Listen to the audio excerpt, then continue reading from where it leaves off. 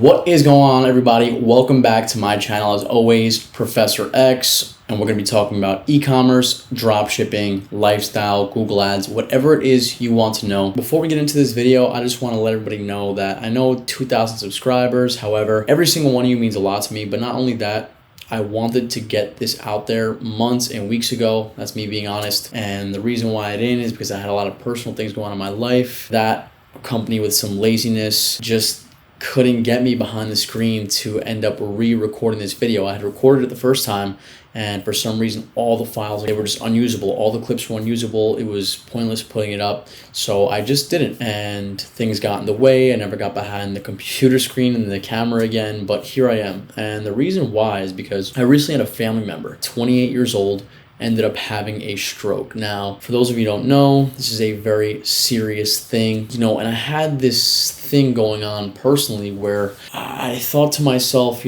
if something had happened to me, I don't want to leave this earth, my channel, knowing that I have not left everything on the court, everything on the table that I had to offer. So I said to myself, you know what, I got to start living like the idea guy, like the guy who gets an idea in his brain and just makes it happen over and over and over again. And like I said, I've wanted to get this out for a very long time. I don't want something happen to me and I don't get this information if it can help somebody. Now, as I go through the screen here, I'm going to show you guys what I've been working on the past 5 years, a little bit into my story before we get into this very important video.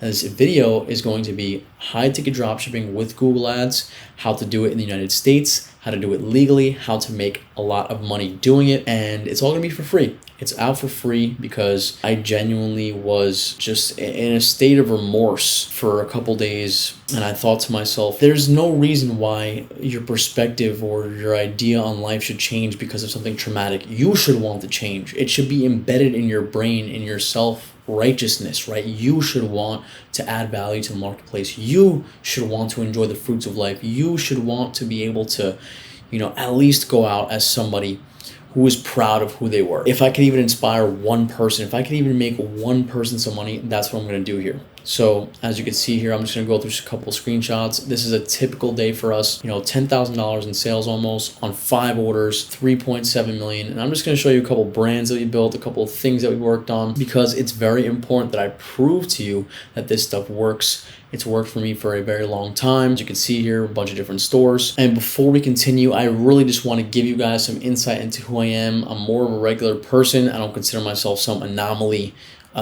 Yes, success is very sparse. It's not common. However, it is not completely impossible for a normal person. Just because it doesn't happen often doesn't mean that it can't happen for somebody who maybe doesn't consider themselves the pinnacle of intelligence or success or abundance or something like that. Now, things we're going to cover on this channel and why you should like, subscribe, and comment immediately. We're going to cover some mindset for success, right? At least what worked for me. This book has been written thousands of times. Every book has ideas from some previous person's idea of what mindset is for success. But all I'm going to talk about is what books helped me, mindset techniques that help me, and things that I think you easily implement into your own life to help yourself. Now, also professionalism and professional business etiquette, business practice like professional site building, professional customer service, because that is the backbone of business, being professional, right? Being something the customer could appreciate and then coming back because they really appreciate you. Now, some things on like investing in crypto and stocks, and most importantly, yourself, right? You already know this,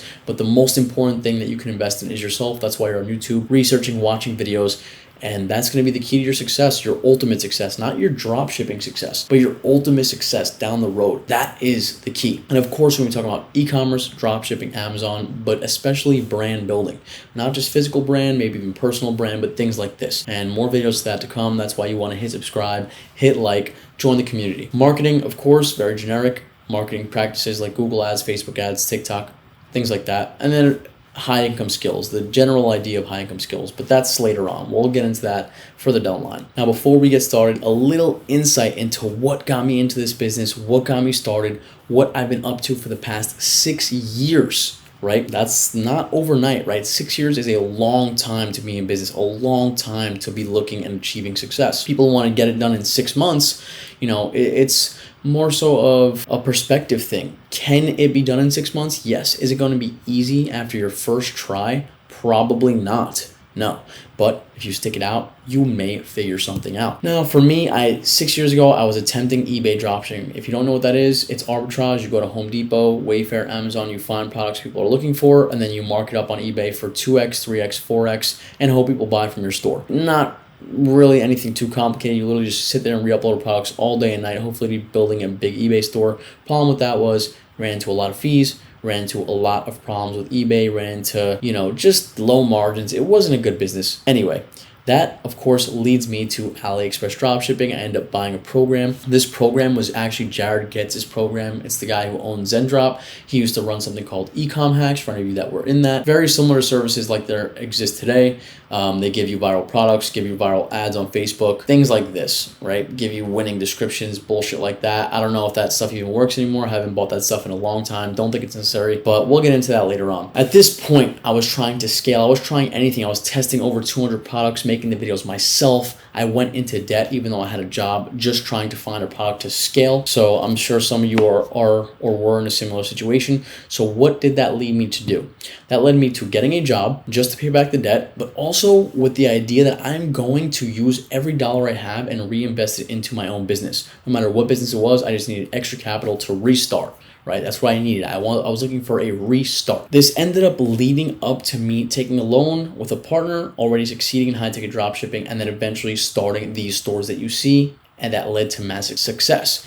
But what was the trigger point for me? What was the real reason why I started and figured it out? Well, here's the explanation. So when I had gotten into this debt, my job in this construction company was simply, when these apartments were being finished, my job was to order the appliances, the things that were going to go in the apartment, the furniture, things like that, things that were going to fill out all these apartments. So what was I doing? I was taking the company's credit card, and I was going to websites online to order all these things: light fixtures, cabinets, appliances, bathroom, toilet, bathtub, furniture, sofas, cabinets, cabinetry, china, things like this. And I was doing this repeatedly. And what was I doing? I was paying, in a lot of cases, retail stores, online drop shippers, or bigger or smaller retail stores, that they were making a small cut as a wholesaler. And I was like, wait a minute, I am literally going to these websites, and some of them were Shopify stores. And I was like, why don't I just build this? Why don't I do it and then sell to the company I was working for? Now, of course, my friend was already doing high ticket dropshipping. So I was like, dude, this makes perfect sense. Why should I even go back to low ticket when I could literally partner up with this company I already work for? Of course, this was like my epiphany moment. But how does it really work? How does high ticket dropshipping work? And what really is it, right? If you've never heard of this before, it's really just selling expensive product people need, but using Google Ads. Now we'll get into why Google Ads is the more important and more fruitful ads platform in this scenario. So let's talk about it. How this business works. It's exactly like companies like Wayfair, Home Depot, and every other big box retailer that sells things online, that has an online website. It's the same exact thing, except a little different. Of course, those companies have warehouses too, but we're talking about this simply the online aspect. Now, why do we use Google Ads? Well, it's highly targeted. So for example, anytime you search for a red sofa, Google will only show you red sofas. It's somebody who looks for red sofa, they find red sofa. Highly targeted. Very scalable, because again, people are only buying what they're looking for. It's everlasting ads. I genuinely, for the first supplier I'd ever closed, I was able to sell that until forever. That's the truth. You can sell these products because they're always in demand forever. And then they charge per click. So every time somebody's interested with these highly targeted customers, you only pay when they click on your ad. Whereas on Facebook or TikTok, it's random targeting, right? You kind of can target an age group or a certain demographic, but it's random, right? You're putting a random product like LED glasses in front of people, and hopefully they buy it. In a lot of cases, it is saturated, right? A lot of products are, the gurus tell you to look for something that already works, but in a lot of cases, it's already saturated. It's hard to know what isn't and what is. And then even if you do find a winner, it dies, and you have to do this process over and over and over again, which is very, very annoying, because you always need profitable product to always make money. That's the whole point. You always want to make profit. It's like chasing, a rabbit around. It's very hard to catch up and be satisfied. And then you're charged for everything. You're charged for views, you're charged for impressions, you're charged for everything, not just clicks. Okay? That is the main differences. Now, what is high ticket dropshipping? For those of you who don't know, maybe you do know, but for those of you who don't, it is high profit products, right? You sell some $2,000, you hopefully make 25% on it, and then you keep, maybe 20% after ads costs. Now, it's things people need, right? If you buy a house, you need to fill up, with sofas, with furniture, things that, are relative to your hobbies, maybe working out, right? Maybe you like Pilates, maybe you like being fit, maybe you like doing the rowing thing. I don't know, maybe you like bicycling, so you buy a bicycle or a treadmill or whatever it is, right? So it's things people need. And also think about it like this. Your aunt, your uncle, if they own a Nissan Altima, how are they going to fit a bathtub in the back of their Nissan? They cannot. They have to get it delivered.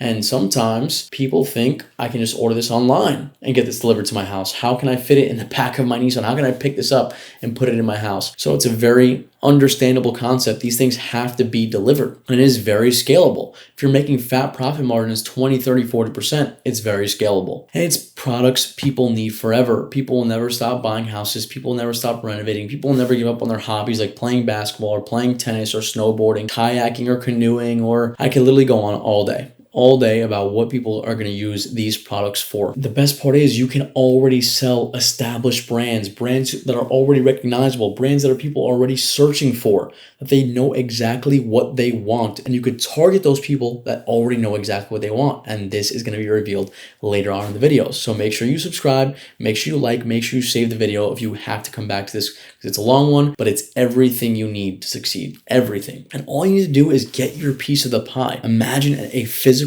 pizza pie. Imagine the e-commerce industry is trillions of dollars. Imagine a certain product sells $5, $10, $20 million a year of kayaks. All you need to do is get a small portion. If you could do 500K in sales, you can make a livable wage, okay? And that is just on one product type. Now think of all the product types you can add into your store. So this is something that you really want to get a piece of the pie of. And you can automate everything and put it on autopilot. You can legitimately outsource everything to the point where you are taking care of the big problems, right? And it is a customer service-based business. You're making sales through the phone, through live chat, through email, because every live chat is worth a big chunk. If somebody's live chatting you about a $5,000 product with a 20% margin, that is potentially a $1,000 profit margin. And if you don't believe that that could happen, go see my screenshots from the very first slides. That is proof alone.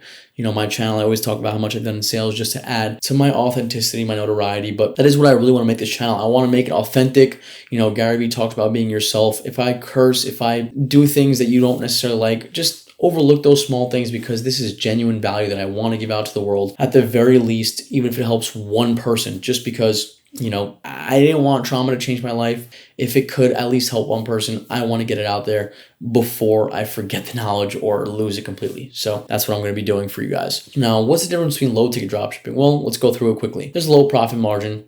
Doesn't really matter the size. Even if it's a $200 product, your max margin is $100, $150. What are the odds that, this ends up being an easy business to scale? People don't need cheap goods. They're wants. If they see something like, if they see something like a fidget spinner, that is something they don't absolutely need. They might convince themselves they need it, but they just want it. And it's not as scalable. I'm not going to say it's unscalable. It's obviously scalable, but it's very hard, because even if you make a couple lucky sales, you are breaking even at best. Whereas if you make a couple lucky sales in high ticket, you might already be at 20K in revenue, right? And that might be a few $100s in profit at least. So products will eventually die as well once the industry runs through them, right? You're going to be getting undercut. You don't have this problem in high ticket until there's no profit left. And you're trying to build a brand from zero, which is not the same thing when you sell high ticket products. You are reselling established brands that Wayfair is already selling. So they're doing a very good portion of the heavy lifting to get this brand out there in front of customers. And it's a nonstop grind, or you're left behind. Simple as that. This business that I made,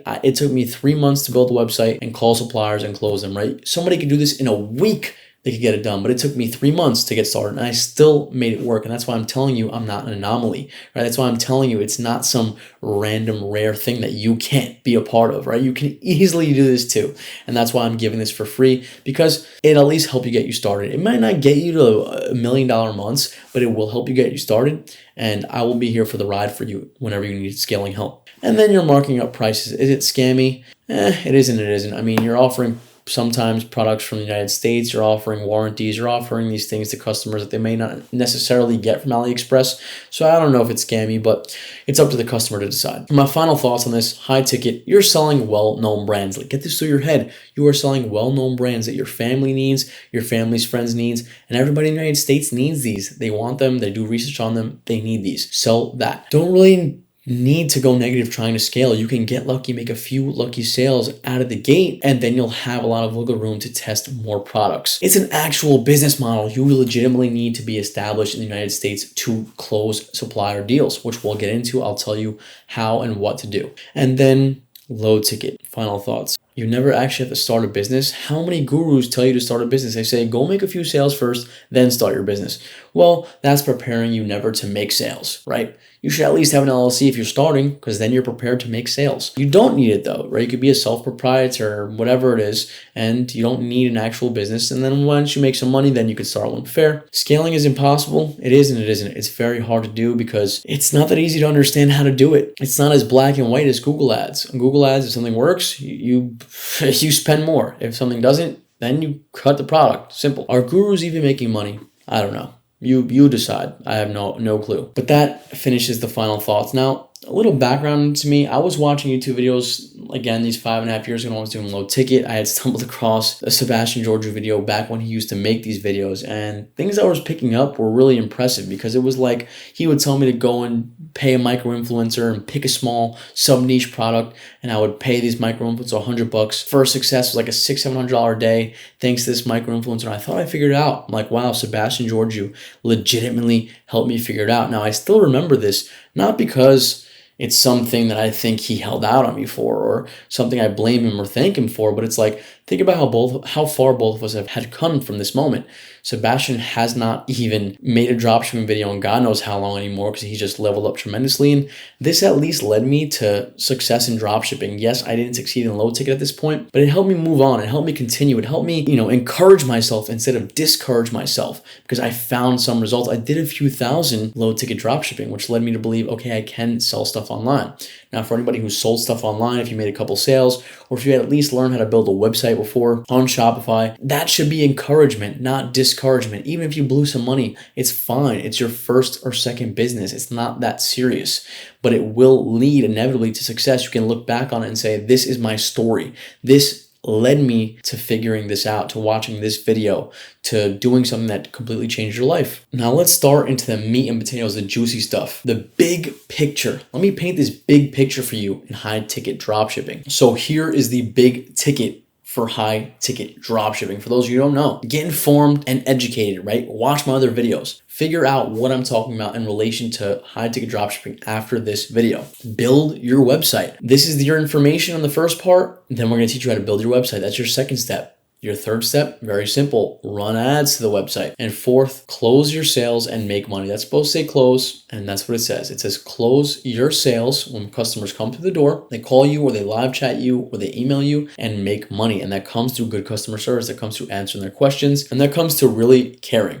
Okay, now let me help you understand the business model really quickly. Think Wayfair, think Home Depot, think House, right? They sell very big products that people absolutely need. It's a professional looking website, and it covers a lot of ground. It wouldn't just be a canoe store per se, but it might be an outdoor sports store. So canoes, kayaks, paddle boards, right? Other water ski equipment, life vests. Think other sports, right? In this extreme sports, or basketball, tennis. Think about bicyclists, BMX, e-bikes, right? I could go on forever and ever and ever, but you'll understand the concept more when we get into the live supplier research. Now, sell to people who know what they want and have the money to spend it. Think upper middle class. Think rich people. That is who you want your customer to be. They don't second guess purchases. They buy the things they need. They fulfill their lives with their hobbies. If your uncle absolutely loves BMX, and he's already 40, 50 years old. He doesn't give a shit about spending $1,000 in his bank account for his hobby, for the one thing that makes him happy. He doesn't care.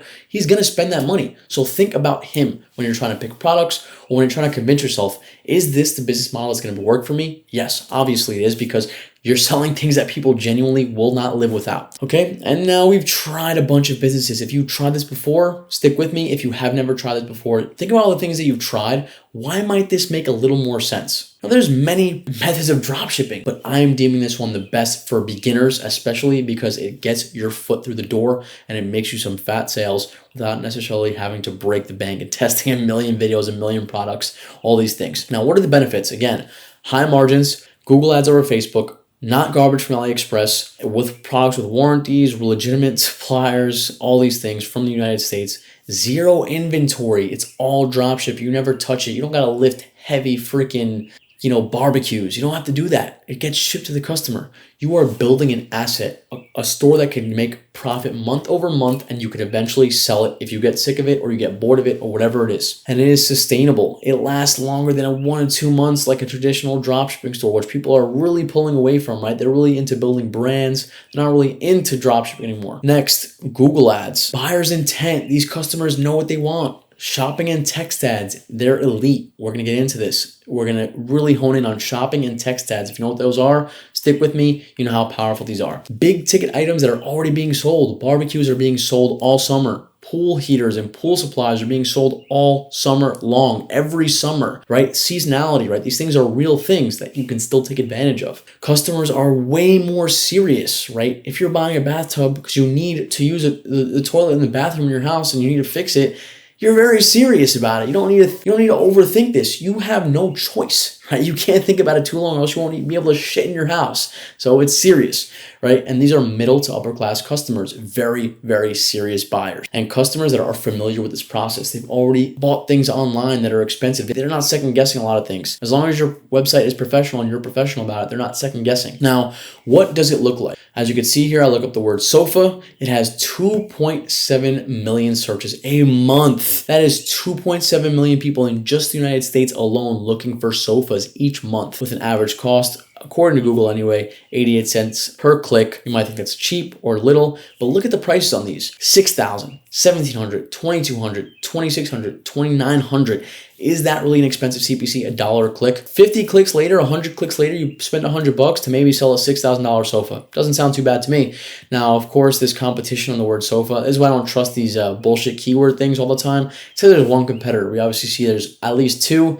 On the generic keyword of sofa, there's not one competitor. Let's use our brains here. But it's good to at least see some tools and see some sort of volume. We know at least a few million people searching sofa. So at least it's a decent tool. Suppliers, returns, and customer service. The biggest fear and the biggest question I always get asked about this. Now, if you don't follow my TikTok, go ahead, follow it. There's a link in the description. I talk a lot about this, and I've been talking about it for years on TikTok. And people always ask me these questions on TikTok. I'm going to address it here right now. At first, it's just you handling customer service. Something happens with the order. Let's say, the customer was missing one or two things out of the order. It's you answering the phone. It's you answering the email, and you relaying it to the supplier and saying, hey, I am missing this thing. My customer is missing this. Please send a replacement. Okay? Suppliers help you with most of the problems. Now, being a business owner will never be easy. So make it easier for yourself. Eventually, you will outsource this. You will outsource the mundane tasks, the tasks of just constantly answering phones, because you as the business owner must grow the business.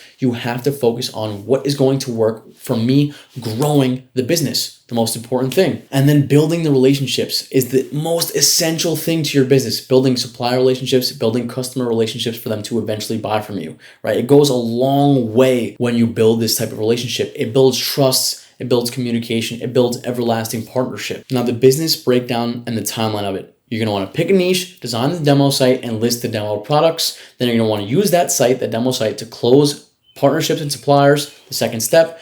Third step, start running and testing ads to those suppliers that you just closed. Fourth, learn from your data once you collect the data from testing those suppliers. 5, optimize the site so customers buy more. the conversion rate goes up, and then ads could be at their max potential, right? Very important to do CRO. And lastly, building your skills and your assets. This is important for anyone, even if you don't do this business model. You are learning from high income skills, website building, running optimized ads. You're building an asset. You are using a perfected formula. I proved to you it worked. I showed you my results. This model has been around for years. Wayfair and Home Depot do it. You are investing into your financial freedom. This is the most important thing about this program. So stick around, hit like, hit subscribe. We are just getting started. Okay, so what's the next part, right? Supplier research and picking products. Now, everybody always struggles with this too. I always get it as a question. I have multiple videos on YouTube Shorts and TikTok talking about what type of products I sell, the exact products I sell. That's why I hate when people ask me, oh, this guy never shows me his products. I literally give videos of the exact products I sell, some of them at the very least. So this is a very easy process, and this is how I pick it, right? And I'm gonna show you live how I look and find products that are great, okay? So what makes a good high ticket product? Over $300 is the bare minimum, right? You want it to be over $300. The higher the price is typically better because you can make 1 to 2 fat bags a day and literally get rich. Simple. You make 1 or 2 fat bags a day and be rich. $5,000 product, you make 2 of them, you're at 10K a day. Boom.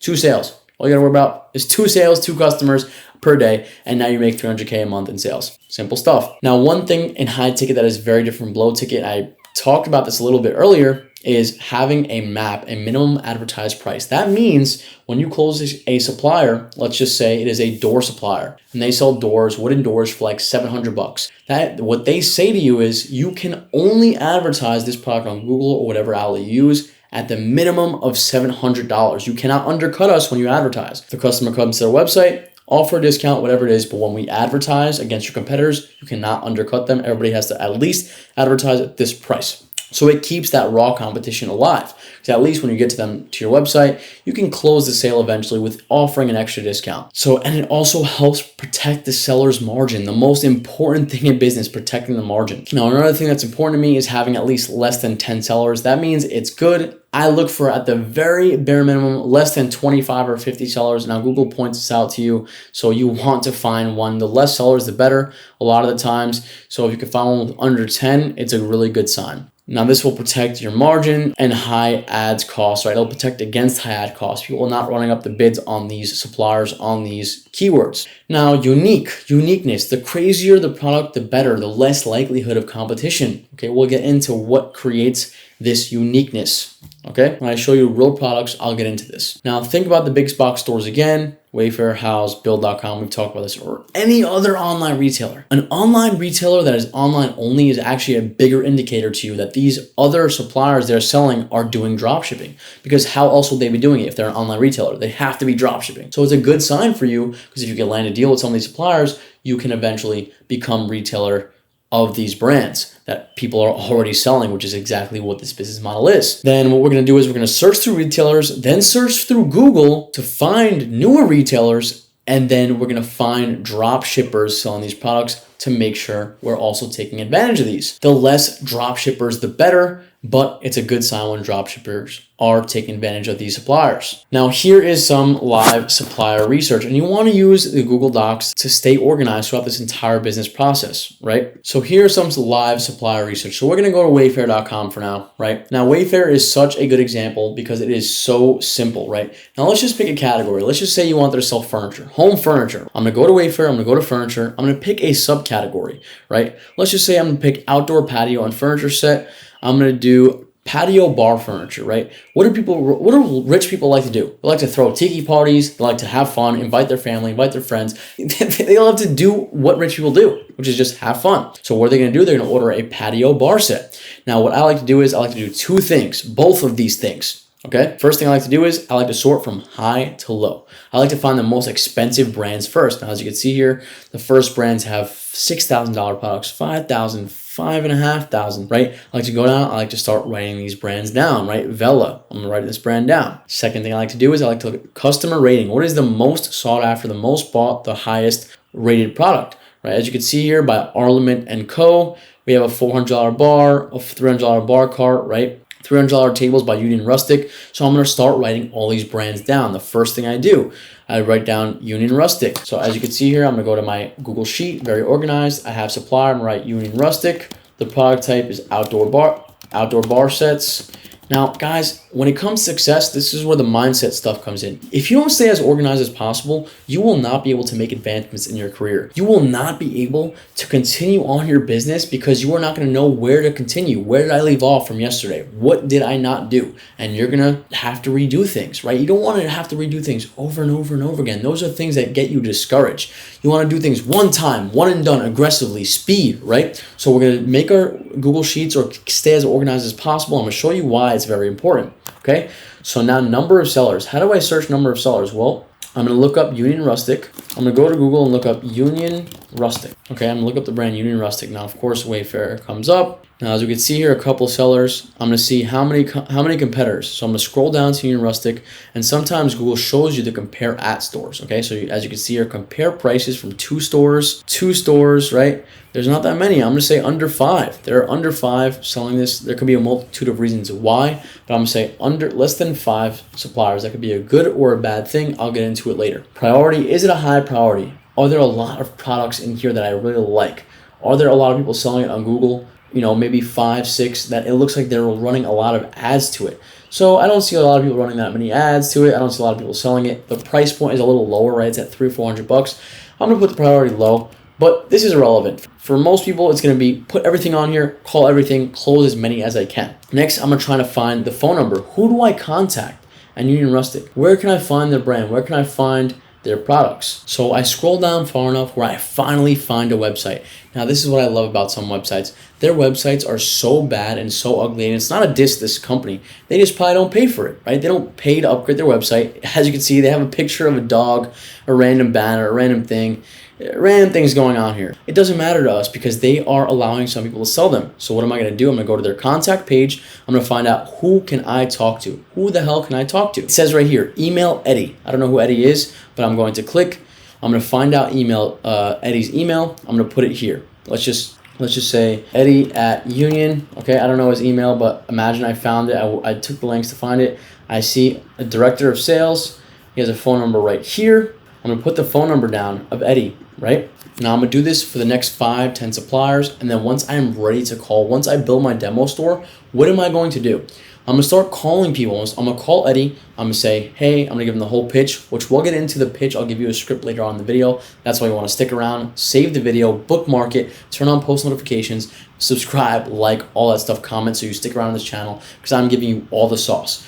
I'm going to give you the exact script you're going to want to give to Eddie and all Eddie's friends and his not friends, his competitors, everyone. So imagine I started calling. I'm going to start. This is why you want to stay organized. When did I last contact Eddie? If I contacted Eddie last week on Monday, I'm going to give him a week to respond to me. If he doesn't respond to me back in a week, now I know I contacted him on 7/25/23.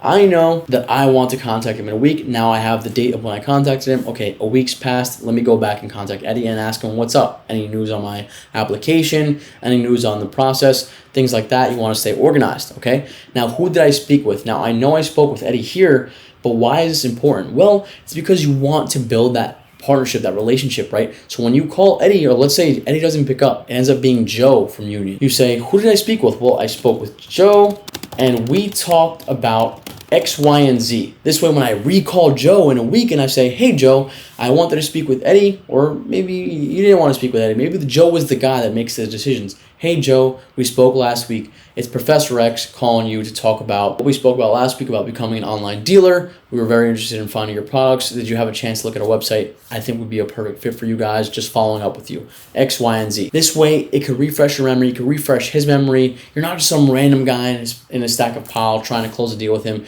You are somebody he could talk to. You are somebody that he knows, he could trust. You have that formality to you, you have that professionalism to you, and it's very important to establish this relationship. This is how you want to stay organized, okay? And when you do this, you're gonna do this with every supplier you can find that has value. Products that have good reviews and products that have very big margins, okay? This is how I organize it from Wayfair. So the best part about this is when you find sellers of Union, right? So let's just go back to Google Shopping for a second. This is how I like to do my supplier research. When you find sellers, Centennial Woods, now you have a whole another retailer to choose from that you know sells Union products. Now you can go find different products, shop interior. You can find a whole slew of products that other companies are selling, right? You can find tens of them, hundreds of them, thousands of them that people are already selling. Retailers, your potential competitors, and just find products that way, right? We keep going down the list, keep finding other retailers, retailer on retailer, to find more products to shop, right? Bars, decor, fireplaces, desks, lightings, right? Now I have a whole other slew of product types I can find just from this other one retailer. And you're gonna do this over and over and over again with different products when you're first starting out. Not just furniture, not just ideas I give you, anything you can think of, what your friends are buying, what your family's buying, right? What are people buying that you want to take advantage of? That is what you need to think about, okay? And the uniqueness, the creativity is where you're really gonna make your money. So that is how you do live supplier research, okay? Very simple process to it, but this is how it's done. And you can do this with a whole bunch of different categories: patio bars, patio bar tables. Keep going down the list until you create a heavy, a good enough sized Google sheet to where you say, okay, I'm gonna start with these 5 different product types. I already have 25 different products I want to close, 30 different suppliers of these products. I can at least get started. I can build a demo store. I can start calling suppliers. I can take the next steps. So what are the next steps? What is the next thing you're gonna do? Well, so the 3 main things that you need to make a partnership in the United States for high-ticket dropshipping is you have to make an LLC. You have to be an established LLC. If you already have that, amazing. This is gonna be the longest part of the process. Waiting for an LLC now in the United States because it's so backed up. Everything is so backed up. The infrastructure is absolutely I'm not gonna get into that, but if you want to build a business, you need an LLC, and this is what you need to do, okay? You need to go to your state's website. If you're coming from out of state, find the way to do it, right? If you're coming out of the country, find the way to open an LLC in the United States. Look it up. It's very easy. There's YouTube videos on it. Figure it out. Once it's opened, you're going to want to go to your tax state's website, and you're going to want to make a tax ID. It's free. Fill out a form, put in the information of your LLC, get the tax ID. Third thing is getting the resale certificate from your state. This gives you the right to resell products, right? That's what we're doing right here. It's official. Some states have it, some states don't. Some suppliers request that you get it in their state too. Again, this is something you establish as you establish the partnership. So what are the benefits to doing these things? Well, you can actually close deals and relationships with suppliers. They will not work with you if you're not legit. You need to be legitimate. You need to be serious, okay? And if you're over 18, you can get serious. You can open an LLC. So just need to be 18 or know somebody over 18 to open the LLC for you. Now, I recommend expediting it. It's a cheat code. You get it a lot faster. It is a little more expensive. However, you can start your business faster. If you don't care about that, if you're working a job to save up, do it the slow way. Pick the simplest package, the most basic. You don't need to speed run this, okay? This is a business that you can build over time slowly. When I started, I worked 2 hours maximum a day on it, and I still got it done within 3 months. So to you, that might be slow, that might be fast. To me, it's slow, but doesn't matter. It got the job done. You can put multiple websites under an LLC umbrella. So if you already have one, it can be done. Again, if it's making money already, you might want to keep these things separate. So talk to a tax accountant. Okay, talk to one, figure out what's the important thing for you to do. Now, it legally allows you to resell goods. It legally allows you to operate this business. Now you can open business lines of credit, which we will get into why it's so important. I have so many cheat codes for you guys. Like, subscribe, follow, do everything you need to do because I am literally giving you cheat codes to this business or to any business, to doing e-commerce. I'm telling you, I've done millions in sales. This is very important. Now you can utilize your business with write-offs. Everybody knows what write-offs are. I'm not going to get too much into this. You know how it works, okay? You're writing off your laptop, you're writing off your home office, all these things. List goes on and on. The LLC, how to do it. Doesn't need to be related to your store name. Can be related just to you. It won't appear anywhere but to your suppliers and your bank statements and your official documents. So don't make it something stupid like, Professor X gets money. Professor X gets come on, guys. It's simple stuff. Don't make it sound legit. The professor's professional incorporation. I don't know. I don't need to get too into this. It doesn't need to be too serious. Just look up examples of what LLC's names are. It doesn't need to be too serious. It just needs to make some sense. Now it's necessary to close these deals and pay your sales and pay income taxes, okay? You need these stuff. But that means you're making money. Everybody always likes to say, oh, what about the taxes? If you're not making money, you're not paying taxes. If you're making money, you're paying taxes, and it's a good thing. Doesn't matter, okay? And it's necessary for the write-offs, and you get to use LegalZoom or another provider if that's what you want to use. So for the tax ID, again, you could apply through LegalZoom or apply for your state's website. Resale certificate, you ask the supplier where it needs to be filled out. Typically in your state, it needs to be filled out no matter what, so just go ahead and get it anyway. And then it's necessary to resell products in regards to those sales tax, so it's not collected twice. It's either collected by you or the supplier just one time. And you can begin contacting suppliers once these things are done. You can start your business. You can get going once these things are done. Now there's more benefits, and you need an LLC to get these cards for these benefits. Okay, I'm gonna go down these benefits one by one. So I'm gonna give you guys an example, right? So imagine you had a credit card that gives you 2% on everything you buy.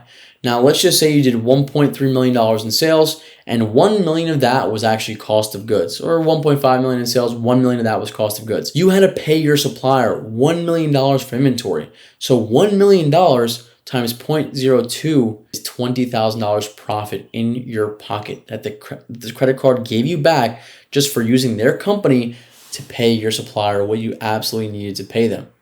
Wow. Amazing, right? $20,000 extra in profit, okay? Now let's talk about some of these cards that you want to establish once, and you can always come back to this after the video. That's why I want you to subscribe, save the video, like, and comment on it, because you have to come back to these parts, because some of you don't have these cards, some of you don't have an LLC yet, and you're gonna need to come back to this. Okay, so some of these top credit cards that all dropshippers and small businesses need, especially profitable businesses, okay? It's profit plus bonuses. And then you scale, and then it gives you wiggle room, okay? So imagine this, right? One of my stores do $4.2 million in sales. I need at least $3 million in inventory for that. 3 million times 0.02 is 60,000 in profit, okay? Just extra. Fifth top credit card. Now there's gonna be different places, replacements, there's always new cards coming out. These are cards that I use. The top 5 cards that were used in this business, I'm just giving them to you. If you have a better one for any reason, use it. Don't care. Doesn't matter. This is just to get you started. Okay. So why the Chase Inc. Unlimited Good? Well, after you spend $7,500, they give you $750 for free. 10% give you back for free just for using the card. Unlimited 1.5% on everything, which is like the industry standard average, okay? And a 0% intro APR, we all know what that means. The first 12 months, you don't pay back anything, but we don't really want to have debt. We just want to make profit off this. So those are the main benefits, okay? The fourth is the Chase Inc. Preferred. It has everything to do with ads. 100,000 bonus points after you spend $15,000. It gives you 3x on ads. For Google ads, it gives you 3x after you spend 100,000. Now, that might be a 1 or 2 month ad spend for somebody. You know, you're going to want to use it at least up until you spend 100,000, then you're going to want to switch. That's why I give you a bunch of cards, right? You want to take the most benefits you can out of it to get them out of the ad spend, and then, you know, you move on to the next card. It's only 3% up to 100K. So $3,000 you earn in rewards until you have to move on to a new card. That's why it's ranked 4th. And then the reason why Amex is ranked 3rd is because it gives you 4x points on $150,000 spent. So you're going to want to use this card very first with your Google ads. You're going to want to spend $150,000 in Google ads with this, earn 4x, then move on to the Chase Inc. Now, the second best to me is the Amex Plum. Now, it is the second best because it gives you 1.5% on everything, the typical industry average. However, they have no limit. So some cards are going to give you a limit if they give you 1.5 and 2% like the Chase, but this card is not going to give you a limit. As long as you consistently pay back over time, they're going to keep increasing the limit to the point where they're going to give you 1.5% indefinitely, and you could always earn 1.5% on everything indefinitely, right? You don't have to keep switching cards because they stop giving you credit or this or that. You can just keep going forever. And the number one best card to me is going to be the Capital One Spark card. And they don't always give you very high limits. You have to work your way up to a high limit and build trust. They're going to give you 2% cash back. Now, I haven't seen anything give you 2% cash back on every single purchase you make. Anything better than this card as of now. You know, there might be one that gives you 2.5, but they might have the contingency of, you know, up to 100K spent, or it might be on only food or only ads or only something, right? This is 2% on everything. That's why it gets number one, because I have not seen 2% on everything with no contingency spend. The only benefit or the only counter benefit that I saw to this card was that they take a long time to increase limits, or it's slow and it's annoying, right? If they give you a 5K limit, you might be able to put 1 or 2 orders of a high ticket order on this card, and then you got to switch until you can pay it back. Okay, so these are the top 5 cards that I recommend. Once you get your LLC, start applying for cards. Some of them might give you it, some of them might deny you it, but as long as you get some credit in the door, you can start earning bonus rewards, which are so important for profit. You already saw why, because as you get further in your journey, when you do 5, 10 million in sales, you're gonna end up earning $100,000 in rewards and mileage, or to fly everywhere, or in cashback, or whatever it is. So these are crazy advantages that only the best can take advantage of. Okay, guys, so now that we have officially gotten through the first couple parts, you've made a giant list of products you think that you can sell. You finally maybe picked 5 product types out of the list. You found a couple suppliers. Maybe you found 25 different suppliers and products. It's time to pick our name and pick our niche officially. So now you have this gigantic group of potential products, potential suppliers you want to call, close, products you think are going to work well, products you at least want to start with, right? You don't have to have the exact winning product just yet.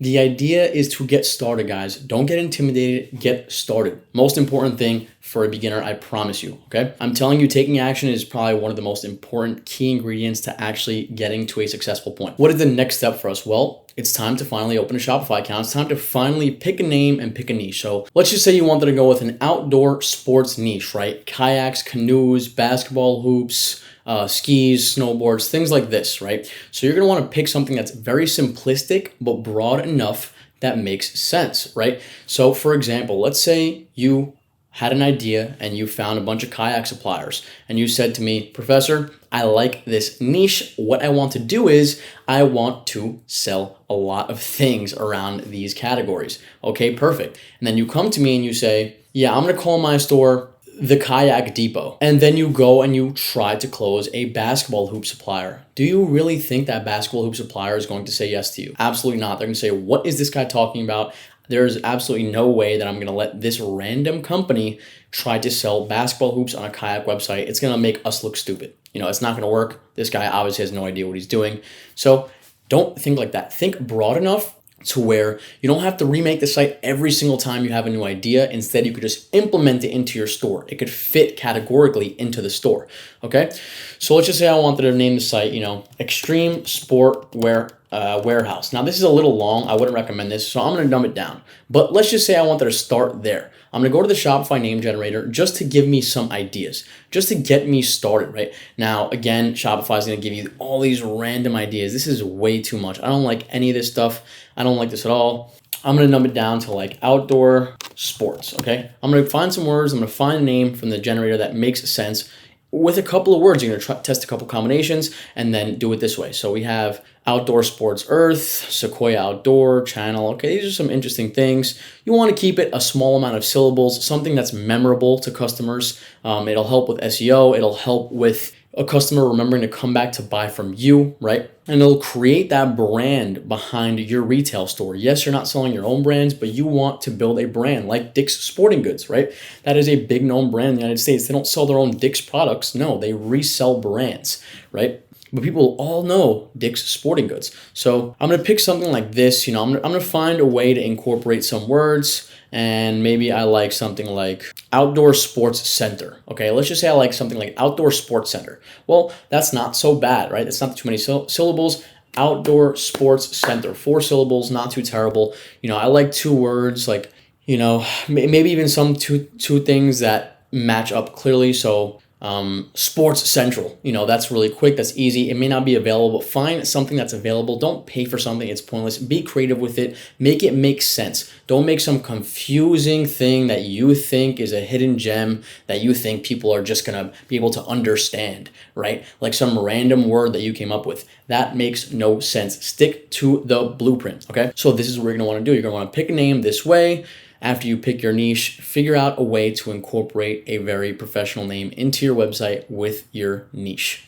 Now you can use any generator you like to figure out a slew of words, put them together, make it professional. Go to GoDaddy.com. Now Shopify is incorporated with GoDaddy, so you can go in the back end of Shopify when you get that 1-day trial or that 1-week trial, and then you could buy the domain through them. It makes it a lot easier to integrate the domain as opposed to you putting in codes or doing random things that GoDaddy used to make you do. So this is the easiest way to pick a name, generate a name, and do it via Shopify's backend. Okay guys, so now that we have finally gone into our niche selection, you understand that you need to do some basic things like picking a logo, making a banner, picking a name, right? You pick your niche. We have to set up these legal pages so you can put them in your footer and you can make it official. Now, Shopify, as you can see in the settings, really generates these templates for you, except they have these random placeholders that you need to put your own information in. Things like your Gmail that you signed up with Shopify for. So you want to include your domain's Gmail, right? I'll show you later on how to set this up. And you're going to be doing this either through Zoho or you could do it through Shopify now. I use Zoho just because I think it's easier to separate for me, but you can do it any way you want. And I typically use like a support at email or an info at. So I'm going to use info at scope department as opposed to my Gmail. Now we're going to auto generate the legal pages, as you guys can see. Yours might look a little different on the Shopify backend, but it's the same thing. You go to settings, you find these templates, and then you change your email. As you can see, we're going to change it from Gmail into info at scope department. Now, again, there's going to be other placeholders where you have to connect other policies from other policies. So maybe in the terms of service, you connect a refund policy, which are generated through Shopify. Now, I've heard some random things from some other creators or some other Google Ads agencies that they don't want you to use the template anymore. As far as I know, I'm still going to use the template. If you want to change a couple other things, go ahead. But in the settings, you're going to find the legal. Then once you finish those legal pages, we're actually going to set up the tax settings. Now, with the tax settings, what we're going to do is we're going to go to the tax region, which is United States, obviously, is where we're selling stuff. And now typically, as you guys can see in this drop down, again, you're going to want to talk to a CPA about this. I'm not a CPA, but talk to an accountant, ask them a couple questions, make sure they know what they're talking about in terms of e-commerce. But you're typically going to have to, at the very least, charge sales tax in the state you are incorporated in. I'm incorporated in New York, Nevada, places like this. So your supplier might also have you pay taxes in the state that they're incorporated in. Every state has their own rules. Shopify has been changing their rules thanks to legal policies from Wayfair and Amazon and other retail giants that work online. And because of this, the laws have changed over time, year over year. So make sure you stay up to date with this. That's why you want to talk to a CPA about it, just to make sure. But I'm pretty sure in some states it's up to 200 sales or it's up to $150,000 in revenue over the course of a year in a certain state, or maybe it's 100,000 or 200,000. So make sure you check. When you first start out, I believe it's just going to be in the state you're incorporated in and maybe in the state that your supplier is also in if you sell to that state. But you want to double check with a CPA and you want to double check with some of your suppliers. That is why you got the tax ID. Now, the next thing I'm going to do is teach you how to set up this shipping rate. So what is going to happen with these expensive, high ticket, very heavy products? Some products can be 500, 600 pounds. The difference is in a lot of cases, you have enough margin to not charge shipping. 80% of my products, I don't need to charge shipping, maybe even more on some stores. And the reason for that is because the supplier has enough wiggle room and you want to offer that to your customers, if not mark it into the price. Customers don't want to see a $200, $300 shipping charge or else they're going to go buy from somebody else. So what you're going to want to do is you're going to want to go to your shipping settings and add a certain rate. Now, what we're going to do is we're going to make all of our products that fall under the free shipping umbrella, we're going to make the weight into 1 pound or 2 pounds. Now, there's a specific reason for this. The reason for this is because the rate has nothing to do with the actual weight. It just implicates that if a customer adds to their cart a product that is 1 pound, it's going to charge this certain rate. In this instance, it's going to be $0, right? That's free shipping. What you're going to want to do is you're going to want to create a shipping rate and then make it a custom flat rate. Right? And then you're going to make that free shipping and make between any product between 1 pound or 2 pounds is going to be free shipping. Then when I show you how to set up your products, I'm going to show you where in Shopify it tells you how much the product weighs. In that instance, if the product does qualify for free shipping, you're going to add it to the rate amount that qualifies. So 1 pound in our instance. You can use any weight, doesn't really matter, but that's what I like to use. I like my basic to be, when I tell my VAs, this is the weight they're going to list the products at. If they fall under this free shipping, do it at 1 pound. So in another instance, let's say you are going to charge for shipping. Let's say it's just too heavy and you need to charge for shipping, or it's too expensive and your product, it doesn't have that big of a margin, so you have to charge customers for shipping because the supplier is passing the cost to you. Maybe 10% of your products need this. What you're going to do is you're going to name the rate like heavy load, something like this. You want to charge $150. You're going to add a condition and make the weight something else. In this example, I'm going to use 2 to 3 pounds. So you're going to tell your VA, you're going to do it manually, and you're going to go to your Shopify settings, your product settings, and you're going to charge $150 by making the product weight 2 to 3 pounds. This is going to indicate at the cart section of the store if this product has any weight over 2 to 3 pounds or in between that range, charge the customer $150. That's what it indicates to Shopify. So this is the easiest way to set up your shipping rates. If you need to add more rates like white glove delivery, you can easily do it by changing the shipping rate by weight. It's the easiest way I found to do it. This way you could segment different products, any way you want. It doesn't really matter, but you could use 5 to 6 pounds, 2 or 3 pounds, as long as it's congruent, as long as in your back into Shopify, if the product needs to be charged shipping $1,000, $1,500, you just make the weight 5, 6 pounds, and then in the shipping rate, you make it 5 to 6 pounds.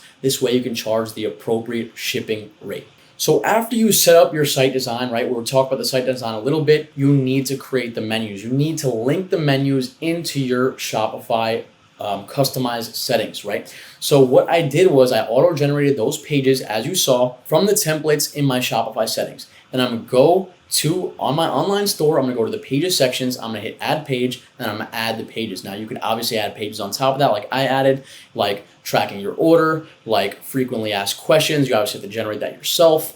You have the price match guarantee, the product quality guarantee. You can look these things up. It's very, very simple on Google them. But once you make these things, you need to connect them via your Shopify backend in the customized theme settings, right? And you're gonna want to create a menu after you create these pages. The way you would do that is you would simply, under pages, you would go to navigation and create a menu, right? The footer menu that I discussed, or the header menu with the product and about us. And you definitely want an about us. Customers are gonna look at it. Suppliers are going to look at it. It gives you a little bit of branding, right? It lets the customer get to know you a little bit. It makes you more legitimate, right? Even Google wants to see it. So once you see that you auto-generate this refund policy from Shopify, you're going to go to pages, copy and paste it here. Obviously, it's auto-generated. So you want to make sure that it lines up with your supplier's refund rates for the most part. Every supplier has their own policies. Now, again, you want to double check all the placeholder text, make sure the emails are proper, the email that you're going to be using for customer service. You want to make sure it all checks out. Make sure there's absolutely no placeholder text, nothing like that. As you can see here, there are things for the emails that you have to change. And again, your shipping policy is going to be customized, tailored to what you need to customize it to, right? What customers can expect. You need it to be congruent in the back end of your Google, in the back end of your Shopify, whatever it is, on your product pages, it has to be congruent. Even if it's not 100% accurate, if you're going to say it delivers in 3 to 5 days or 3 to 10 days, whatever you're going to put, make sure at least in all the sections where they ask you how long it takes, just put it in accurate, right? If you're going to charge a restocking fee because suppliers charge you a restocking fee, put it here. If your suppliers are going to charge you a restocking fee, make sure you explicitly say that in the policies. This way, when it's passed along to your customers, they're not surprised. They see it is in your policy, right? It's not a surprise, okay? And it's just safe to have, just in case the supplier does want to pass it along to you for whatever reason, you somehow avoid that fee, right? And you pass it along to your customer since they're the ones that restock. Now, these things come with contingencies. Of course, it's simply if the customer doesn't want to use it, not if they had a broken part and they want to return, right? That is not going to be subject to a restocking fee. That should be on the supplier. And if your supplier says something like, oh, we're not going to cover that, well, they're not really trustworthy. They're not owning up to the fact that they use a shipping service that was very uncareful with the products. So you don't want to work with somebody that's going to be untrustworthy in the sense that they're going to scum you over if something goes wrong and it has nothing to do with your fault. You're dropshipping. You never touched the product. It has nothing to do with you. So the next thing I'm going to go is I'm going to go to navigation. I'm going to start creating the menus, like the main menus where I put some of my products, right? I avoided using the mega menus, but I'm going to use a main menu in the navigation section because, again, you could design your mega menus later on, but it's not imperative when you first start. It makes things more complicated. It makes things a little more laggy. It's still good, but at the end of the day, you want to create the menus how you want to create them. For me, this was the easiest way. I create it like this. It's simple. I get to add, collections and different pages into the menu easily. And then again, you want to create the footer menu to have all the policies down there. It is imperative. Google and all their platforms need those things there. Absolutely. They have to be there and they have to be completed and they can't just be basic with placeholder text missing your information, okay? As you can see, this is how I designed my menus. I put it by some of the suppliers. I put it by different types of product types. I added the suppliers in there. I put in different product types, different products to make it more full. You want to fill it out as much as you can, especially in a demo store, because when you call suppliers, they're going to see, okay, this guy has one product type. This obviously is a demo store, but this guy may be brand new. He doesn't really know what he's doing. Why does he only have one product type in his menu, right? You want to include multiple things. All the suppliers are going to close, all the different product types. You want it in there so they can see that. Next, of course, I'm going to create things like the footer menu, the header menu, and then I'm going to go back to my theme and add these footer menus and header menus into the theme. The theme settings where I showed you guys. In the theme settings, you're going to go to the footer and you're going to add the footer menu from the navigation section or the header menu from the navigation section. And that's as simple as it gets, right? It's just plug and play. You make the things in the back end and you connect them via the customized theme template. And again, guys, you see my site is very basic. I don't add spammy things. That's why free themes aren't even terrible, because you could add things via apps. If you really, really needed like a bundle app or like a review app or different things. But I do still like the paid themes because they do have some features that I really like. At the end of the day, it could help, it could not. It's not that important when you're first getting started, okay? But the important thing is that you want to make sure that the navigation is as seamless and as straightforward as possible for your customers to find the products that they are looking for. And this is the simplest way I have done it, creating the navigation menus this way with the footer menu at the bottom, the header menu at the top, right? Simple things like the About Us, product quality guarantee, maybe another terms of service or privacy policy, policies, and then the main menu that's going to be in the strip bar as opposed to the mega menu, which is a little more complicated, but I still like it in some senses because it gives imagery, right? You can put pictures and you can make it more full. But it's up to you, really. Play around with it, see what you like, but this is the easiest way to officially set up your store.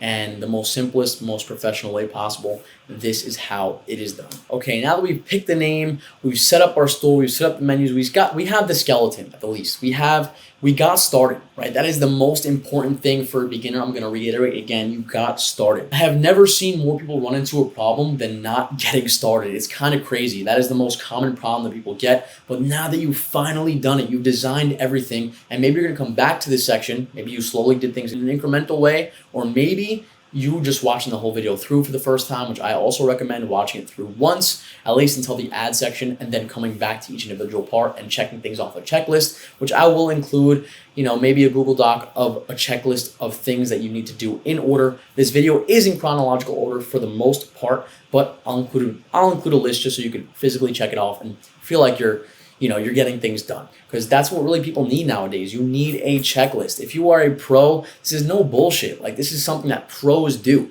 right? If you read books from successful entrepreneurs, they tell you that they have short, medium, and long-term goals. And that means they have a plan. They wrote things out that they needed to accomplish to move the ball forward, which is the most important part, okay? So now that we've done all these things, we have our demo store set up. I'm gonna show you how to close suppliers, right? I'm gonna show you how to close suppliers. And of course, I'm gonna explain to you in a small other part of this what you're gonna do to set up your demo store. But now that the skeleton's set up, the simplest thing you can do for the demo store, the only thing left is to upload products. And we'll get to that. But before that, I'm gonna show you how to close suppliers, right? Now, obviously, before you wanna close them, you want not only the demo store done, so the skeleton, but you wanna upload some products so they see how it's going to look if this gentleman or this lady works with me, right? If this person works with me, because you're going to be talking to them, they're going to get to know you a little bit. They're going to understand your personality, understand, is this somebody that I want to build a partnership with? Because that's what it is. Building a supplier relationship is just a partnership.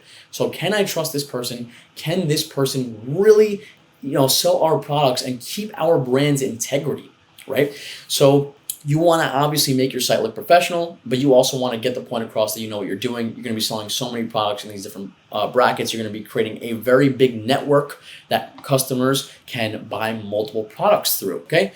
And then this is how you're going to get your point across to the suppliers in this regard. So how to close suppliers 101. So the keys: introduce yourself and your company, right? We went with the sports store. Hello, my name is the professor. I run a company called, you could use your LLC name, it's more professional. I run a website called Extreme Sports or Outdoor Sports Center. And, we work under the LLC, Professor Equity LLC, Professor Incorporated LLC, whatever it is, I don't know, something, whatever you design your LLC. And we have all our documents ready. We have our resale certificate. We have our tax ID, and we want to sell your products on our website. And we want to become a wholesale partner with you. Now, you're going to want to explain that you want to open a dealer account or a wholesale account. And now you may or may not get transferred at this point to somebody who deals with these types of accounts. Now, this is why we're going to keep that Google Doc of who we spoke to, when we called, and where the conversation left off. This way, when we call back, it's not kind of like, I already called. That's my bad. I completely forgot. I've been calling people all day, right? You don't want to seem unprofessional. Now, the most important thing is to have confidence. You don't want to give off the impression that you don't know what you're talking about, that you don't know what you're doing, because then it's going to be indicative of the fact that you are brand new and you really can't help the brand because you don't know what you're doing. Now, of course, as some beginners, you may not, but you want to give off the impression that you do know what you're doing, that you are a professional, and you are going to do whatever it takes to learn about the customer service, the customer's problems, and the products themselves. You're going to learn everything you possibly can to help along the customer in their buying journey. And basically all we are is like a wholesaler, right? Like Home Depot buys, let's just say $1 million worth of inventory over the course of a year or two. The main difference between you and Home Depot is that Home Depot is buying $1 million worth of inventory in one single day and then selling that over a course of a few months or a year. The main difference between us is we're going to be buying $1 million worth of inventory, except it's going to be done over the course of a year, right? So we're still going to be buying that $1 million worth of inventory from them, but it's just going to take a little longer. You're going to be putting individual orders in with them. And a lot of the time, some suppliers know they have e-commerce programs, and sometimes they need to be convinced. And that's where having confidence comes in. Yes, we can help you grow in the online space. Yes, we know what we're doing. Yes, we're going to take advantage of generic keywords on Google that your customers are already searching, but maybe they're finding your competitors' brands. And we're going to be using our advertising dollars to make sure that those customers buy your brand. So it's a mutually beneficial relationship. And that is what you want to reiterate. That's the point that you want to emphasize. Now, they already know this for the most part, especially established brands. For smaller brands that have good products that you still want to close, this point has to be reiterated to them. Simple as that. Now, some more keys. At the beginning, you just want to close suppliers. You want to get your foot through the door. You want to list real products. You want to transform from a demo store into a real store. You want to make it official. You want to close whatever you can whenever you can. Now, there are 3 tiers of suppliers, in my opinion: silver, gold, platinum. Obviously, silver being the lowest ranking and platinum being the highest. Why did I choose silver, not bronze? Well, for a lot of the times, you might think a supplier is silver, or you might think it's bronze or wood or something like that, like the lowest classification, but it might be a somewhat hidden gem. It might not make you $10,000, $20,000 profit a month, but it might add a little bit to your cash stack. It might make a couple sales a month that are profitable, that it's a small product that customers really want. So that's the idea here. When you first close, you're going to be calling silver, gold, and platinum. You may not even know which one is which, or you may have an idea, but it shouldn't matter to you. You want to get your foot through the door. You want to close as many as you can to fill out your website. Okay. And this is, it's going to be one of the more grueling parts of the business, but this is going to be inevitable throughout your business's history. Throughout its entire life, you're going to constantly be trying to grow, add, and develop your store into a superstore, right? So when you close a few, you can finally take the demo products off and then use the ones that you closed to close newer ones and say, hey, we have these 5-10 brands already. We're looking to add more brands to our arsenal. We want to add you. Now, speak about your company as if you've been around the block, as if you know what you're doing, as if you are a professional. Now, of course, if they ask you, you have to say, yes, this is a demo store. They're going to be able to see. Some suppliers know how to use tools like Alexa ranking and see you might not have visitors yet. It's fine. Just be honest, right? Just be honest and say, hey, this is a newer project. We were doing this, and this, but now this is the area we want to get into. We're going to use our expertise to do this now. Okay, which is just being an e-commerce retail giant for brands. And again, the tiers of the suppliers are going to be one of the most important things later on that you don't need to really acknowledge just yet. For the most part, let's get started. Let's close some suppliers. Let's try to make some sales. And then we'll keep on pushing on, closing more suppliers, finding diamond level suppliers, using hidden techniques to really hone in on what makes a good supplier. And again, guys, these are all USA companies. I want to reiterate that point. You're not going to go to AliExpress and try to find products, right? You're going to find American brands the same way we did in the very first or second module.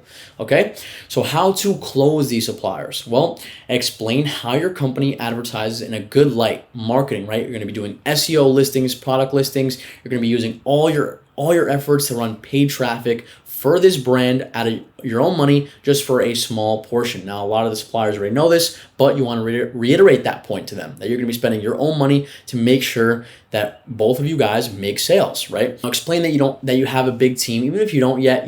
Yes, we have a big team of product listers, we have a customer service team, we have a sales team all ready to do the work. Maybe it's you and one partner, or maybe it's somebody else, doesn't matter. For the get out of the gate section of this, you just need to explain to them that it's not a small project. You can have these things done in a week for them, and you should. Once you close a supplier, you should move fast. Just because the faster you move, the faster you get to the making money portion of the program. Explain that you'll be bringing in more customers to the brand via marketing, via keywords, right? And it's mutually beneficial to grow the brand in this way. You're going to be using keywords. Let's just say you're selling a fireplace. You're going to be targeting words like fireplace, generic words that people are already picking other brands, their competitors' brands to buy from, but you're going to be using your money to get their brand out there, right? And that is the mutual beneficial part for them, right? And that is also another reason why they really pick professionals to grow their brand, because they know that there's an extension of their brand being represented through your retail store.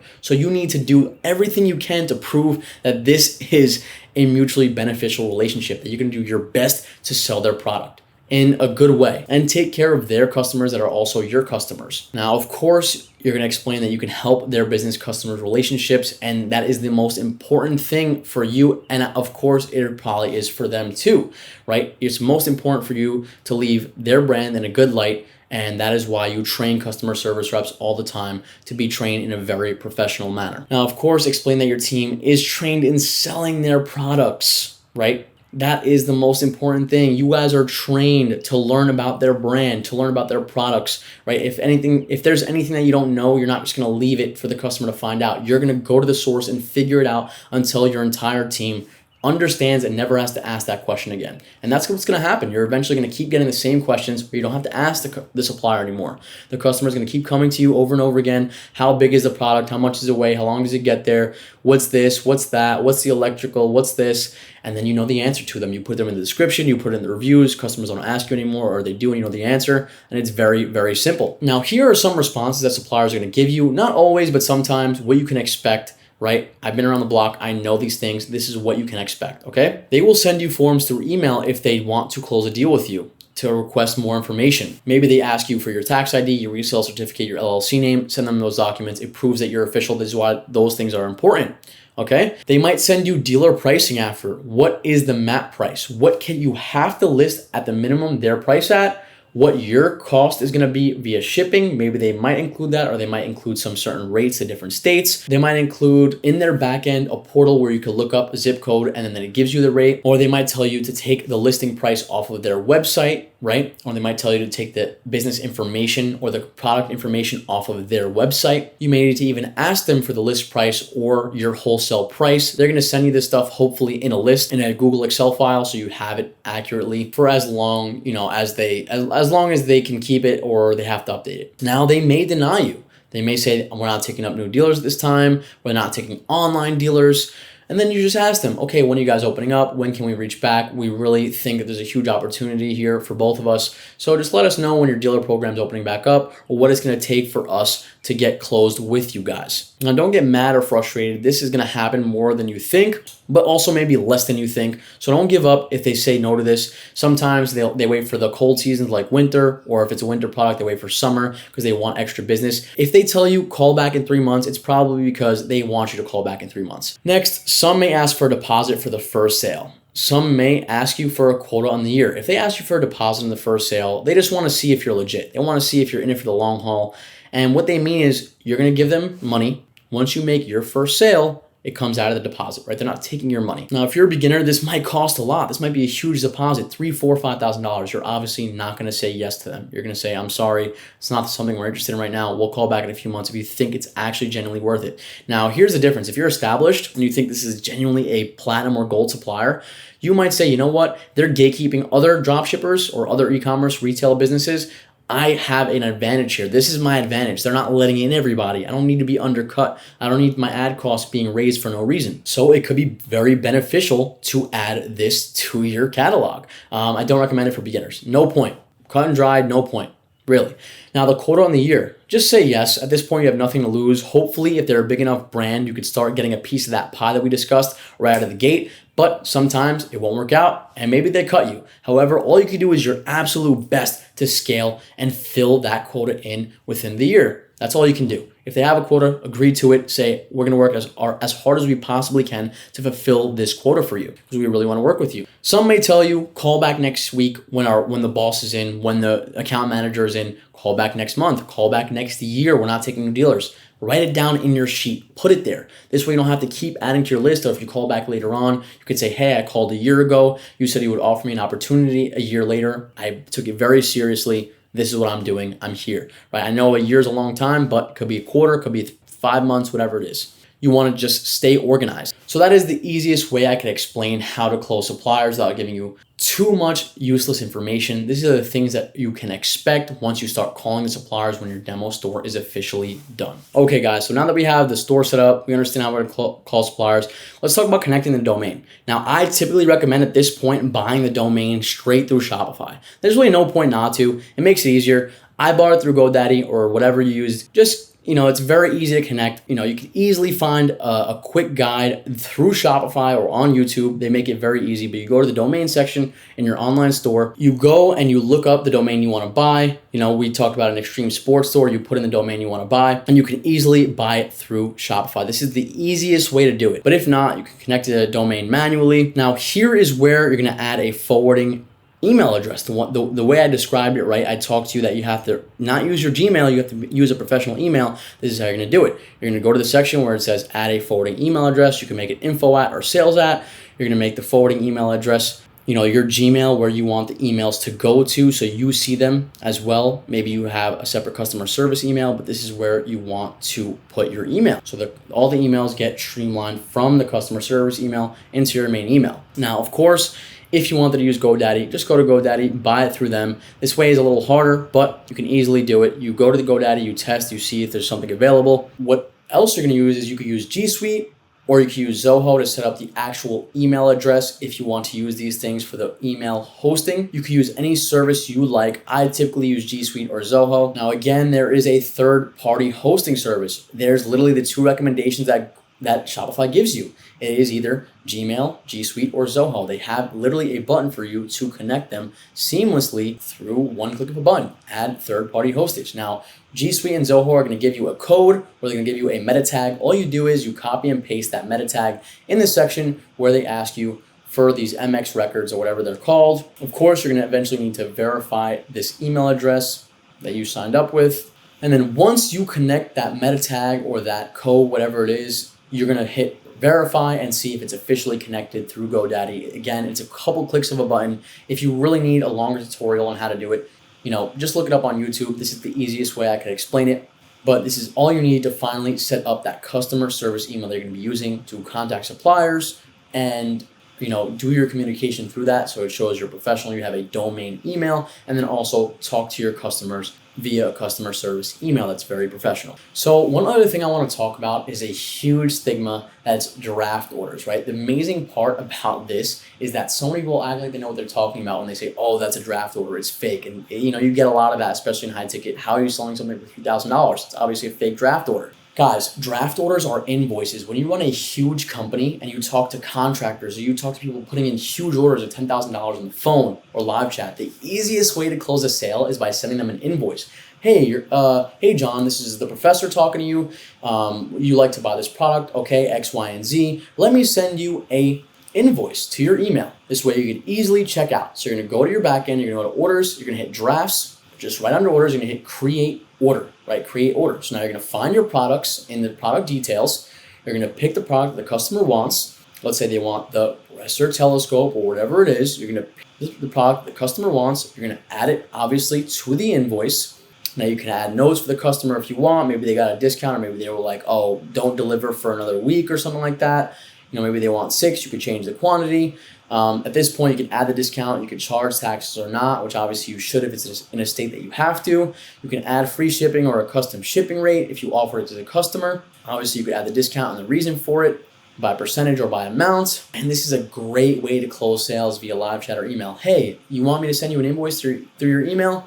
Builds customer trust. and it makes perfect sense. Some of them just want a custom discount or a custom invoice, or they want to see an invoice, right? They want to, they want to make sure that their business gets an invoice. So this is how you send it, okay? Now to send the invoice, you put in the customer's email. You obviously can write a custom message. Hey, this is Peter. Here's your invoice. All you have to do is put in the customer's email and then hit review invoice and then send invoice. I like to put things, hello, great conversation on the phone today. So remind them that this is who you spoke to. It was me. I've applied all your promotions, which include free shipping, no sales tax to your state, as well as the discount we discussed. Have a great day. Just reminds them that they were dealing with a real person, not a robot from Home Depot or Wayfair that never answers the phone line, which is genuinely our competitive advantage. That is genuinely our competitive advantage. It is that we have this personal connection with our customer that they can get their questions answered from Home Depot, from Wayfair, because they don't have customer service agents. If you go to a store, they might, but if you try to buy online, these people never answer their phones. They don't answer live chats. So this is that connectivity that could lead to a big fat $4,000 sale just by answering the customer's problems. To find or create a customer, all you gotta do is hit the drop down. You're gonna hit create new customers. You're gonna add their email, add their name, the email they gave you, maybe even their address that they gave you. And it's as simple as that. You add their first name, their last name, their email, their address. You get all this information from them if they have it. If you don't have much of the information, just their first name and their email, let them put in the rest of the information via the invoice. Now again, all this information is gonna pop up for them. Now you have your draft order complete. All you have to do is hit send invoice. It goes to their email. There are options as well, like you could pay with their credit card. This is, a little bit questionable because obviously you'd be taking their information. Some customers don't want to do this. I don't recommend it. Let them put their own information if they really want to. I don't know if you're even allowed to do that through Shopify. They have the feature, which is crazy, but that might be for in-person purchases. I'm not really sure. So it's a little skeptical. So do what you need to do. And then here you can see if the customer opened it, if they saw it, and whatever it is. So that's exactly how you create an invoice, a draft order, which is one of the best parts about this business. Another thing I love about this is that what I do in my settings is I force customers to put a phone number. So what I do is when they're checking out and when they're abandoning the checkout, since they're really big orders and it's really customer service based business, what you want to do is you want to find their phone number in their abandoned checkouts and give them a phone call from your very professional phone line, right? You want to say, hey, this is Peter calling from extremesports.com. We saw you were interested in a telescope. We have a discount for you today, or I can answer any questions if you have them. If you don't have any questions, let me know if I can help you with anything. I'm one phone call away, one email away.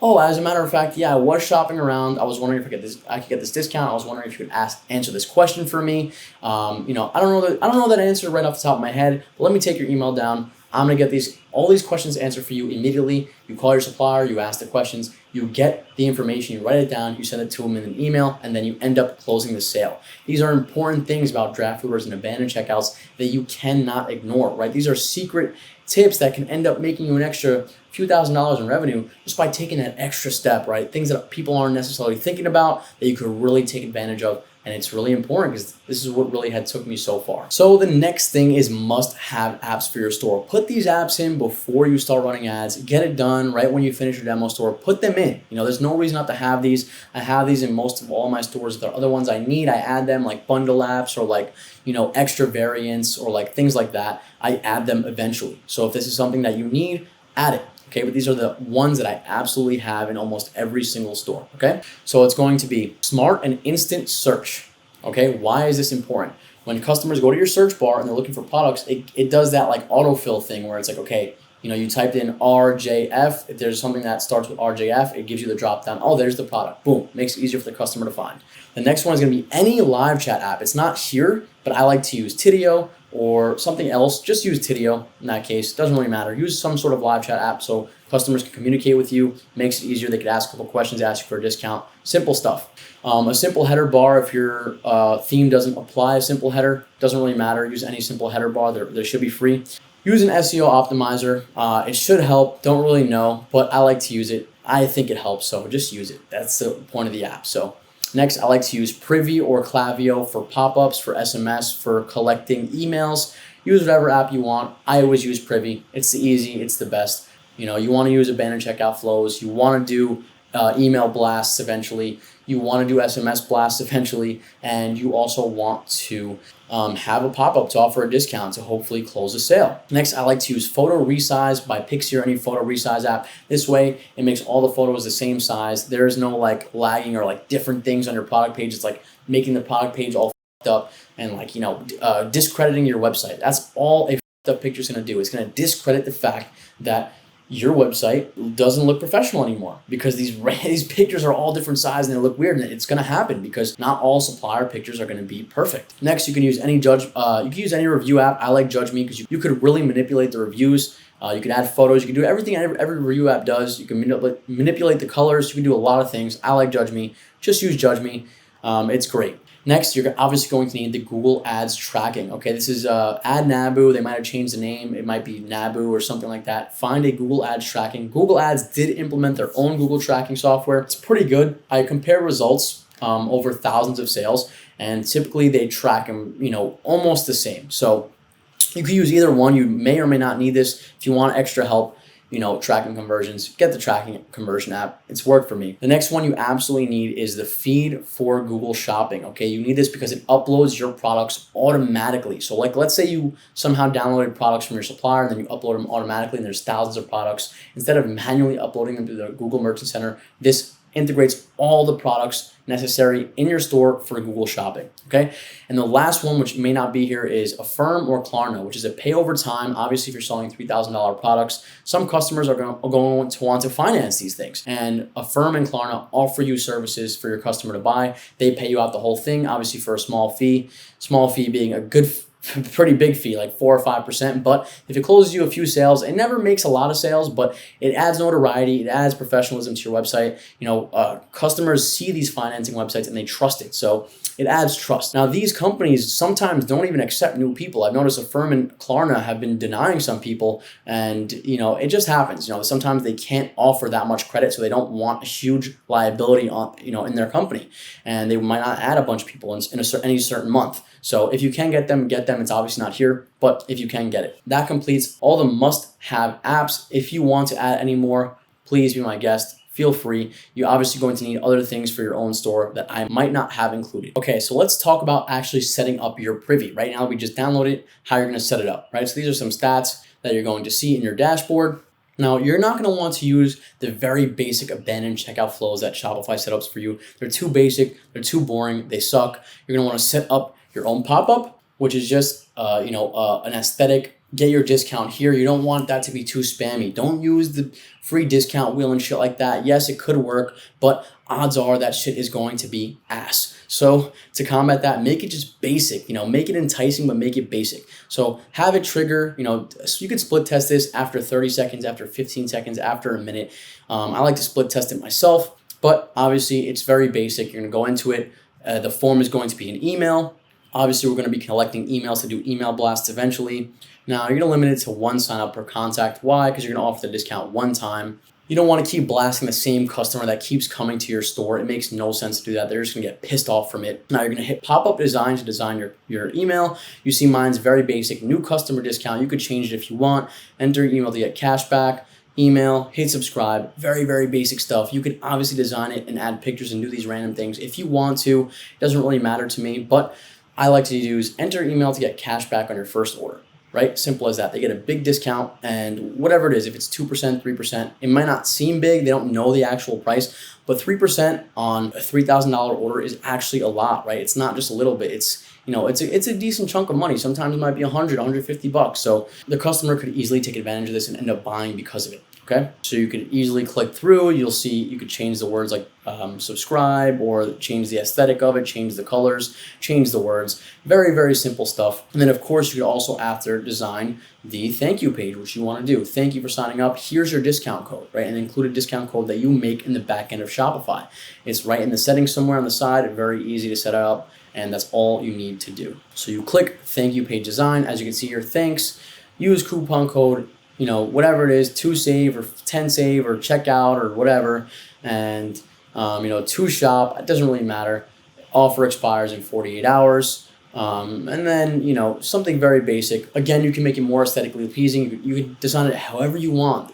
Get inspired from other big websites that you really enjoy going to. Get inspired, be creative. So this is your creative edge. This is where you get design something that people could be really thankful for, that they came to your website to get these deals. Now, again, you can change the colors, you can make it pop more, you can do whatever you want, okay? And that's pretty much the basic way to set up your first pop-up, which hopefully could lead to some sales. Now, next is setting up the Judge Me reviews and what you're gonna be doing for your basic demo store. Now, what happens is Judge Me has a template in their settings, okay? They have a settings where they give you an export of how to upload in a CSV file all of your reviews. Now, this is exactly what the template they send you. You go to the back end of Judge Me, or you ask support, hey, can you send me the CSV file of the review template? And they send it to your email. Very, very simple. And it's broken up into categories. And the only important categories here are the title, the body, the rating, the review date, the source, curated, reviewer name, reviewer email, product ID, and product handle.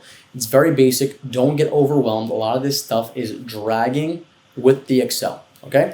So again, what you want to do here is you're gonna wanna, pick a product that you wanna add to reviews, right? You're gonna find the product, and what we're gonna do is we're gonna make verified reviews. This is very important, right? Because it builds that customer trust, and it shows Judge Me or whatever that it's verified reviews. So how do they get verified? Well, once you build your store, you're gonna put in a test sale with your own email, right? Just to make sure it works with 100% discount code, and you're gonna make sure that everything moves smoothly. Now, once this smooth sale finally goes through, now you have your email in the backend as an order. So what you're gonna do is you're gonna find a product you wanna write a review for. All right, so we're gonna use the Bresser Hunter Scope as an example here. So now, what is the most important things? Well, you're gonna make the title something like 5-star review, or like really enjoy the product. Obviously, that's the header of the review. The next thing is going to be the body, right? This is the review. What I like to do personally is I like to include things about the company or include things about the product, questions that customers ask me, because customers genuinely read the reviews. They want to know, did other customers write the review? Customers have FOMO, fear of missing out. If another customer liked the product, they think they're gonna like it too. They trust that customer's opinion on it. If the customer hated the product, they're not gonna have FOMO. They're gonna have the opposite. They're gonna say, I don't want to buy this. This customer hated it. So you're going to write a body that represents what the customer wants. I really enjoyed the product. It was a perfect fit for me.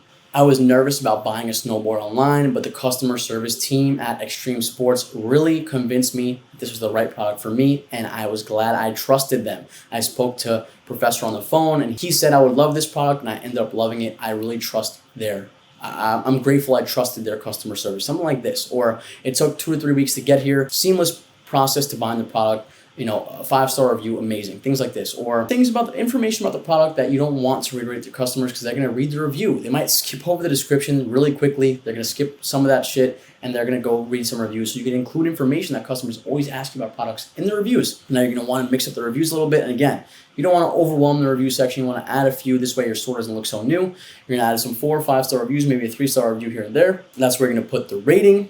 Now, what's next, right? Now, the next thing is the review date.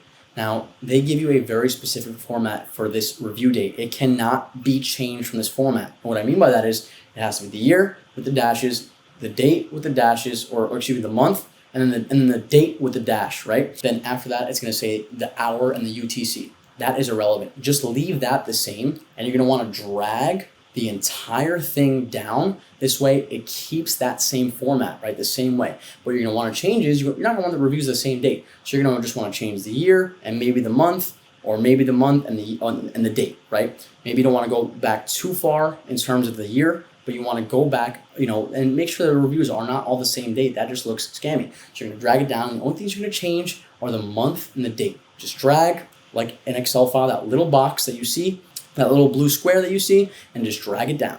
And then adjust the dates that way. Leave the UTC, don't mess it up, or else it's not going to come out properly, okay?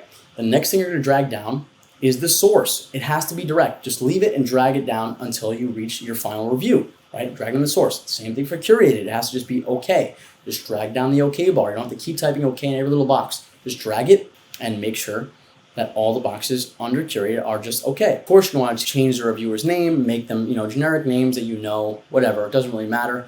The reviewer email is going to be your email. This is how you get verified reviews. It has to be from somebody who actually purchased for your store, from an email that's in the back end of your Shopify. This is why you put your email for that test order. Now you use this test order to put your email, and then it's going to think that all the reviews came from this one email that bought. And that email is going to allow you to have a verified review under every single review. So the next most important thing is the product ID. How do you get the product ID? Well, you're going to go to find the product that you're writing a review for in the back end of your Shopify. You're going to go to that product. You're going to see there's numbers in the back end of the URL. All you do is copy and paste just the numbers. That is the product ID. You copy and you paste it. Now, it might look a little weird, but the numbers are there. All you have to do is open up the file a little bit. You'll see the numbers are there. I copy and pasted. All I did was copy and paste the numbers that you see in the back end of Shopify, and that is how. And then if you're writing multiple reviews for a certain product, just paste it once and then drag it down. Next is, so now you're going to go to your website, your actual URL, your .com, not just Shopify backend. And you're going to go and paste everything after the dash, okay? So as you guys can see here, the URL is scopedepartment.com/products/ the handle. That is what the handle is. So everything after the product / is where you're going to copy and paste and then drag for all the reviews for that product. That is your product handle. That is all you need to write reviews. You're going to be doing a lot of dragging, a lot of adjusting dates, maybe a lot of looking up product IDs and product handles, but this is the way you get started getting a couple of reviews in the door. Very, very simple product process. Now, all the rest of the stuff is irrelevant. Don't touch it, but it has to be there. The reply date, the picture URLs. If you're going to add pictures, of course, you can look up on Judge Me how to add the picture URLs. They just need to be linked from somewhere. IP address and location, all the things could be left blank for the most part. The only maybe minor thing to avoid is the picture URL if you want to add some pictures, okay? But the rest of it, you're just gonna be dragging down. As you see here, I'm showing you how to drag it down. I'm dragging down 4 or 5 star reviews and adjusting 1 or 2 of them. I'm dragging down the direct. I'm dragging down the review date and changing it. I'm dragging down curated for all the reviews. Now the reviewer name, obviously you're going to have to customize each and every single one. You don't want the same reviewer name for each person.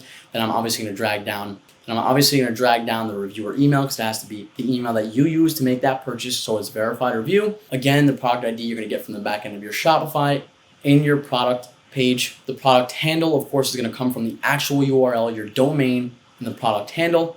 And this is just to reiterate the points I already talked about, guys. This is the easiest way to add Judge Me reviews and the best way. Now, once you're done, you're going to hit File, hit Download into CSV. Okay, once you download the CSV, you're going to go back to Judge Me. You're going to hit Reviews. You're going to hit Import Reviews or Import. You're going to scroll down to where it says From Customers Directly Advanced Bulk Import. Then you're going to choose the file that you just downloaded, the CSV file. You choose the file, you find it, and that is it. We hit Import Reviews. It takes a couple minutes. They will send you an email once it's complete. You go to your website, you make sure it's there. You make sure in the settings the widgets are turned on. If you have any confusion, ask Judge Me support. They're really responsive. They're really, really good. Sometimes it's got to be turned on in your Shopify customized settings, or it's got to be turned on in the Judge Me backend. And it's that simple. Okay, is the easiest way to get started adding your reviews. So the next thing we're going to be talking about is Symprosis. That was the feed for Google Shopping app that I told you guys you absolutely needed, okay? And the reason why is because it's going to upload all the products that you put in your store for you manually into Google once you have a Google Ads and a Google Merchant Center account. So we're going to download Symprosis. It might cost you $1 or something, whatever. It might have a free trial. Go to the apps and you're back into Shopify, Google Shopping feed, go to the App Store, just type in Symprosis. If they change the name, they might have. It's feed for Google Shopping by Symprosis. This is the app you want. I already have it. I'm not going to re-download it. Now we're going to click into the app once it's officially downloaded into our website. And now you can see here are all of our products that were uploaded thanks to Symprosis. A whole 266 products uploaded automatically, not manually, which is a huge cheat code. Okay, as you can see here, there are some products with violations for whatever reason. Maybe they're missing some information that Google wanted. Whatever it is, this way you can see here are all your products outlined, and there you go. Now it's all connected. Okay, the next section is going to be customer service, sales, and your digital office plus Grasshopper. Again, I recommend getting a digital office. You can connect this, to your business. This way, it proves to Google that you are a legitimate business. Again, a PO box is kind of iffy. I don't think they want to see a PO box, but a virtual office is a little different. It's not a box. It's an office that's virtual. So here is one of the most important parts about this business, the customer service and the sales aspect, because not all sales are just going to be waltzing into your Shopify app. A lot of them will, and a lot of them won't. Some of them will require you to do some customer service. Here's the importance. Our competitive advantage versus companies like Wayfair, Home Depot, Lowe's, House, Build is that their customer service is lackluster at best. They don't have people sitting around the phone lines all day waiting for customers to call. They can't answer customer questions one after the other. So our competitive advantage is that customers call for information. We're very polite, and we close the sales via our politeness, our willingness to help them, and they trust us. We tell them we have the best price for them online. Make sure if they do a little research, they come back and buy through us. Now it gives you that personal time with potential customers. They get to know you, they get to know your company. They understand that you're a real company, you're legit, and you can help them whenever they have problems. It shows you're legit, right? It shows you are a legit business. Okay, Grasshopper, what I reference Grasshopper, it's just the phone, the extension they're going to be using to answer phone calls with a professional phone number, a 1-800 phone number, right? So it shows that legitimacy. Oh, it's a 1-800 number. Let me call their sales line. Let me call their customer service line. And it allows you to make offers and discounts over the phone, right? We talk about having a MAP price, a minimum advertised price that allows that allows you to compete with other big box retailers for customers, where they can't undercut you, even though they definitely can, because they're getting better prices than you in wholesale because they buy in way bigger bulk. If they had that opportunity, they would undercut you. And if they do undercut you, it won't happen, at least from the Google ads. It'll only happen via the website. If they don't have customer service giving out discounts, that is where you can offer them on the phone and the live chats. Hey, I have this discount for you if you buy today. I'm glad you called me. Today is the perfect opportunity to offer this military discount, whatever it is. Okay, this 4th of July discount, this made up imaginary leprechaun discount, right? And it also allows you to upsell offers. Well, customers also liked buying this feature with the product you bought. They like to buy this in addition to what you bought, right? So it allows you to extend that conversation, okay? And allows you to close back orders. This is very important. It's the last point, but it's one of the most important. It applies pressure with scarcity. Hey, professor, I was calling to ask you about this tennis machine that I really need for my son. I was wondering if you had it in stock. I was looking at Dick's Sporting Goods. They do not have it in stock. Do you guys have it? As a matter of fact, we don't have it. The supplier is unfortunately in very high demand, so they don't have the product for you, but it's coming back in stock for the supplier in 1 week. If you are willing to buy it right now, I will make sure that you get it right after it comes back in stock. I'm gonna ship it directly from the supplier. It's not even gonna come to our warehouse. It's the fastest way you could get it, and it's gonna ship directly from the supplier, which that's what you're doing anyway. You're drop shipping. So it always was gonna come from the supplier, but it gives him the illusion that, okay, this needs to go to either Home Depot or Extreme Sports Warehouse first, but instead this guy is gonna make sure I get it the fastest way possible via this back order method. The fact that it's out of stock, but the customer can still get it as fast as possible. If he enters the queue and if he waits, the back orders are all going to be sold out. I'm sorry, but I've been telling everybody the same thing. What I've been telling them is that if they wait, odds are all the back orders are going to sell out too, and everything's going to leave the supplier's warehouse and not even make it to Home Depot's warehouse at all, or our warehouse at all. And you're just going to miss out on the opportunity to buy it today. Some Jordan Belfort fucking Wolf of Wall Street for real. That's how you really dig it home to the customer. They have to buy today and it's on sale. Boom. Now you have a sale. Boom. Okay. So now we're going to be looking at the Grasshopper plans. This could be updated, it could not be, but it's typically around $20 to $30 a month. For a solo, it offers 1 phone number, maybe 3 extensions. So what the extensions are good for is like a sales line, a customer service line, and a miscellaneous line. You only really need 1 phone number. You're running 1 business, so you need 1 phone number, get that. If you find a cheaper service like Open Phone or something like that, use that. Not really a big of a deal. Make sure you just pick a professional phone number, a 1-800 phone number. Okay, it doesn't have to be 1-800. It could be 1-832 or whatever it is. Just make sure it's 1-800 because people know that to be a professional business phone number. Okay, this is how you're gonna be answering phone calls. Now, this is what it's gonna look like in the back end.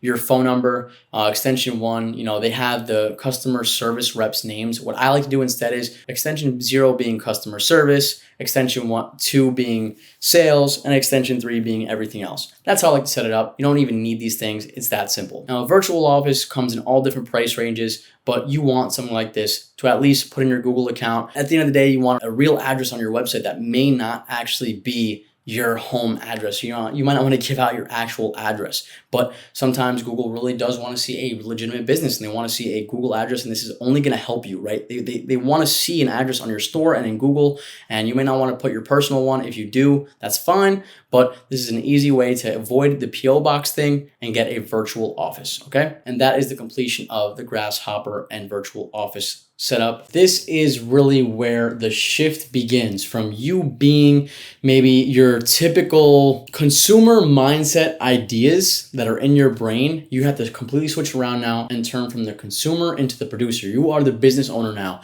Everything changes now. You have a legitimate website, you have legitimate products, you're running legitimate ads. We're going to get to that, of course. And we're going to talk about how you're going to run a legitimate business and for the long haul, right? This is not something that you're just going to do for a month and have products that die out. These are things that could last you for years, right? Especially this business. This business could last you for years on years on years until you either decide to sell it or I don't know, whatever you decide. Before we really dive into this portion, it's going to be customer service breakdown. As you noticed, I have a haircut. I had to go get one. As you can see, maybe in your opinion, I'm transformed. I look, completely different. Maybe I don't, maybe I do, but this is a good analogy for life. In any moment's notice, you can decide to go get a haircut, change your outfits, change your entire personality, transform yourself into somebody that you want to be, right?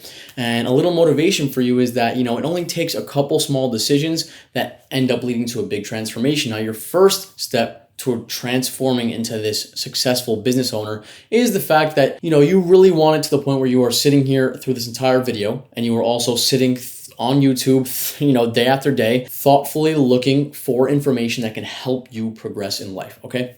Awesome, amazing. You deserve all the praise in the world for that. Now, don't go tell your mom and your cousins and your entire family about it. Nobody really cares. All they would care about is you showing them results, and that's what you should care about. So if you want to transform your life, it's going to take a bunch of little steps, and these things start here, right? These things start with actionable tasks. So today we're going to be talking about the customer service breakdown. Now, what is important about this? Well, this is your absolute competitive advantage, right? What is the difference? Why is your business going to succeed as opposed to somebody going and buying from Amazon, buying from Wayfair, buying from House, buying from Bill.com? What is the difference? Well, it's the fact that you have attentiveness, right? You are attentively waiting by the phone, by the live chat, by the email, right? You're going to constantly be there for your customers. Whereas these big box retailers, they don't really give a shit. They are so profitable that they really don't even care about training and hiring customer service teams to handle everything. So what are the main things to worry about? Not really a worry, but phone calls, live chats, and emails. So in this order, we're going to talk about what it is you're going to be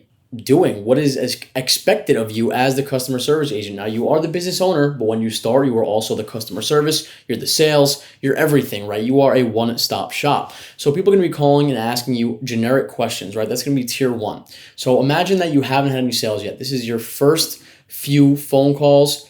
People are going to be asking you generic questions about the product. How much does it weigh? How long does it take to ship? Generic information that you can typically find on your website or the supplier's website, and it shouldn't take you too long to figure it out. And a lot of the times customers just ask these things because they want to see if it's a legitimate business. They know Amazon, but Amazon's not answering their questions.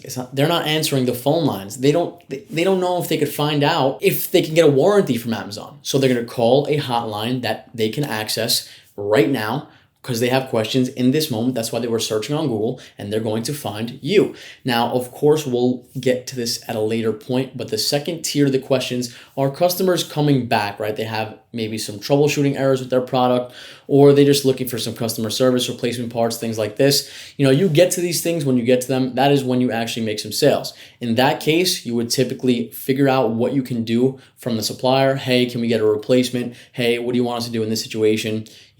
Things like this. But we're going to talk about the most general questions and things that you can expect from your customers, okay? And what customers expect from you back.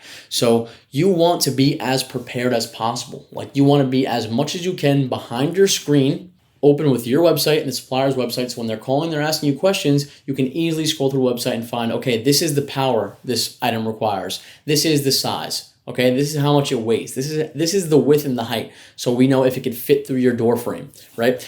These are a couple things that you can expect. Now, this preparedness obviously isn't always going to be there. I was in college. I was working a full-time job. I sometimes had to step out of my college class. I had to sometimes step out of my office and answer a call. Of course, these things aren't always going to fly. When you're first starting out, it is not that many. So you'll be able to handle it, right? But sometimes you have to do what you have to do. You have to look on your phone and find the information, put it on mute, go ahead scrolling. I'm so sorry to take time, but I need a couple seconds to find the information for you. Things like this. Right? So this is what you can expect. If I could do it, you could easily do it. I'm not special. So this is how you're going to figure it out. If you really want it, it's going to be worth your time, right? If somebody's calling about a $3,000 product, odds are it might be a $600-700 profit phone call. So you want to take it as serious as possible, right? This is very real, right? These are very real numbers, very real margins that I see all the time. So these are things that you are going to give importance to, right? Phone calls, live chats, right? This is your opportunity to sell your products and make money, which is the whole point of you watching this video. Now, this also builds trust. When customers call and live chat you and they have a couple questions, or they want just to find out if somebody's on the other line, if they can find out about a discount, about a warranty, about whatever it is, they know that there's somebody there to answer it all the time. And then sometimes they call back twice or 3 times or live chat, and they get familiar with you. Oh, hey, I spoke to you yesterday. I'm really glad you answered today. I'm ready to order, right? And that builds that trust. Customers want to know you are a real company, right? Now, this also allows you to offer discounts, right? We talk about having a MAP, a minimum advertised price, which you cannot undercut other competitors. But once that customer comes to your website, it is a free ballgame. You can offer as many discounts as you want to cut into your own margin, because that's all you'll be doing at that point, cutting into your own margin to make a sale. You can offer them the free shipping and the no sales tax, which obviously everybody gets, but you can reiterate these points as a okay, buy today type thing. You can induce that scarcity. Yeah, sorry, professor, I need to talk to my wife about making this purchase first. Well, there's no problem. Go talk to her, go shop around a little bit, but just know that if you wait, odds are this is going to be sold out everywhere in about 2 weeks. This is our best selling product. So if you wait any longer, you may not even be able to get it for another 4 to 8 weeks. I just want to let you know that. Other than that, have a nice day. And then they might call back an hour later and say, you know what? Me and my wife can't wait. We absolutely need this product right now. Here's the credit card. Let me order it today. Send me an invoice. And the idea is you don't want to be pushy about it, right? You want to be a good salesman, but also a good customer service rep. Customer service rep first. Here's all the help that I can offer you. And then if you want to order, just let me know. I'll guide you through the process. I'm here for you, no big deal. So customer service agent first, salesman right behind that, right? You're always throwing in those scarcity tactics to make that sale. Now, again, you won't know everything at first. You won't know how to answer every single question. There are still going to be questions that I get or you get to this day, years later, that you've never heard of before. You're constantly adding brand new products to the store, and you have no idea what this customer is asking. Now, this is sporadic, right? This is only going to happen at the very beginning or when you get a brand new question on a brand new product. Most of the time, people ask the same question over and over again. So once you get that information one time from your supplier, it's very easy to answer those questions. When you do get those first couple questions and you don't know what to do, on the phone, you're going to say things like, hello, I appreciate you for calling my store today, Extreme Sports. How can I help you? Oh, I have a question about X, Y, and Z.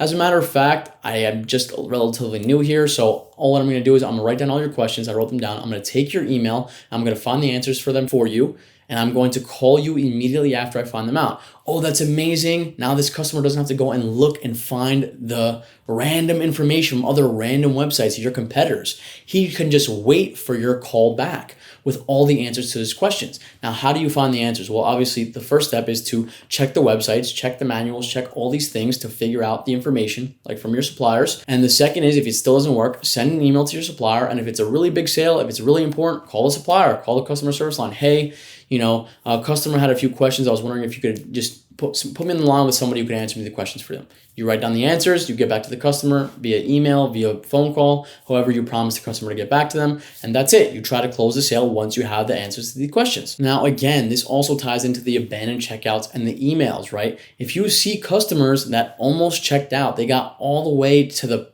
payment information and they stop for some reason, now you have their phone and their email, and you can contact them and say, hey, we saw you were checking out. We saw you were interested in the fire pit. I was wondering if you had any questions or you were looking for a discount. I'm always here to help you. Now, again, you're calling back this customer who was already interested in buying. They almost put their credit card information in, and all they need is a little push or one question answered, or they were looking for a discount or whatever it is. Oh, as a matter of fact, I'm so glad you called me. I was wondering if you offered a military discount. Well, as a matter of fact, we do. Please check out and use the code military at checkout, right? So these are just another example of some things that customers are going to be asking you. Now, eventually you'll be able to outsource this stuff. Again, at the beginning, you want to handle all of this yourself. You don't want to start outsourcing everything, especially when you're not making money. Why? Because you are the business owner. The sales and the money that comes in is going to fall on you, especially when there's not a lot of phone calls to answer. What's the point in outsourcing it when you don't even know yourself what type of work or questions or the carefulness that the customers require of you? You have no idea about these things yet. So how can you teach it? How can you put in a VA that has never worked in something like this before and then expect them to know exactly how to close a sale, how to send a draft order, how to respond to a customer, how to do supplier communications? So you want to do all these things at least for a few months first, and once you finally start making money at the very least, and then you outsource it, because then you can actually teach it, right? Would you go to a teacher that is a science teacher and then ask them questions about business? They have no experience in business. How can they help you? In the same regard, how can a VA come to you with questions and say, hey, I am so confused at what this customer is talking about or what the supplier is saying. Can you help me? And then you never experienced it before. And you're kind of like, oh, well, I actually have no idea either. So you want to be intertwined with the business at the very beginning so you know everything about it, right? That's another reason why I'm a big advocate of designing your own website. If something goes wrong and you outsource that portion, you have no idea what buttons the designer clicked to make the certain changes that happen. And you have no idea how to revert those changes. So you want to make sure you're at least on top of things at the very beginning. You know how everything works, right? It's like, flying a plane. You want to make sure that you are equipped to do this very complicated thing. Now, laptop lifestyle does await you. You only need to make a few $1,000s a month to pay a VA a few $100s a month to help you a little bit on the customer service end or on the sales end, right? This is all you need to do to live that laptop lifestyle. You need to get to that point where you're making a good amount of sales because you are so good at it, right? You can answer a few phone calls a month. Think about it. Let's say you have a $2,000 product that's your best selling product. If you made 20 orders a month, that is $40K in revenue. You might be able to make $3 to $5K profit a month just on $40K revenue. So all you need to think about in this moment is, wow, all I need to do is close maybe 10 sales a month on the phone call, and then hopefully another 5 to 10 come in via live chat or via just the website in general. And now you have 20 sales bringing you $40K revenue a month. And now you can consider living the laptop lifestyle, outsourcing, doing the 4-hour work week like Tim Ferriss says, right? It's what he talks about in the book, outsourcing once you are equipped to do that. So these are things that you can look forward to. You want to transform your life the same way I could just go and get a haircut, put on a nice shirt, get a nice watch, right? And transform, anyone's life just by taking a few steps and understanding a few things. So put this to your brain. These are things that are very important to this business, almost the backbone of this business. That's why I wanted to take the time to talk to you personally, because it is required of you a little bit, right? It's not just as simple as, okay, I'm going to find a product and then just work right behind my laptop the entire time for a few hours. No, sometimes you got to get your hands dirty a little bit. You got to close sales yourself, because those sales, those phone calls might be worth a few $100s profit each phone call, 10, 15-minute phone call, right? Some people work an hour to make $15, $20. If you could answer a phone call for 15, 20 minutes and make $500, you obviously would take that deal. So time to transform your life. Ingrain that in your head. This is the moment where things start to click for you, okay? Okay, so the next portion of this is obviously going to be chargebacks, right? This is the tier 2 to the customer service aspect. Now, of course, everybody's biggest fear, I get these questions all the time, how do you deal with chargebacks this fat? Well, a chargeback is like any other chargeback. The customer is unsatisfied, they complain to their bank that they feel like they got scammed, or they feel like the product was not up to par, or it came broken, or it never arrived. So they call their bank. The bank has to protect their customer, so they automatically, without even asking you, pull the money out of your account. Now, at this moment, odds are, you already had either conversations with the customer or the supplier. So what's going to happen? You either didn't pay the supplier yet, or you're getting a refund back from the supplier. So let's just say you sold a $5,000 product and it cost you $4,000. So you paid the supplier $4,000. Well, at this point, they're either refunding you the $4,000 and you're refunding the customer the $5,000 they gave you. So, it's pretty much a stalemate minus the profit that you would have made. Or you never paid the supplier yet and you maybe accidentally didn't ship the product out. So the customer just gets their money back. And of course, you lose the profit on that sale, but you don't lose anything extra. Now, of course, the worst case scenario being that you paid the supplier and the customer took the money back. However, there are ways to combat this, right? You submit your evidence to Shopify as best as you can. And you try also to work it out as best as you can before it gets to that point with the customer. Hey, if there's any problems, let me know on the phone calls when they close the sale. Now something arises, they're going to call you first. Hey, I'm missing these parts, or hey, this came broken. Okay, can we offer you a partial refund? And then you go to the supplier. Hey, we need a partial refund because this customer had sent these pictures. This product is broken. Or you contact the supplier. Hey, what is the warranty on this? Because the customer, you shipped them a completely different or a completely broken part to this. We need a replacement, we need a refund, and then you deal with it that way. Most suppliers, good suppliers, have warranties. If a supplier has some sort of sketchy warranty, odds are you don't want to work with them. You don't want to put too much of a risk onto your business. Now, if Shopify marks the sale as a risk, medium to high risk, odds are it is a risk.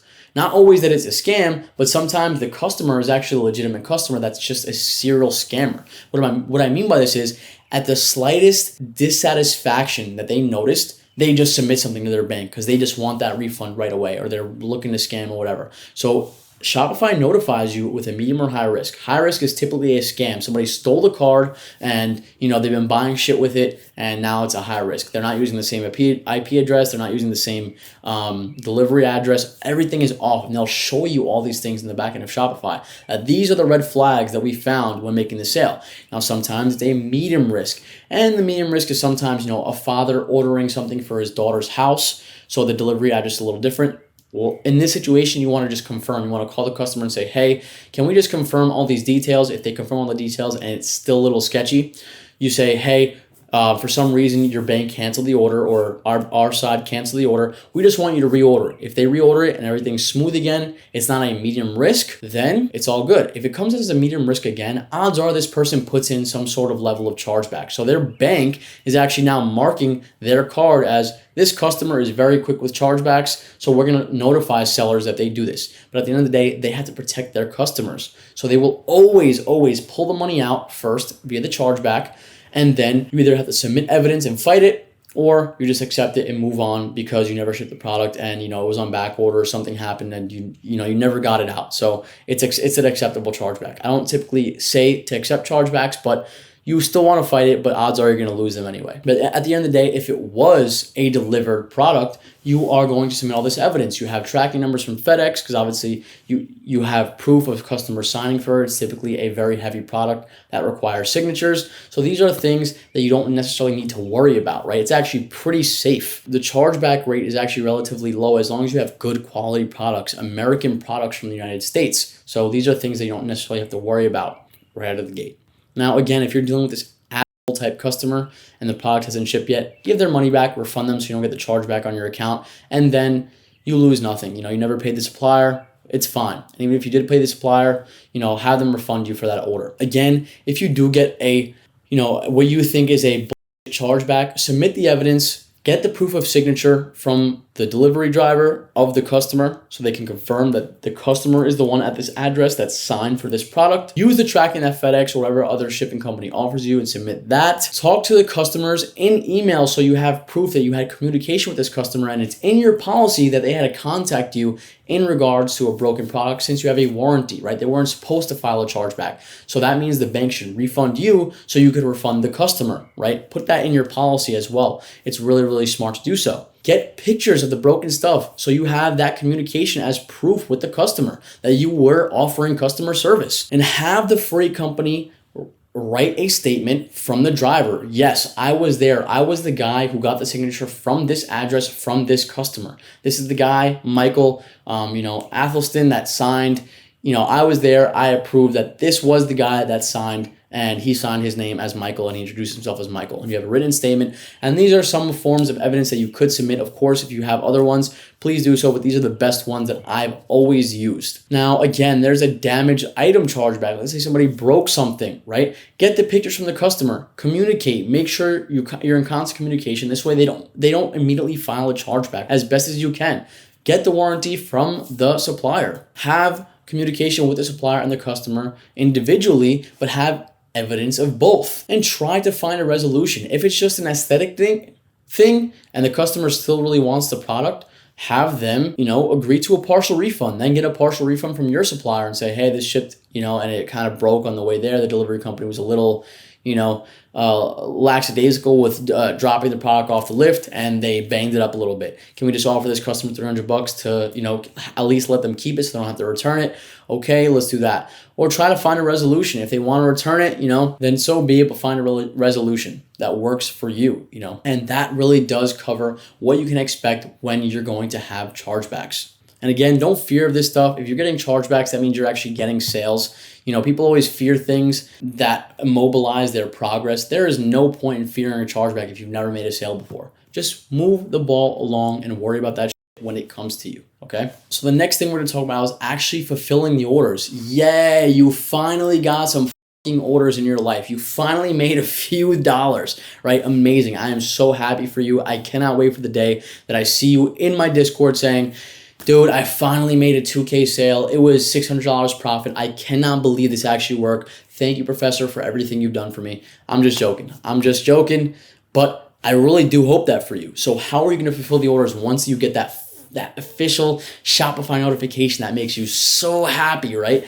How do you fulfill the order? Well, ka-ching, baby. You love that Shopify sound, right? Check with the supplier if it's available. That's the first thing you're gonna do. If they have a Google Sheet, check the Google Sheet. If they do or don't have it, still follow up with them. Check, hey, do you guys have this? I see it's in the sheet that it just went out, yesterday. Wondering if you guys have any extras by any chance. Okay?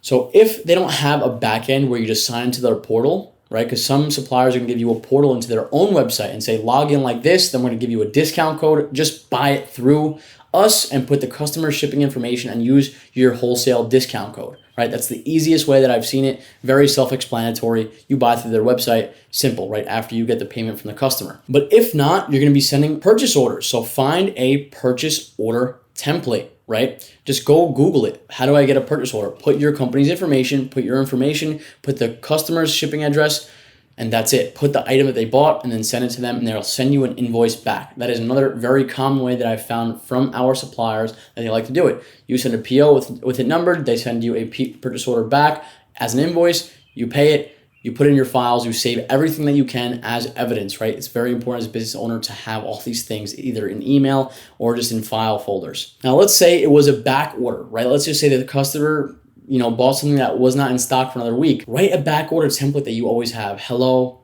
we see you ordered this, this, and this. We're sorry to inform you that this actually just went out of stock right before you bought it. It's only going to be 1 to 2 weeks out. We can literally get it to you immediately once it comes back in stock from the supplier's warehouse. We won't even ship it to our warehouse. We'll ship it directly from them to you. This is literally the fastest way to get the product because it is already sold out everywhere. If you are still interested in keeping this order and having it shipped immediately, please reply to this email and say, yes, that's fine with me. Please ship the order when you can. Right? That is the simplest way you're going to handle these back orders, which are great sales. Why? Because sometimes Home Depot and Wayfair take these off their websites, off the ads while they're out of stock. So you have the perfect advantage to hop right into their place and sell that product to the customer. As long as it's a reasonable wait, customers are not that upset about waiting a few weeks for a very heavy product. It typically takes that long anyway, so they're okay with it, especially after all the COVID delays and stuff like that. They're typically okay with it. Next, beware if the supplier has a very long lead time on some of these products. If they're telling you that they're constantly already on back order for 10 to 12 weeks, it is gonna be very hard to manage your business this way because you're gonna be thinking you're gonna be making profit, but truthfully, you're just holding the customer's money for 10, 12 weeks and then eventually you might have to refund them for it. Even though you thought you had profit, you were calculating it as profit, and now you overspent in your ads because you accidentally held a back order too long and you thought it was profit when it really wasn't. Again, guys, this is typically for people who make too many sales or sell things that are way too out of stock. You know, you don't have to worry about this right away unless something is like 10 to 20 weeks out, which does happen sometimes. So just be aware of this. Try to avoid selling something if it's so out of stock. People are saying no, they don't want to wait 10 weeks for a product. Just don't sell it. Don't waste your advertising dollars on it. Find something else to sell that's already in stock. Okay. If it's in stock, get the PO ready and get it ready with the supplier. Have it saved in your Google files and just send it and change up the customer's shipping address and the product that they bought every single time. Just use this template over and over again. Again, suppliers have their own way of doing this, either through their own portal, through POs, they send you invoices through an email, whatever it is. Sometimes they have you do it through the phone call, whatever it is, get it done. This is your job. You know, this is how you make your money. You send the customer their product, you keep the profit, and they get their product and they're happy, and the supplier sees that you are a good partner. You're finally putting in orders. Congratulations. They trust you. Now, the typical process is going to be the portal or the PO via the email. Simple. Again, process the order, even if it's on back order, just to lock in the sale. You know, make sure that they're going to allocate one of those things once they finally come back in stock, once it is available for your customer. This way you can lock it in. You're going to prepay the supplier for it, and it'll also help you not lose that money. This way, when it does come back in stock, you do not get in trouble from your customer for not shipping their product. I know some of you know shippers out there, you don't want to take advantage of this. That would only work one time in a high ticket store, and then you're shut down for good. You're better off just doing clean business, and this is the way. And just make a note, when you close a supplier officially, when they finally sign you up and they say, hey, yes, we love your website, we love you, let's sign a partnership, you ask them on the phone these questions like this. Hey, what's the typical lead time and how long does it take to ship for products? Hey, how would you like us to process orders once we officially have them? Who should I call? Who should I talk to? Who should I expect to talk to when I have questions about sales or about purchase orders or whatever? Get this information, write it down. These are your new partners. So you need to know this information, okay? No bullshit, right? Be clean, be professional. I've been teaching the entire time, right? As the professor, I want you to know this business is all about etiquette. It's about professionalism. Okay, that's what they expect of you. That's how you're going to make a good partner, lifelong partner, if hopefully they would allow you to be. So again, if we looked at our screen here, how do we fulfill the orders? Well, it's very simple. Once you see this unfulfilled order, you're going to go to the back end. You're going to hit orders. You're going to find the order, and you're going to get the tracking number from FedEx or from whatever it is. You're going to select the carrier. You're going to put FedEx. As you can see on the right side, the shipping carrier, you're going to select, pick the one that's yours. Sometimes it says other if you don't have that one. If it's a obscure shipping company that's to an obscure place and the supplier wants to use that shipping company, put other, and then just put the tracking number and the tracking link if Shopify allows you to do it. Sometimes they allow you to do it if it's an other that they don't have the shipping company in this dropdown. And then just put the tracking number and then hit fulfill, send notification to the customer. So the customer gets a notification to their email that says, hello, your order has shipped. Here's the tracking information. This is how long you can expect. Now, if this order was on back order, right? And a lot of sales might come from back orders, okay? Maybe it's 1 week, maybe it's 4 weeks. Keep in contact with the customer. Let them know immediately, then assure them that they will be in constant contact and they can always contact you if they want an update or whatever it is, right? That's really builds the customer trust, and that allows them to not ask you for a refund so they don't go and look for it somewhere else. Because at the end of the day, they're not going to find it in stock anywhere else. All the online retailers only have access to the supplier's warehouse for the most part. So you want them to keep the sale through you anyway. It's the fastest way for them to get the product. Reassure them that you'll constantly give them updates on the order when they want them. Make sure to follow up with the supplier and the customer to constantly know how long and how far out. Is it still on schedule for the 4th week of September? Yes, it is. Okay, perfect. I'm going to relay this information to my customer. Yes, we are still on schedule for your delivery. Okay? All for the discounts, and reassure the customers there's no way to get it sooner. Hey, I'm so sorry that this took so long and it's taking so long. Let me give you an extra discount. Let me give you an extra $50 off. It'll appease the customer a little bit. He'll think he's already getting a better deal, and there really is no way to get it sooner. So just get that point across without sounding sleazy and scammy. I'm so sorry about this. I really am, but this is the only way to get the product as fast as possible. If you do cancel this, you're going to be put in the back of the queue, and it might sell out for another 2 months. And at that point, how will you get this product? And this is where managing your store properly comes in. Don't put things in stock if they're 20 weeks out. Customers are not going to wait 20 weeks. They might wait 2 weeks, but they won't wait 20 weeks. Okay, unless it's something that they really need and it's a really big product and it's custom or something like that, it could work, but it's very, very iffy that customers are going to be okay with you, holding $5,000, $10,000 of their money while you're waiting for this to come off back order. Now, because sometimes people will not accept back orders, what you want to do, and this is very important, so go to your Shopify immediately, is turn on manual payments. All you got to do is go to the search bar and search it up. You'll find it very easily. If not, go to the settings and go to payments and turn on manual capture payments. Do not leave automatic payments on. Why? Automatic payments simply means when an order comes into your store, they automatically charge the customer's card and they send that money to your payouts, to your bank. Now, what happens?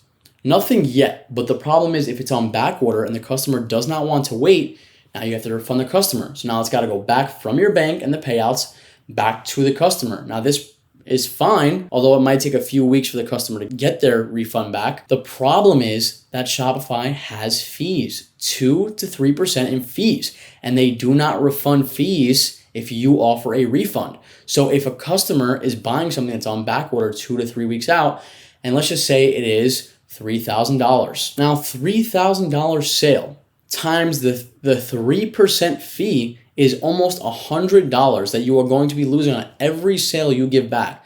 Why should you lose extra just for offering a refund? So what manual capture does is it doesn't charge the customer right away. What it does is it allows 7 days grace period for you to confirm with the customer. Are you okay with waiting this allocated time?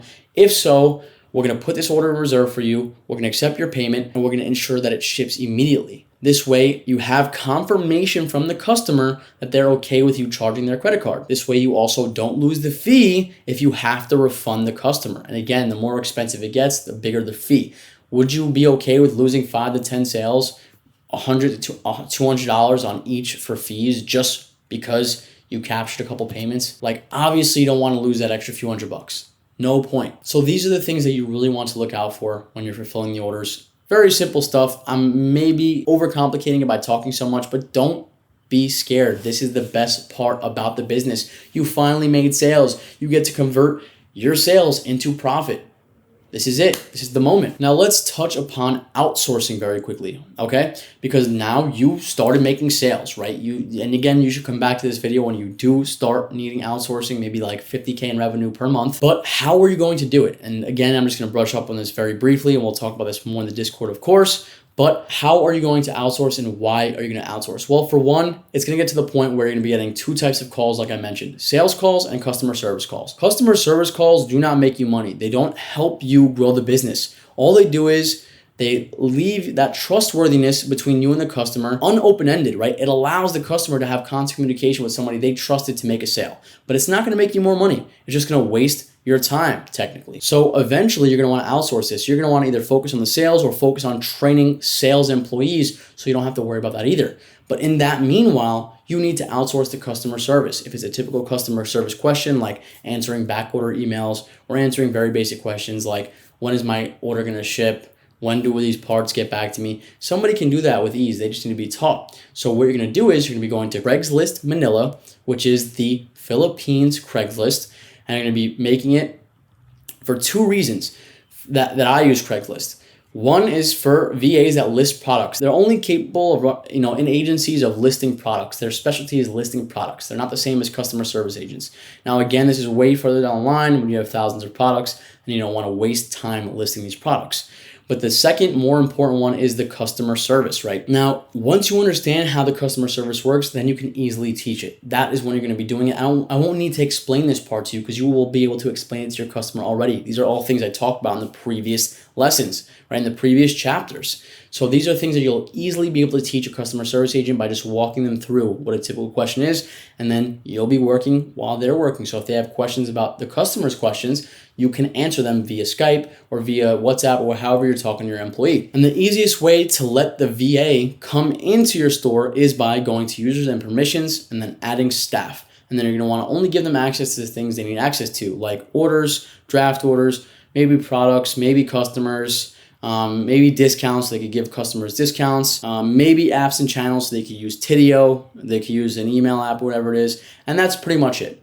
That's how you're going to manage your customer service. Okay, after you start making some money understand your business enough and teach it to your employees only when you understand it enough, okay? You're not gonna start outsourcing everything literally from right now. It doesn't make sense. It's pointless. You're gonna waste your money. You're gonna waste your time because they're not gonna love the business as much as you love your business. They're not gonna treat it, your business is like your baby, right? And when it's a newborn, it can't do anything for itself. It has to be coddled, it has to be breastfed, it has to be changed. It's gonna be shit in the bed. You know, you have to change those sheets, those diapers. So you have to take care of it. You do. You think you're gonna outsource something and somebody's gonna care about it more than you do? Absolutely not. So get it through your head right now. Once you care enough to learn about the business long enough, then you can teach it. So don't worry about it just yet, but come back to this when you really need to come back.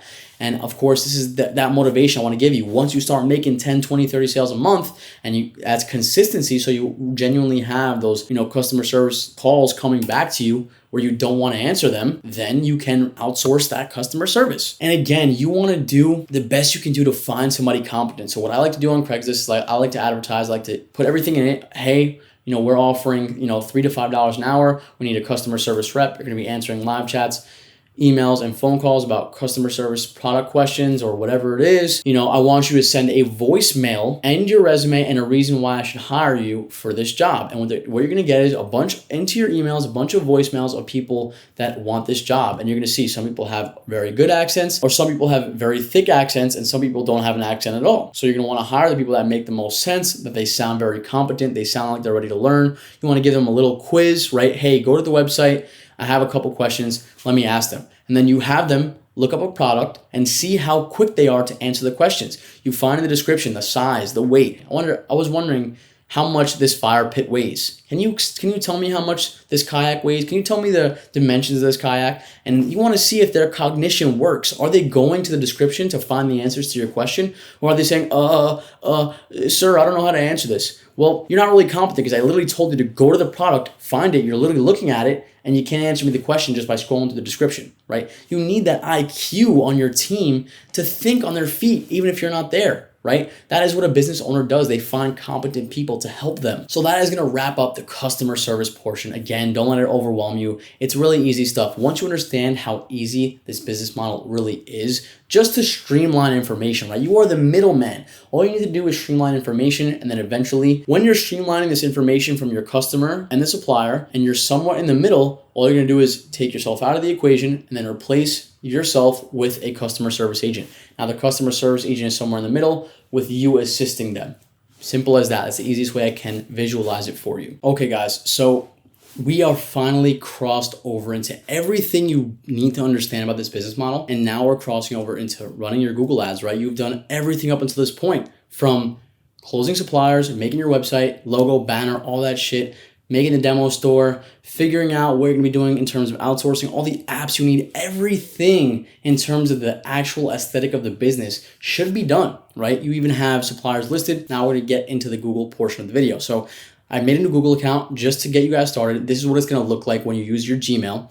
I'm gonna hit new Google Ads account to start my Google Ads account. They're gonna start you off with some small prompts. All this crap is nonsense. We're immediately going to switch into expert mode. Now again, what they want you to do at the end is just learn how to use the platform a little bit. We're gonna switch into expert mode immediately, just so I could show you what it is we're going to be doing, okay? Now, what they're gonna do is they're gonna want you to run a test campaign right out of the gate. Again, just do it, get it started, but turn it off immediately. I can't tell you how many people I know that accidentally leave this campaign on and it's doing nothing except spending and wasting money because there's no information. It's just like a random campaign that they had to put together.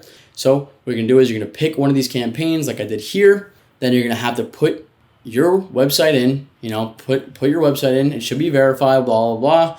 And then call the campaign name anything, test one, doesn't really matter. We're turning it off and we're deleting it right after we get started. We're just gonna call the campaign whatever. We're gonna skip literally all of this shit. We'll talk about all this stuff later on, but this is just a search ad and how it's gonna work. You gotta put a budget, just put anything, just get through this stuff, doesn't matter.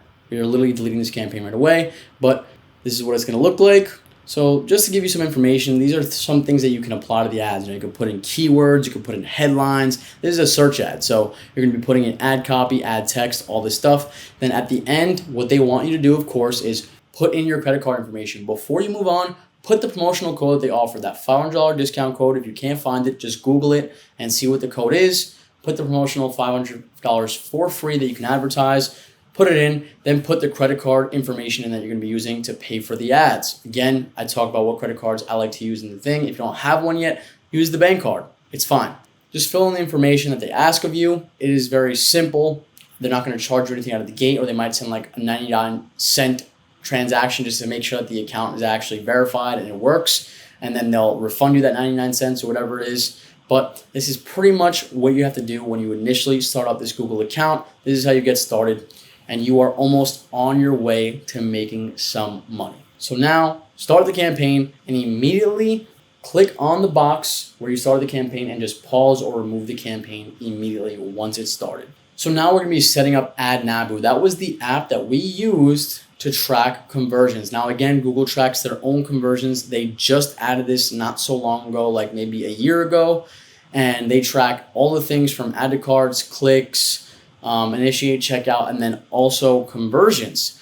Now, again, you can use whichever one you want. In Google, I would typically turn off the things that count as conversions like clicks, like add to carts, because they're not conversions, like initiate checkouts. Those aren't conversions to me. So I like to use AdNabu that only tracks conversions as well. You can use either one. Doesn't matter to me. But I'm going to show AdNabu because that's the thing I use, right? You're going to click in AdNabu. It's saying no Google Ads account is connected with this. Doesn't really matter. Once yours is connected, maybe mine's not connected because it's connected to a different one, so don't worry about it. You're going to go down, you're going to hit the menu, and you're going to find conversions, right? Now, I see here that it was automatically connected to my merchant center, and it's there in the conversions, right? You could see it. It says scope department, AdNabu, okay?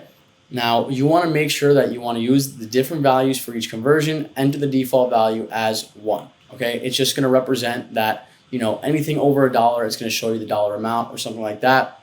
Now, you also want to change the attribution model if it is not into time decay. Sometimes it's first click, sometimes it's last click. I just use time decay because it's the last thing that happened on the sale, which is the purchase. Not the click, not the initiate checkout. The last thing is the purchase. So just make sure your settings are set up like this. At the end of the day, Google already has the conversion model in there for you. So if you don't even want to pay for AdNabu, if you don't want to use it, if you think it's too complicated, what I talk about is too complicated, just use the Google conversions. Simple as that. Now, how can we find the Google tag? The tag is simply you putting in your pixel or how Google tracks through your website to collect this data.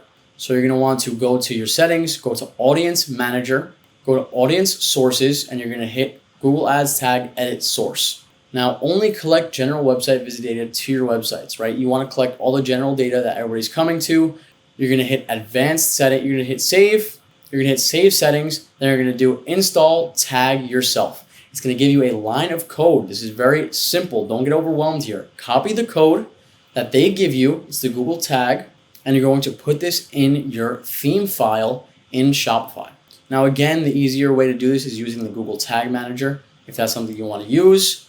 And I do recommend using the Tag Manager if it's already not connected via the ease of the Tag Manager. But all you're going to do is copy the code and then paste it in your theme file head. The theme.liquid and the head underneath the head section. If you need more guidance on this, just look it up on YouTube. It is very simple. You go to your theme.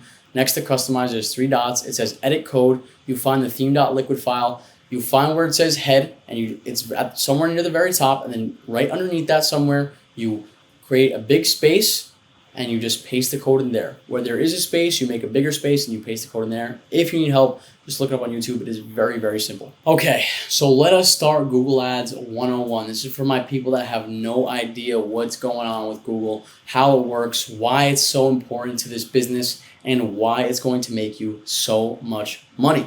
Okay, so Google Ads 101 with the Professor X starts right now. This is where the juiciness starts. This is where we really get going, okay? So here's some terminology that you absolutely need to know. There's shopping ads, there's text or search ads. If you don't know what those are, there are retargeting ads. So in this specific case, we're going to talk about it in regards to shopping ads, but all retargeting ads are, and you can run any type of retargeting ad, is when a customer hops onto your website, they get tagged by the pixel, and now you can run ads to them, specifically them because they saw a specific product before. So you want to run ads to them as a returning customer.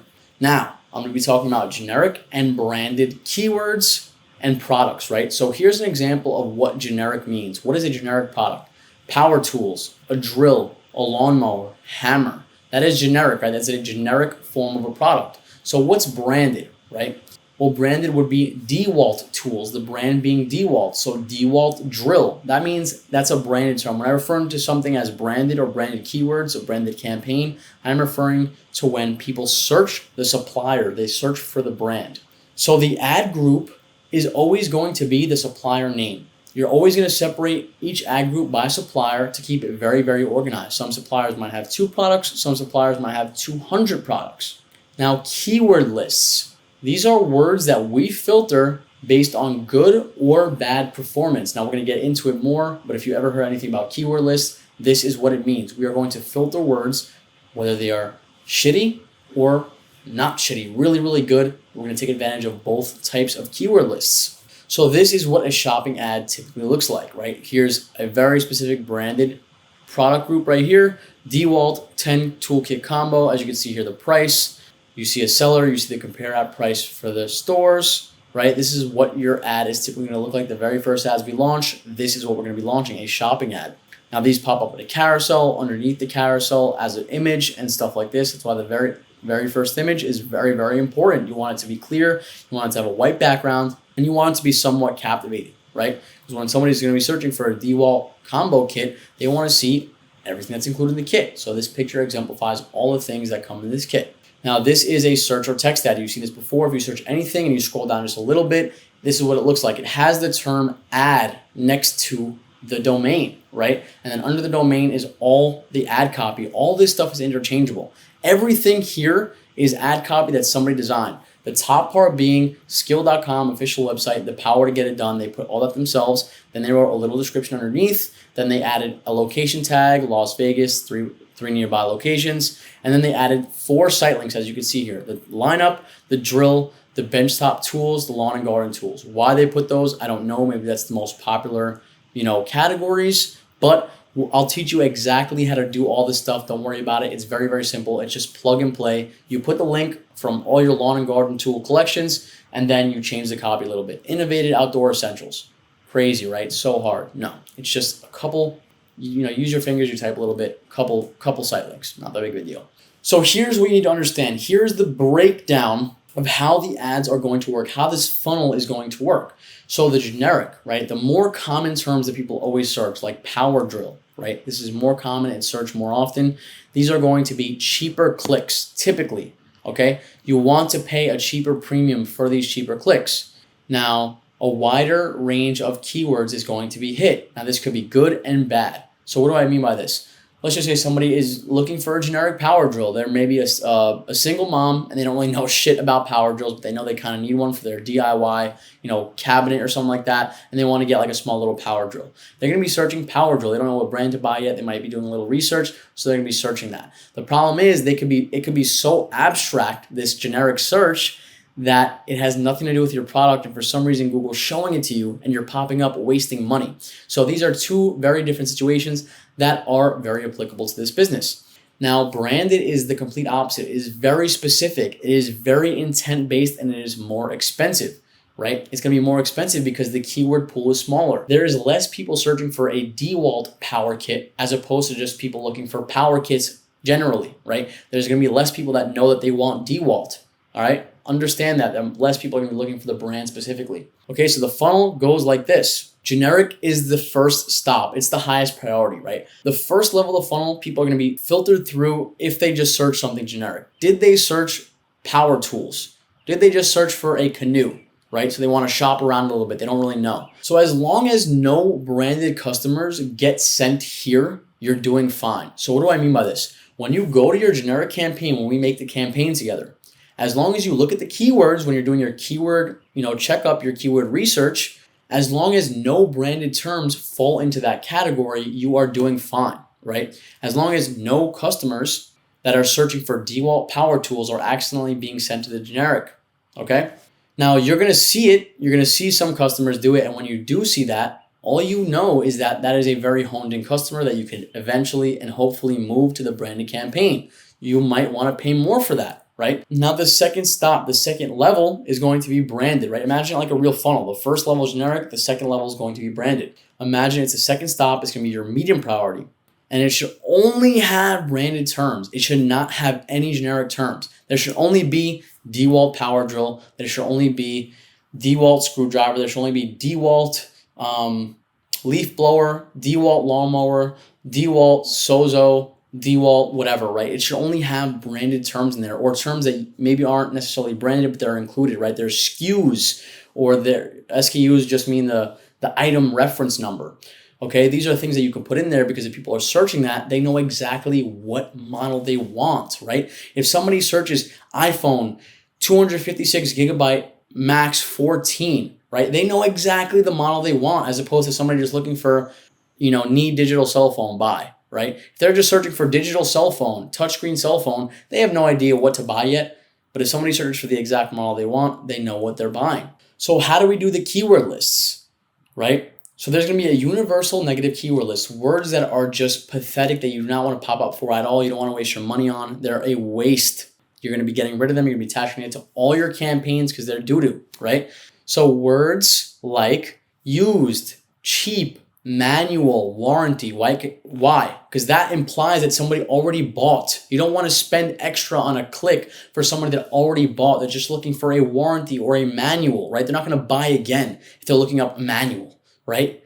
This is where you have to dig a little deeper and think, okay, what are words that I just do not want to pop up for? Now, when you run the ads, these words are going to be popping in. So you're going to see them and then eventually take them out. The problem is if you start wasting money on them, and you're not careful, you might waste more money than you expected to waste. So that's why you want to get as many words out as you can, right? If they're looking for pictures of a screw gun, what is the point of that? They're just looking for pictures of something.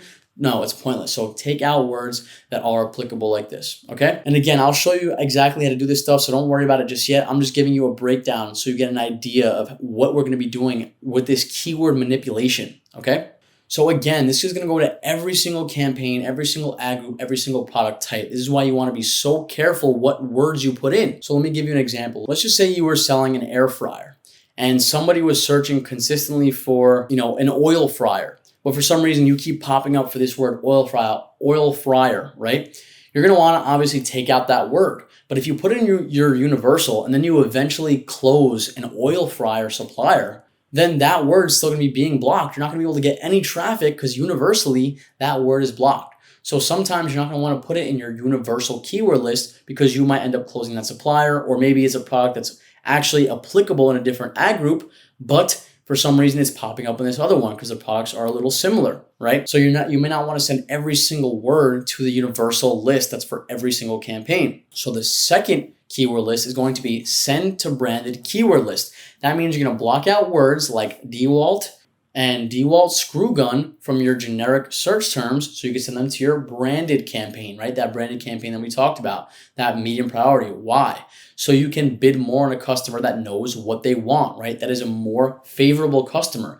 Now, because there's a smaller pool, yes, it's going to be more expensive, and some are going to be very expensive because there's a lot of sellers, or because the words aren't so applicable to the term, or the bids are just high because the sellers are jacking up the prices. There's a multitude of reasons, but this is what this branded keyword list is going to do. It's going to allow you to segment certain customers all the way to a separate campaign that you're bidding on more, that you're being more favorable to that customer who knows what he wants. So this is the second type of keyword list we're going to make. And this is how you're going to filter those customers, the customers that actually have that buyer's intent that we discussed so much, right? That's something I talk about in so many videos, that buyer's intent, the customers that we hunt for, right?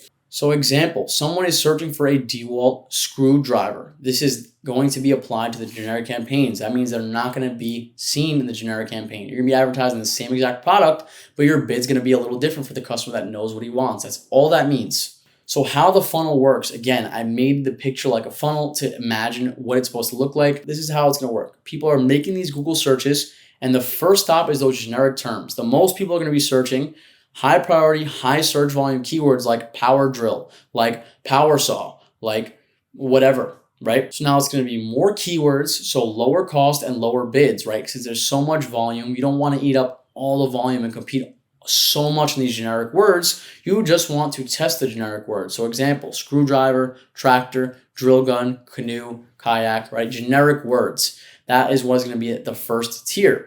Now, the layer under that is the medium priority, which is the branded, the more high qualified customers. Now, it's going to be lower search volume, higher buyer's intent, but less keywords. The pool is going to be smaller because there's not as many people that know what they want.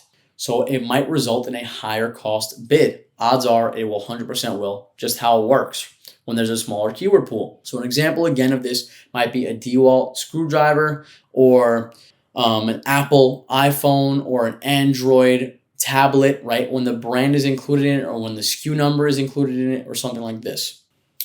So there are 2 to 3 types of keywords, right? And I say 2 or 3 because there's going to be one that you actually might use, and there's going to be some that you can use that you might not use, and then there's going to be some that you definitely will use, okay?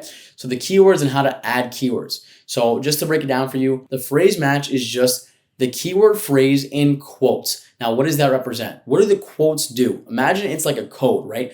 This code of quotes around the keyword is implicit to Google that you want to bid on more generic terms around this term. So for example, if somebody searches DeWalt 4565 screwdriver super twister 5000, right? You can still be applied to this even though your keyword is only a phrase match to DeWalt screwdriver. You can still be applied to this term. The very simple problem with this that I've noticed, and Google has made a lot of changes in the last few months around this, is that sometimes they'll only take the phrase part of screwdriver and then start applying that to random products and random keywords that have nothing to do with DeWalt. Maybe it has to do with other brands. So they see that the phrase match is somewhat similar enough to apply to those random keywords. And now this branded campaign that was supposed to be high intent buyers ends up having more generic customers in it. That's why we've started veering away from phrase match. You should be very careful using phrase match. If you're going to be using it, it should be very specific, like just the word DeWalt. If you have all the DeWalt products and somebody searches anything involving a DeWalt product, then the phrase match can be applied to anything that involves a DeWalt product. Problem is when you start putting more generic, longer tailed keywords in between those quotes, it ends up giving the screwdriver part more benefit of the doubt than the DeWalt part. And now you're confusing the keyword. So we want to shy away more from using the phrase match, right? We want to be very careful using the phrase match. The second one, which you're going to be using more, especially for the send to branded list and the search campaigns, is exact match. So what is exact match? Okay, it's exactly what it means. You're going to be putting the term in brackets. Whatever you put in between the brackets is exactly what the customer has to search. So let's just use 2 examples here so I can help you visualize what this looks like. If somebody types in DeWalt screwdriver or screw gun, you are not going to pop up because they didn't search it exactly. They didn't search DeWalt. They searched DeWalt screwdriver. So you are not going to be applied. That indicates to Google that this customer didn't know exactly what they wanted, even though they really did. They just mistyped, and now you're not going to be applied to it. So again, this can involve something like if you added the terms only DeWalt screw gun, but somebody's searching for DeWalt screwdriver and you have it, you're not going to pop up because you don't have that exact term phrase match. So there are 2 ways to combat these things going forward. You either put everything in this exact match, everything applicable, especially just the brand, so just DeWalt, or you add as many exact matches as you can. Now, this is probably the better way. I think the safest way to do it, I don't think using phrase match is the right way to go about it at all. If you feel confident in your ability to catch something when it goes wrong very quickly, then try using phrase match to get a bigger keyword pool and a bigger customer audience base. But to be very specific and very careful, start with exact match. Only use exact match. This way you can make sure that no generic terms are falling into your higher costing branded campaign. All this stuff is going to make way more sense when we get into actually building the funnel. So stick with me here, guys. I'm just teasing your brain a little bit to teach you a little bit about Google Ads at an advanced level. This is really advanced stuff that a lot of people don't talk about on YouTube or anywhere, on Twitter, nowhere. Okay, so this is why you're going to be getting it here raw, authentic in this program. And guys, quick little breather for me. Make sure to hit subscribe. Make sure to like. Make sure to comment. Say you're loving this. You can't wait to make some money. You can't wait to be in the Discord. You can't wait to be a success story. Affirm that in the comment section right now. I want to see you guys. I want to see the people that made it to this point. If you made it to this point, I want you to affirm it in the comment section for me. It also helps the algorithm, obviously, but I don't give a shit about that right now. I care about this, this community that we're going to build. I want to see you manifest it for yourself, right? I want to see you. I'm going to use this to make myself a few $1,000s a month to, buy my girlfriend flowers. Boom. All right, manifest it, okay? So these are things to consider when you're setting up the campaign, okay? Campaigns are always identical minus a few settings. So what do I mean by that? When you set up the generic and the branded campaigns that we just discussed, they're going to be identical minus a few settings, okay? I want to reiterate this point once you start collecting data.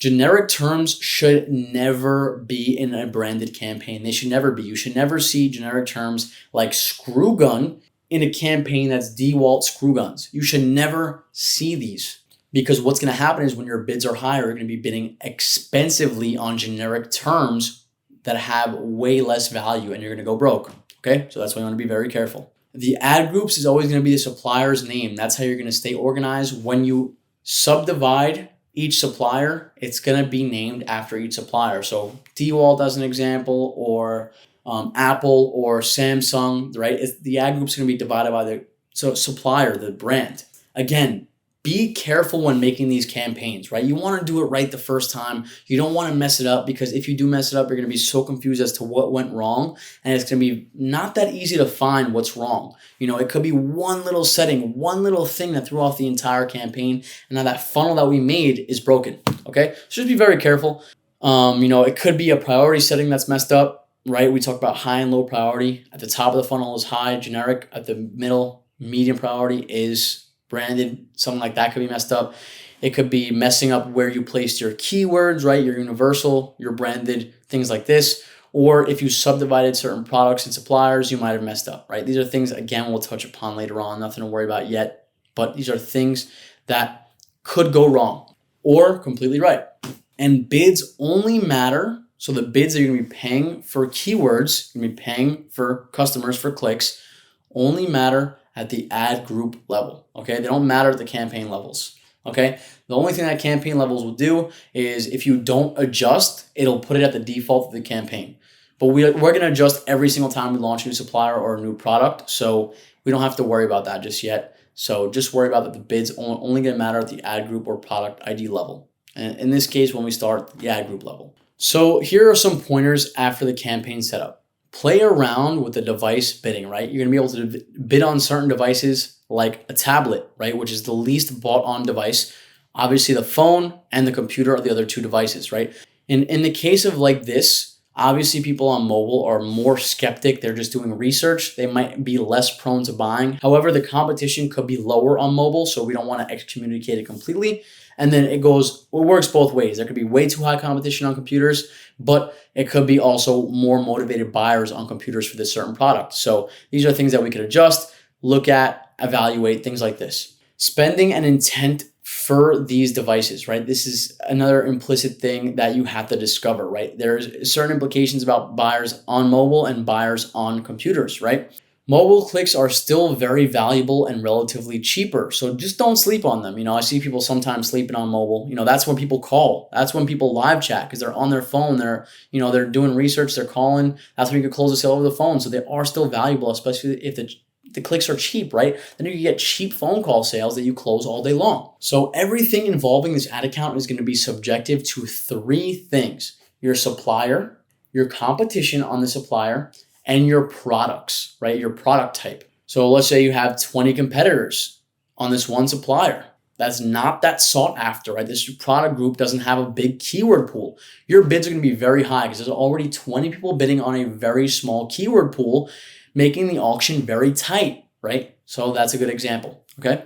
The branded spend should typically outspend the generic spend, but it won't always. I have many suppliers that only spend more on generic and make more sales on generic, and vice versa, right? I have both. However, when you first start out, to make some profits, to ensure that you give yourself the best chance to have a good start, you want to start off with a good, decent spend on branded. So I like to keep mine at least 50-50. If you want to go for a 60-40, 60 to the branded, the high intent customers, and 40 to the generic, or vice versa. If you want to leave it at 40 to the branded, because that's all that you can really manage without increasing and breaking the bank on the bids, then keep it at that, okay? But I like to at least have 50-50, if not 60-40 when first starting out, to get a good idea if this branded is going to be good. Now, typically, if the branded does well, the generic would do well, because it means it's a highly sought after brand, probably a highly sought after product type somewhere in that brand, so both are going to do well. The opposite may not be true. Sometimes the brand is completely unknown, but their product type is so fire that nobody knows what the brand is yet because it's a newer up and coming product. Maybe something like, a cold plunge bath, right? Cold plunges have been getting a lot of notoriety lately, right? Maybe there aren't a lot of brands yet, but the generic is just popping off. It doesn't mean that the product is ass if the brand doesn't do well yet, just because the generic might just be more powerful. So keep that in mind. Now, make sure your send to branded keyword list is connected to the generic campaigns. That means this is just a checklist, okay? So before you really walk away from after you're setting up your Google, just make sure the send to branded list is blocking out those branded keywords out of the generic campaign. You're gonna apply that keyword list to only the generic campaign, okay? It's very important to keep that funnel in order. Now, you want to start out and setting your bids at a decent spot so you actually could get some clicks without breaking the bank, but just getting the ball rolling. So I like to use a benchmark. On the generic, I like to start somewhere between 0.2 cents on the low end if you have a lower budget to maybe 50 cents on generic, right? And again, that could be very high for some products. So you might not want to start there. Maybe 0.25, maybe 0.3. And the branded, it might go as high as $1 to $3. I would start at $1. I think 1 is a good starting point. Some are just gonna be so competitive that you cannot get clicks yet unless you raise the bid a little bit. So that's why I put 3. 3 is on the higher end. You gotta be very careful because if you're working on a $20 budget a day and your bids are at $3, you're gonna be getting 5, 6 clicks, whatever it is, right? And that doesn't really help you. You're not gonna be making sales on 5 to 6 clicks. So you gotta be very careful when doing this, okay? Now, the universal keyword list should be on every single campaign. These are words that you don't want to pop up in the search ads, display, nothing, right? These are people that are searching something completely so random or so terrible, like used or like cheap. If you're selling a $5,000 product, a $5,000 fire pit, and somebody's searching for cheap fire pit, do you think your product is applicable to cheap fire pit? No. So use your brain, right? If somebody's searching for instruction manuals, somebody's searching for one that is kind of on the borderline, which it hopefully gives you some perspective, is like Amazon. So if somebody's searching Amazon DeWalt screwdriver, that means they want to buy it from Amazon. Is that something that you want to compete with? Do you really want to compete with Amazon when somebody's looking to buy on Amazon? Those are one of those things where you have to kind of contemplate with yourself. Is this something that I really need to bid on? Probably not when first starting out. Now, sometimes I do steal Amazon keywords because Amazon doesn't pop up in Google Shopping. So I'm like, you know what? I'm going to take that keyword. It's cheap. Nobody's using it. Boom, I'm taking it. When you're beginning, eliminate things that you see in the search keywords that just you don't want to waste money on, okay? And you are going to control the bids at the ad group level. Don't forget this when you're setting up your ad groups, when you're setting up your suppliers' campaigns, okay? So this is just a checklist right before you officially walk away after setting up your ads. You're going to come back, write down this list, and make sure it all applies to your campaigns. Now that is the breakdown of Google Ads 101. Get ready, guys. We're going to hop into finally making the ads. If you made it to this point, hopefully you have a store up and running. Hopefully you have 1 or 2 suppliers already. If not, if you just want to get started and learn a little bit about Google Ads, that's perfectly fine too. But don't forget to leave a like. Don't forget to subscribe. Don't forget to leave a comment about how you want to manifest millions of dollars in revenue from very cheap ads costs, right? Don't forget these things because we are going to get into the nitty gritty of building our campaigns now. The best part, we can finally get closer to making money.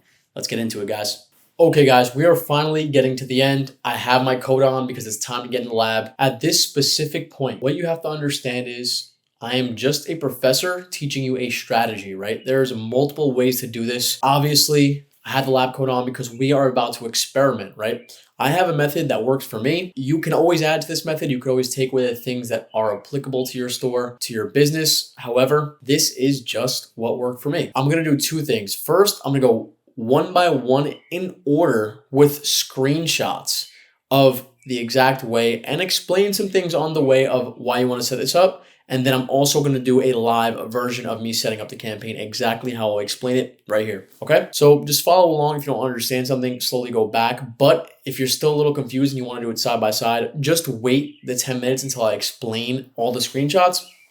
And then you could simply just follow next to me and set up your campaigns the same way. Okay. So when you first start a campaign, you're going to hit new campaign, obviously instead of load. Now I always pick create a campaign without a goals guidance. You can pick sales. Doesn't really matter at this point. If your campaign never had sales, then what are you going to do with that, right? It has no data, won't matter. So just pick no goal. We're going to start with the shopping campaigns. Okay. There's a bunch of campaigns here. Will eventually work into search, display. That'll be scaling strategies for the Discord, absolutely. So make sure to join in because we are only letting the first 100 people for free. We're going to be doing a bunch of free calls to start, and that's it. So the next thing that's very important is smart shopping versus standard. Now, Google has been pushing the smart shopping a lot. The main difference between the smart shopping and the standard is simply standard. You can control every leg of this campaign, and it is not automated. It is not fixated on Google's algorithm finding newer and newer customers. It's just based on exactly the keywords that you want to target, the devices you want to target, all these things, right? So that's why I like to use standard, because you can mold the bids around this. You don't have to pick a bid strategy that ends up running your budget way too fast. Instead, you can bid on the prices that you are comfortable with. So that's why I always start with standard. Again, scaling strategies involve performance max, smart shopping, things like this. But as of now, it's just unnecessary, okay? You want to learn the ads platform first, then you use the scaling strategies that people start recommending, okay? So we're going to go ahead and move over to the standard shopping campaign. The next thing that you're going to see is we're going to name this the generic high priority campaign. Now, this is the first campaign you're going to want to run. This is what we talked about, the high priority, the generic keywords like power tools, power drill, screwdriver. These are the keywords that are going to fall into this campaign. We're going to make this one first. That's why I label it generic high priority, because it is the most high priority campaign that we're going to launch. So for here, I like to do manual CPC. I like to do enhanced CPC. However, this can end up running your bids a lot higher than you expected. I like to optimize it for conversions. You could start off without doing this way. The bids are actually molded to your exact prices, not just putting in whatever they want. Next, for the budget, just put whatever you want. At this point, we're going to do a $20 budget a day. So put like $10 or $19, because then for the second one, we're going to be doing $1 and equate it out to $20. It'll make sense when we get there. So just start it off with $10, and we'll put both at 10, and then together it'll be the $20 a day goal that we have for ourselves. We're all going to start out at $20 a day. This way we can learn the ads platforms, take out the bad keywords, and not waste money, right? That's the most important thing here, okay? So set it up like this if you like. Again, enhanced CPC is really up to you. Read the little blurb, understand what it means, right? Again, put the budget at $10. We're going to end up doing a shared library, as you can see under there. So we're going to set that up right after. It's not a big deal. And then the campaign priority is going to be high. These are all very important things, okay? Pay attention to this part. These are all very important settings that you don't want to mistake, okay? Now, the next thing to explain is this search network. Now, Google is partnered with a bunch of websites like ESPN, YouTube, blog posts like the New York Post, right? And they put ads. You've definitely seen ads for things that you've thought about or talked about. And you're like, how did this ad get in front of me? Well, it's just Google really linking an ad account of some advertiser that you already went to their website, or you already were thinking or buying something, and they end up sending you their search network display campaigns, and you end up getting hit with the ad. Now, I don't like to start off with this simply because it's not the same thing as a shopping ad. The shopping ads are more tailored to customers buying stuff. Now, this stuff is very valuable. You want to get your products all across every network. However, to start out, we're going to turn it off, okay? We're going to click search network and YouTube, Gmail, and Discovery off, okay? Again, you can do whatever you want. It's your choice. If you want to pop up on more and more websites and have a bigger opportunity, then do that. But it's really up to you. The next thing, we're going to skip the devices for now. We're going to set it up later on when we start collecting a little data. But for the locations, we're obviously going to start targeting our target country. Now, I use the example of the US. If you're in some relative country that you could tell they do high-ticket dropshipping and they have retailers in your country that do it, then start with your country. If not, let's start with the United States. That's where we built our LLC. That's where we're going to start. What you're going to do next is you're going to hit enter another location. Now, the reason why you're going to do this is because you're going to include the United States, and then you're going to disinclude, so exclude Alaska and Hawaii. The reason why you're going to do this is because most expensive, heavy items are going to cost so much to send to these countries that suppliers don't even do it. Okay, and we don't want to target that. We don't want to get destroyed on a shipping price, right? We want to make sure that we are only shipping to the states that are going to be cheap for us to ship our products to. So you want to make sure that you do enter another location, click into the United States, and then exclude Alaska and Hawaii, okay?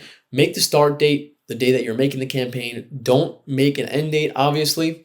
Now the ad group name won't matter, but you could start it off as your first supplier. DWalt, you could always change this afterwards. So I'm gonna name the ad group DWalt, and then I'm gonna start my bid off at 0.25 or 0.5, like I said. Again, if you have a bigger budget, start off on the higher end so you can collect data faster. If you have a smaller budget, start off on the lower end so you can collect data a little slower, but you can be more careful with the collecting data, okay? So that's where you're gonna enter your cost per click. Again, this is also enhanced. Don't forget, enhanced means that they can jack up your bid if they think it's a more valuable bid. So that's why you wanna start on the lower end sometimes. This way, it doesn't escape.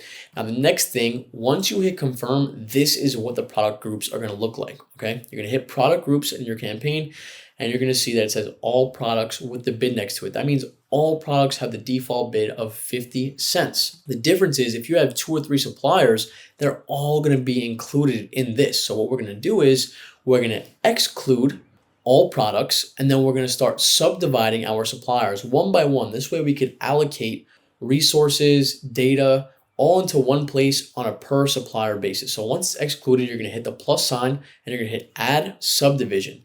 Now what's gonna pop up here is all products by brand, item ID, product type, all these things, but we're gonna separate it by brand, okay? And the reason we're gonna separate it by brand is so we can make sure that we can make a good analysis on a per supplier basis, okay? So then it's gonna have all the supplier names with the amount of products each supplier has in that category next to it, and the clicks that might not have showed up yet because you have a brand new account. So what we're gonna do is we're gonna click our first supplier or our second supplier, whichever one we're subdividing.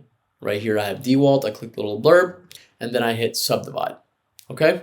Now once you subdivide it, this is what it's gonna look like. It's going to show DWalt and then everything else, right? So now everything else should be turned off because we're gonna advertise everything else in its own product group.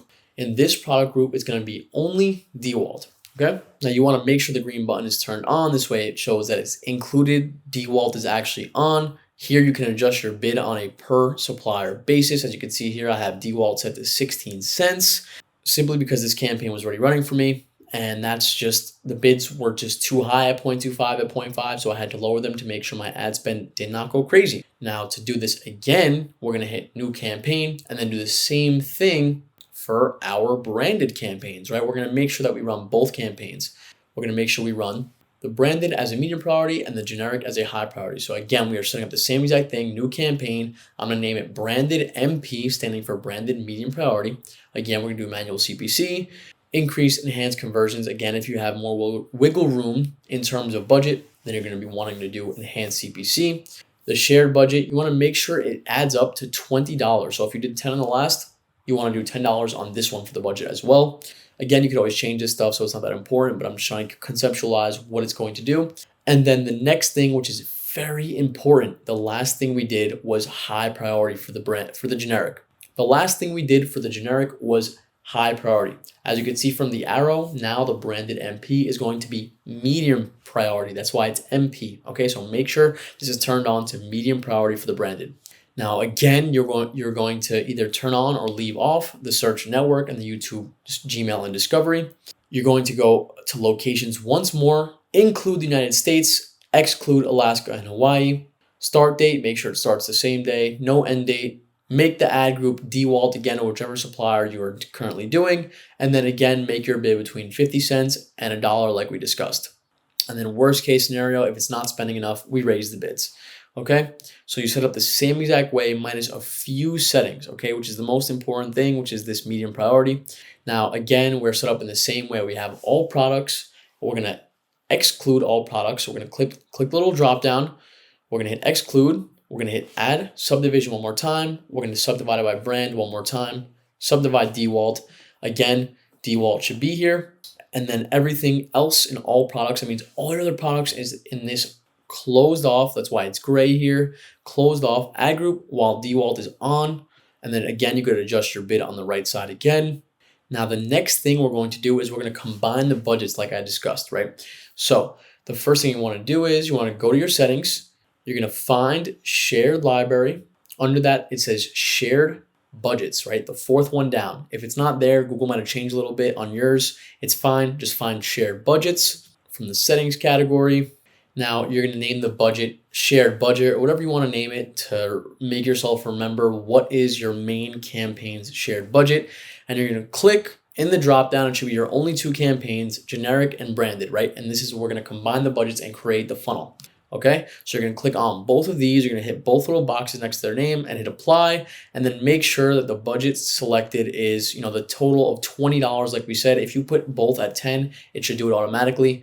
But make sure the shared budget is around $20 a day. I recommend this for all beginners. All my students start off at $20. This way, it's only going to be $600 in a month. It's not going to break the bank. The first month should also net you back that $500 coupon that Google gives, which I would highly recommend making sure your account has that promotion included in it. It's $500 free credit from Google just for spending $500. So in the first month, we should get close to that. Now, the next thing we're going to do is we're going to connect those negative keyword lists we created, the universal one, and also the shared one that is for the generic campaign. So you're going to go back to your shared library, hit negative keyword list. Now here it is, the universal negative keyword list. As you can see, I already started off. I put used, I put cheap, all the other things I mentioned, and then just think of more terms that you don't want to include here, like warranty, like manual, and things of this nature. And then you're going to connect this universal negative keyword list to both campaigns, to every campaign, but right now you only have 2 active. So you're going to connect it to just those 2 for now. Now, just make sure that all the campaigns are connected to the universal keyword list. Scroll down, it says the amount of campaigns that are connected to this list, and then shows the campaigns. If they're not applied, just hit apply to campaigns and find those campaigns that it's not applied to yet. Now, the next is the non-branded keyword list. Now, again, guys, things have changed a lot with Google, so you have to be very careful. So what I recommend you as a beginner is only include the brand inside the phrase match, which is just the quotes, and then make sure to use almost always the exact match, which is the brackets. So as you can see, I put DWALT in quotes and I put DWALT in brackets. Now that just, all this is gonna do is it's gonna start sending keywords and bids to people looking up things that include the word DWALT in their search terms. Now I also included DWALT tools in this phrase match. Now I don't think you should do this anymore, especially not as a beginner when things can go wrong from the get-go. Of course, you hope that it's going to work in the sense that if somebody searches DWALT toolkit, then you pop up. The problem is when people just search tools, you could end up popping up, and then it's going to destroy the whole funnel. So stick just to the brackets for now. At the maximum, do just the supplier name in quotes. But again, it is a little more risky. That's why I would only recommend putting the supplier name in the quotes for now until you really know what you're doing and you really understand how this funnel works and what I'm talking about once you see the data rolling in. So that's my recommendation for now. That's how you're going to do it for every single supplier. You're going to put it in this non-branded keyword list, right? This is the keyword list we discussed in the previous section. Now what you're going to do is you're going to save the keywords and then apply to the campaign that is only generic. The campaign that we applied is generic, high priority. That is the only campaign you were going to apply this to, okay? The only one. Why? Why is this the only campaign you're going to apply this to? Because what this is doing is it is funneling certain keywords, certain customers to your higher bids. It's prioritizing keywords of people that really know what they want because they're searching the brand to the branded campaign. So it's excluding customers in the generic campaign if they start searching the brand. Why? Because we want to send them to the higher prioritized campaign. Now, again, if that doesn't make sense to you, it will make sense once you start collecting data and once you rewatch the video, okay? Now, the next thing we're going to cover is the devices, okay? So the devices are actually adjustable on Google. So what does it represent? So there's only tablets, computers, and mobile phones that people can actually buy things from. Now, tablets, there are not many shoppers on it. I like to just right out of the gate, start doing some adjustments. This way, I just have an idea of how I'm going to spend my money.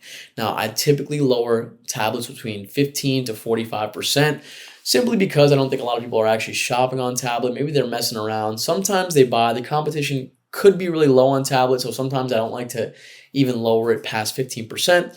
But what it's going to do is whenever somebody shops on a mobile, computer, or tablet, it's going to adjust the bid for that customer based on which device he's shopping on. Now, somebody who's searching for something on their computer has probably a higher likelihood chance of shopping with a high ticket product, because that means they deliberately went behind their computer screen to search something, to do research, right? So if they're doing research on their computer, odds are they might live chat, odds are they might email, odds are they might have their phone next to them, and they might, pick up the phone and call you, simply because They're sitting behind their computer specifically for the reason to do research on this product they desperately want. Okay. Now, again, I don't like to overdo the mobile phones. Sometimes you can get away with doing minus 10%, and sometimes you got to get out of the gate with minus 30, 40% on the mobile phones, simply because right out of the gate, even when your bids are cheap, there's so much volume on these keywords that the mobile phone is just spending all of it. Now, my ideal is 60-40 on one of these, right? If you could spend 60% on mobile phones at a cheap cost versus 40 on the computers at a reasonable cost, then that's fine. You just want to make sure that both are spending this way. You collect data on both. Again, the tablets is irrelevant. Odds are it's not going to spend a lot anyway, but you want to make sure that you're collecting data on each of these specifically just to test, right? You don't know how bad the competition is on either or. You don't know how good the keywords are on either or, and what type of, audience is going to be shopping on both. You know nothing for now. So what you want to do is you want to make sure that both are reasonably priced so you could test both. Okay, simple as that. And if you see that it's not reasonably tested after a week or two, then adjust it a little bit. Make sure that one gets a little more love, or one, gets decreased love if it's just overspending or underspending, obviously. Okay. So now that I explained everything, let us jump into my screen and we're going to set up one of these campaigns together, right? There's not going to be no confusion. I wanted to just explain it to you via pictures, but now we're going to jump in. Again, the ads platform might be slightly different, but everything is still there. When you do standard, everything is still there. The devices, the adjustments, the subdivision, the priority, and the settings, everything is still there. It might just look a little different in your ads platform if yours is updated, which obviously if you're new to Google, it's going to be updated, okay? So this is what it's going to look like in your ads account, right? So when you start off and you hit new campaign, you're obviously going to hit create a campaign without a goals guidance, not that important. Next, you're gonna hit shopping campaigns. You're obviously gonna hit standard shopping campaigns as we discussed.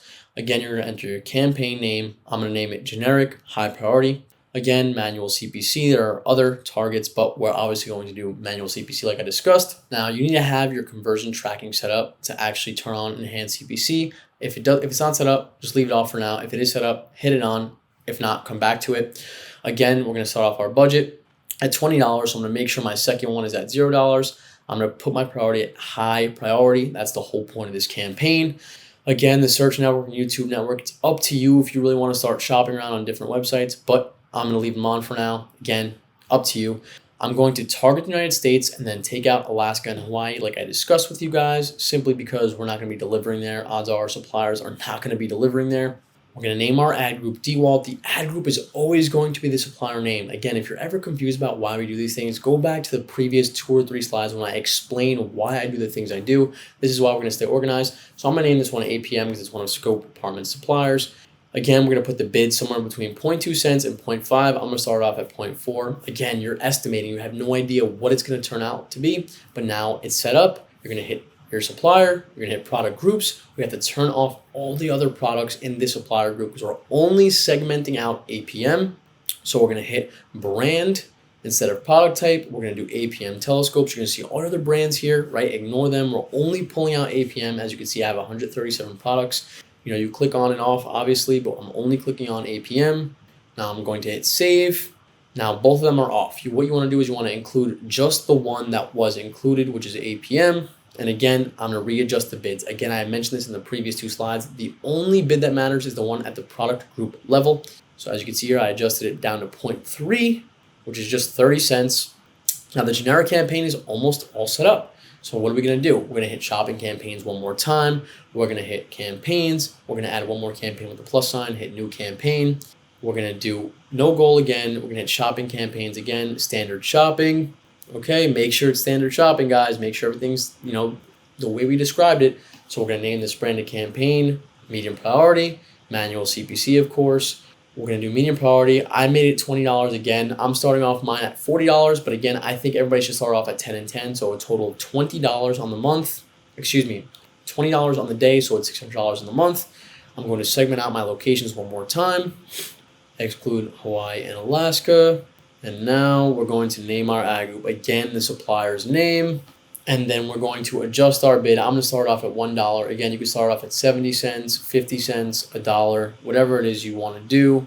If you have multiple suppliers, start off at a little less just so you don't run it up with one by accident and keep overspending and don't collect any data on the other ones. So again, I'm going to find the same supplier, APM telescopes, and then I'm going to include APM telescopes one more time. Now, as you can see on the left-hand side, there are two campaigns running, right? The branded and the generic. And now both of them are pretty much identical minus one or two setting attributes, okay?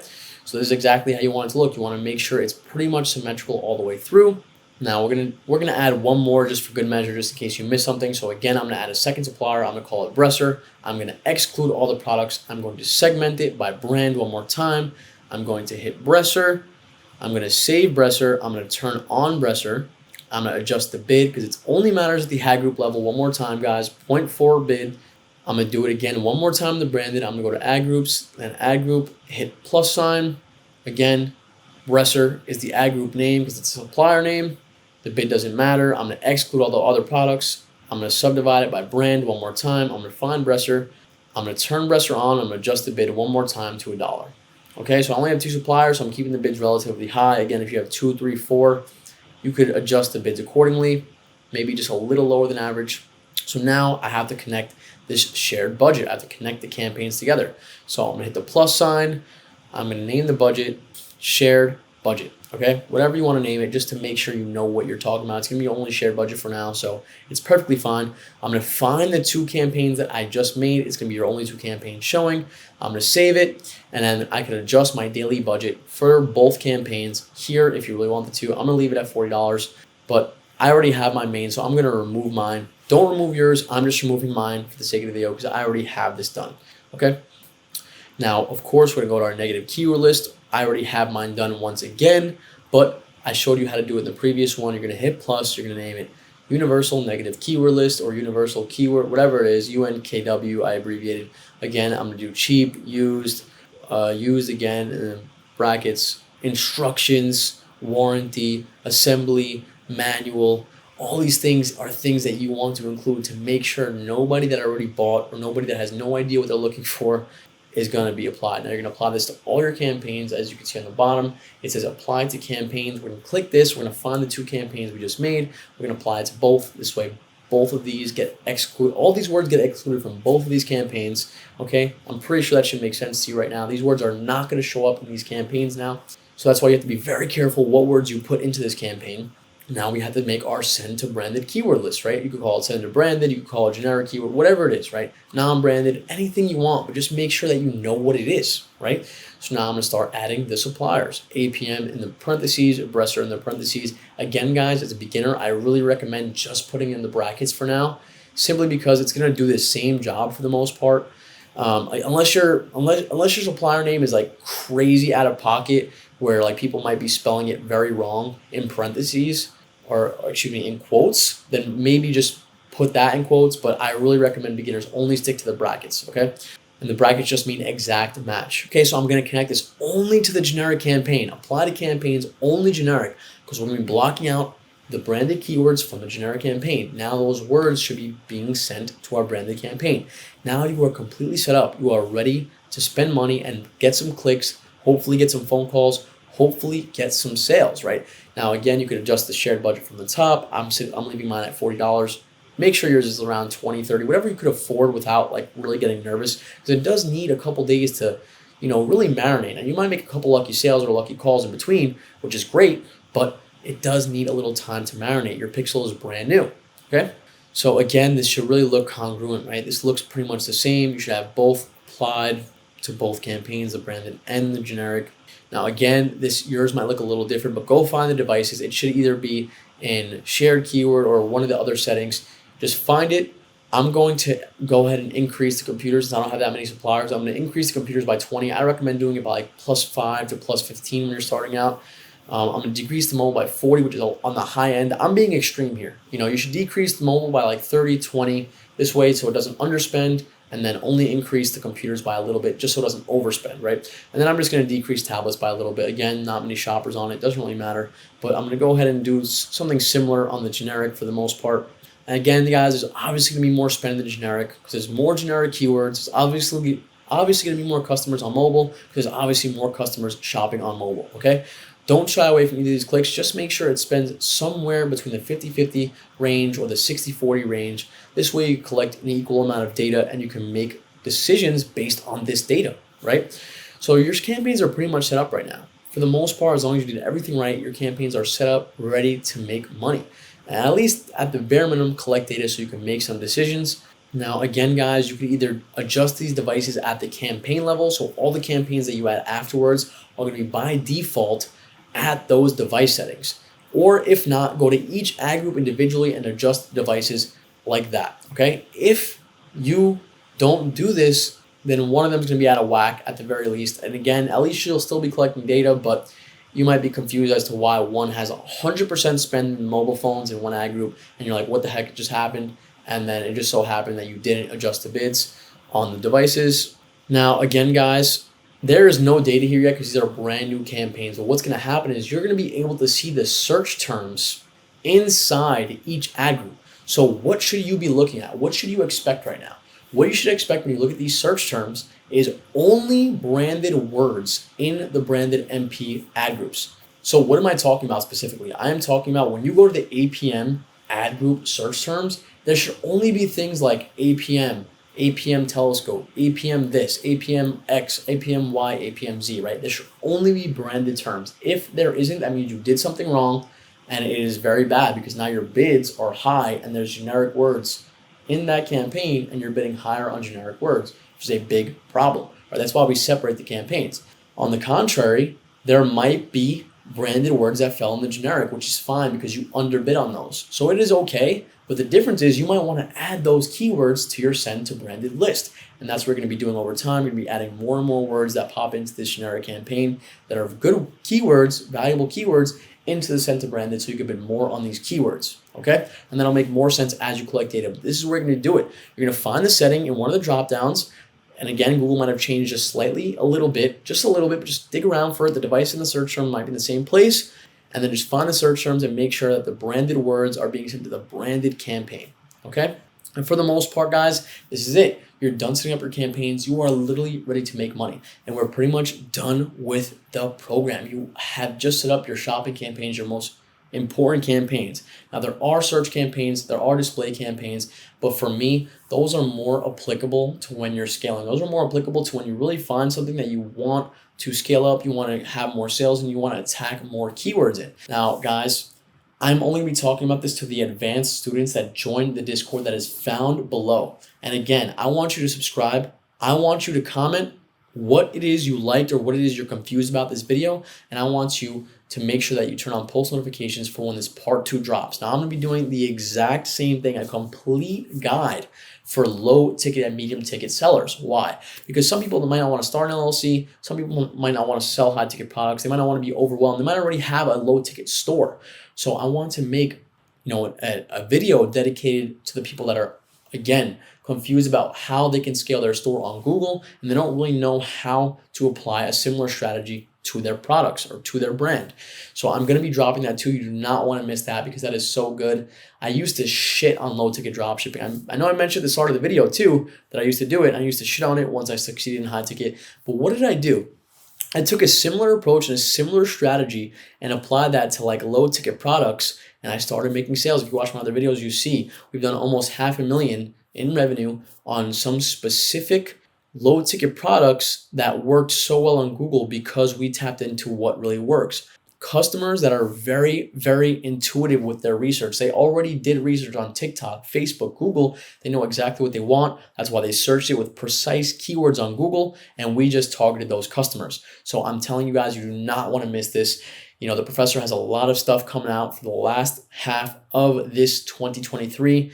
I'm telling you, you don't want to miss it. If you appreciate the video, if you like the fact that I gave away the entire secret, my entire strategy from scaling from $0 from a job, right, from a broke college student all the way to $12 million in revenue with this exact model. I literally gave it away for free. This is information I paid over $8,000 for mentors.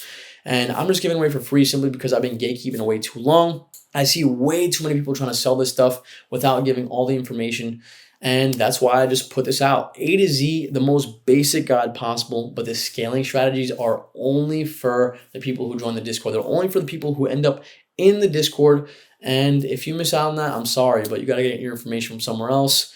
It's only the first 100 people get in for free, guys. I don't want to make this into one of those Discords that just die because, it's spammy and scammy and all that shit. Nah, I want this shit to be real, authentic. So with that being said, guys, this is your complete guide. I have more videos in the vault, specific scaling strategies, not just for high ticket dropshipping, not just for low ticket dropshipping, but scaling videos for any type of business, for a brand, for a social media marketing agency, right? For a local business. These are all applicable strategies because Google is tailored to people who are searching stuff that they desperately want. And that is what we are tapping into. We're tapping into high income customers in the middle and upper class who are buying $2,000, $3,000, $4,000, $10,000 products, right? This strategy really works. I showed you at the beginning of the strategy what we have built in just a few short 4 or 5 years. So easily attainable for you guys, but seriously join the Discord, turn on post notifications. Going to be doing live streams on YouTube, live Q&As in the Discord, right? Going to be constantly answering questions in there and going to be seriously taking the mentorship to the next level. This way I can make sure that I get all the information out of my brain before I leave this earth. I don't have plans to do it anytime soon, but it doesn't matter. I am just making sure that people get whatever they can out of me. I want to give value to the people, and you are my people. I have 2,000 subscribers on YouTube. It ain't a lot, but to me, it means so much. Like, seriously, it means so much to every single one of you. Like, there's no other way I could put it. I'm really appreciative for the comments, even the haters. Like, I don't give a I appreciate the fact that you think it's fake or you think that I'm capping simply because I'm trying to give everything I can for free. Like I'm getting editors, a great guy helping me edit these videos. And I used to edit the videos myself. Like I only gave a shit because it was fun for me. And I'm having fun with it. I want you guys to have fun with it. This isn't something that you have to freaking blow all your money doing, right? This is something that you can easily tap into, with a great strategy that I just put in front of you simply because you paid attention, right? And it's going to make so much more sense to you once you start collecting data. Now, you could try the strategy with medium ticket products. No reason not to. Just find a comfortable supplier. Find a comfortable team to help you. Find a comfortable, cozy website that has SEO and that has a good CRO, right? That has a clean, feel to it that customers could genuinely go to Google, look up, Gel Blast or whatever you're trying to sell and not feel like they're getting scammed, right? That's the name of the game for dropshipping. Customers don't want to feel like they're getting scammed, and Google is cracking down on it. They know that people are no shipping. They know people are scamming people straight up. They're making accounts. They're doing 100K in sales, 20K, whatever it is, 5K. They're pulling it out of their bank and they're running, right? So all you gotta do is be legit, and that's it. You can make money for a lifetime. So again, guys, I'm just a professor who's trying to give you guys the experiment that I use and the strategy that I use and give out some knowledge to the students that want to listen. I don't see myself as this high and mighty professor. No, I am just somebody who gave himself his own degree, his own little piece of paper, and I just want to teach people. All 2,000 of you are subscribed to me. I really hope that you guys could learn something from this. Now, if you really want more, I have an entire mindset portion dedicated for people who they're determined to succeed. They're absolutely not going to give up no matter what. And they want to know what type of mindset, what type of killer mindset was used going into this, right? And that's exactly what I'm trying to give you. I'm trying to give you the killer mindset you need deep down here to make it happen for yourself. Okay, that's all you need. You need a strong mindset and you need the will to never give up, right? People aren't lucky. They just never give up. And that's what brings luck. So make sure, subscribe, like, comment, turn on post notifications to wait for this part 2. It's not going to be as long. It's just going to be some scaling strategies, some updated talking points on what it is that you need to succeed in this strategy. Until next time, guys, Professor X is out. Have a safe and blessed summer and the rest of your year. I'll see you guys in the Discord. Only the first 100 members are going to get all the sauce for free. Catch you guys later. Okay, everybody, welcome back. As always, Peter, Professor X, and today we are going to be talking about site design, right? So I put together a little demo store. My team have used this before. I wouldn't say go for these niches or these products, but if you want to go for it, go ahead. It's just a demo store that we put together, and honestly this has everything you guys will probably need. At the end of the day, your store is your creative temple, right? The idea behind this is that you will have to be creative when you're doing your thing, right? You're creating your store, you're just basically, it's your canvas, right? So I've basically made an outline for you guys, and at the end of the day, it's your job to fill in the rest, okay? And it's pretty simple. Everything's going to be straightforward, but you guys could check this site out for, just reference. I'm going to be breaking down exactly what I put in that's important for Google, for just in general having on the site, the things that I do like, the things that I don't like. So let's just jump right into it, right? Here's an important thing about this. So this theme is actually Shoptimized. I will link it. I do recommend this theme. I use it for my stores. We have broken over 300,000 a month. You can use any theme that you like, paid or free. I recommend paid themes because obviously you pay for what you get, more features. Obviously here it seems overwhelming, but it's not that much. You won't have to dive in too much. It is good to get familiar with Shopify. If you have dropped before, you should be familiar, but specifically with this theme. So before we start, there's something important about Shoptimize and some paid themes. They give you a license key in your account when you pay. It's just so people don't rip them off. This is so you don't get that spammy message on your site. This site might have it if it's live and you could go to it.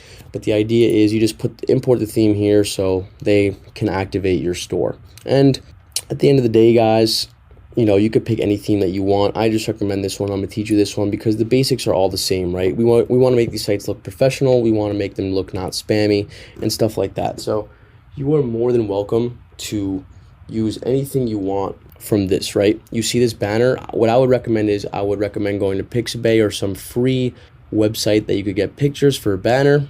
Once you do pick your niche and your theme, the idea is you're going to go to Fiverr, you're going to ask them to make a banner, either similar to this one, or you could keep it super simple, right? Like a nice picture with like a shop now button, maybe some trust badges if you want.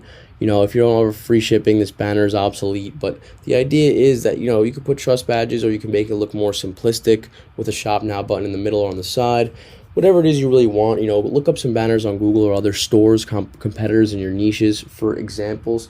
Never steal anything, okay? Because you could obviously get in trouble for it. Instead, work around it. Tell the Fiverr guys, you're going to pay them $5 to $10 and tell those guys what exactly it is that you want, right? So, for your store. So, here's the home.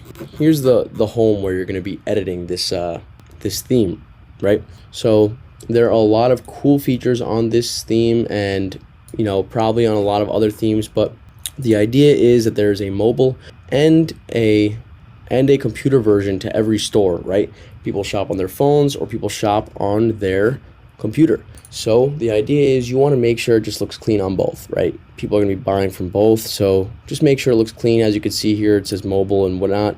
The idea is you just put the content, right? Once you download your banner from Fiverr, you're just going to upload it here. You could add cool things like home video or homepage reviews, but I don't even use that stuff. You could use it if you want. Mess around with the theme. This stuff, it could all be added into. You could add in some reviews, some testimonials that make it look seem good. But let us jump into the second leg of the theme settings here, which is a lot longer. As you can see, is a lot more stuff to go into. Jump into it. Get familiar. Obviously, if you use Shopify or Shoptimize before, you know exactly where to find everything. But for the people that don't, this is a lot simpler than it seems. But get familiar with it just in case you have to fix anything, right? So the idea here is, you want a color scheme with 2 to 3 colors that matches everywhere, right? You see here it says 18337 scope. The color of the orange and the color logo and the oranges here are very similar, right? It's congruent. It flows. Where you have to upload these pictures, they flow, right? So you're gonna pick colors that look good and you're gonna find the actual color code. There are a lot of tools. You could provide the Fiverr guy with the exact color codes you want, or you could let him spitball it and learn.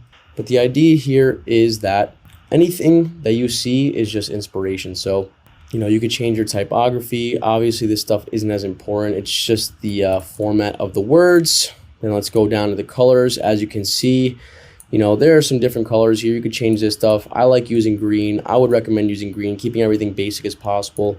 Black as well. Black as much as you can. Black and white That keeps it really professional. I haven't changed too much in the colors for the most part, but as you can see here, stuff in the header I've changed, right? I put something like this: order today for free shipping and no sales tax.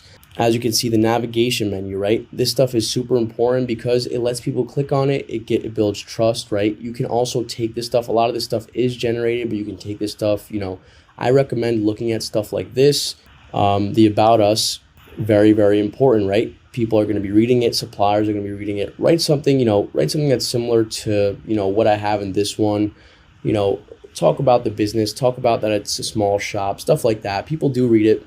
Make it sentimental if you need. The product quality and price match guarantee are just other things that build that customer trust. So what I did here was I just enabled that navigation menu. I built these pages and then I made them into a menu for the header, and then I stuck them in there. Nothing too crazy. For the most part, you can play around with this stuff, but like I don't mess around with it that much, just a few things. So the logo and the favicon, as you can see here, we got this logo done from Fiverr. We uploaded it. Make sure, it fits mobile and PC. Just look at it, whatever you need to do.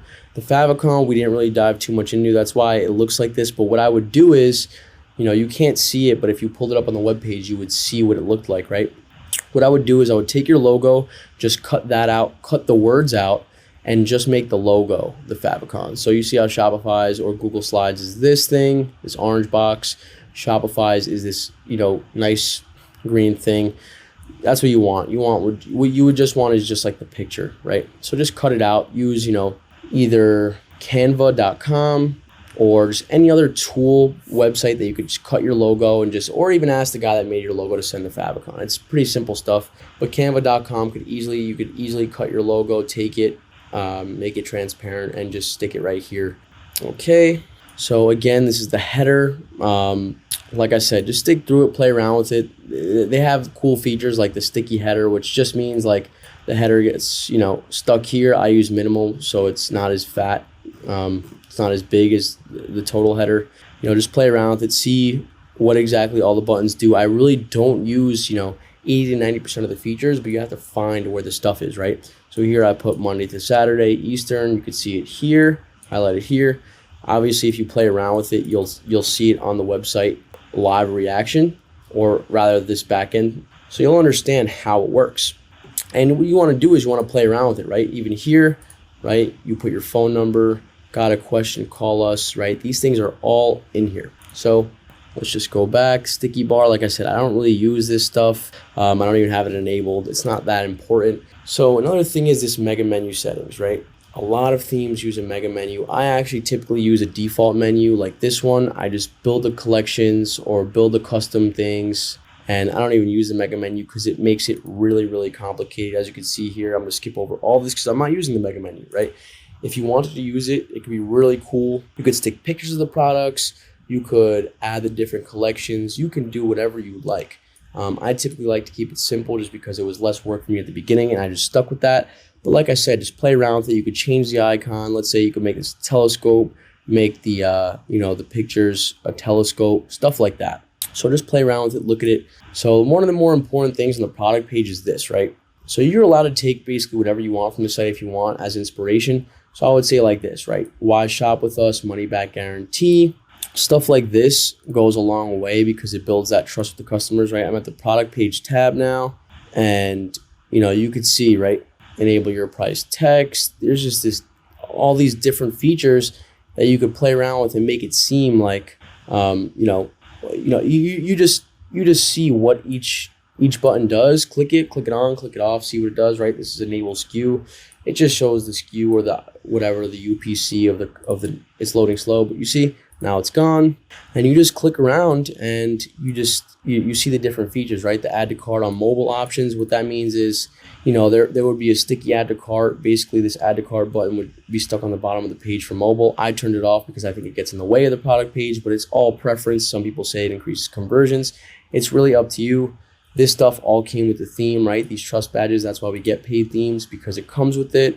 I obviously keep them on.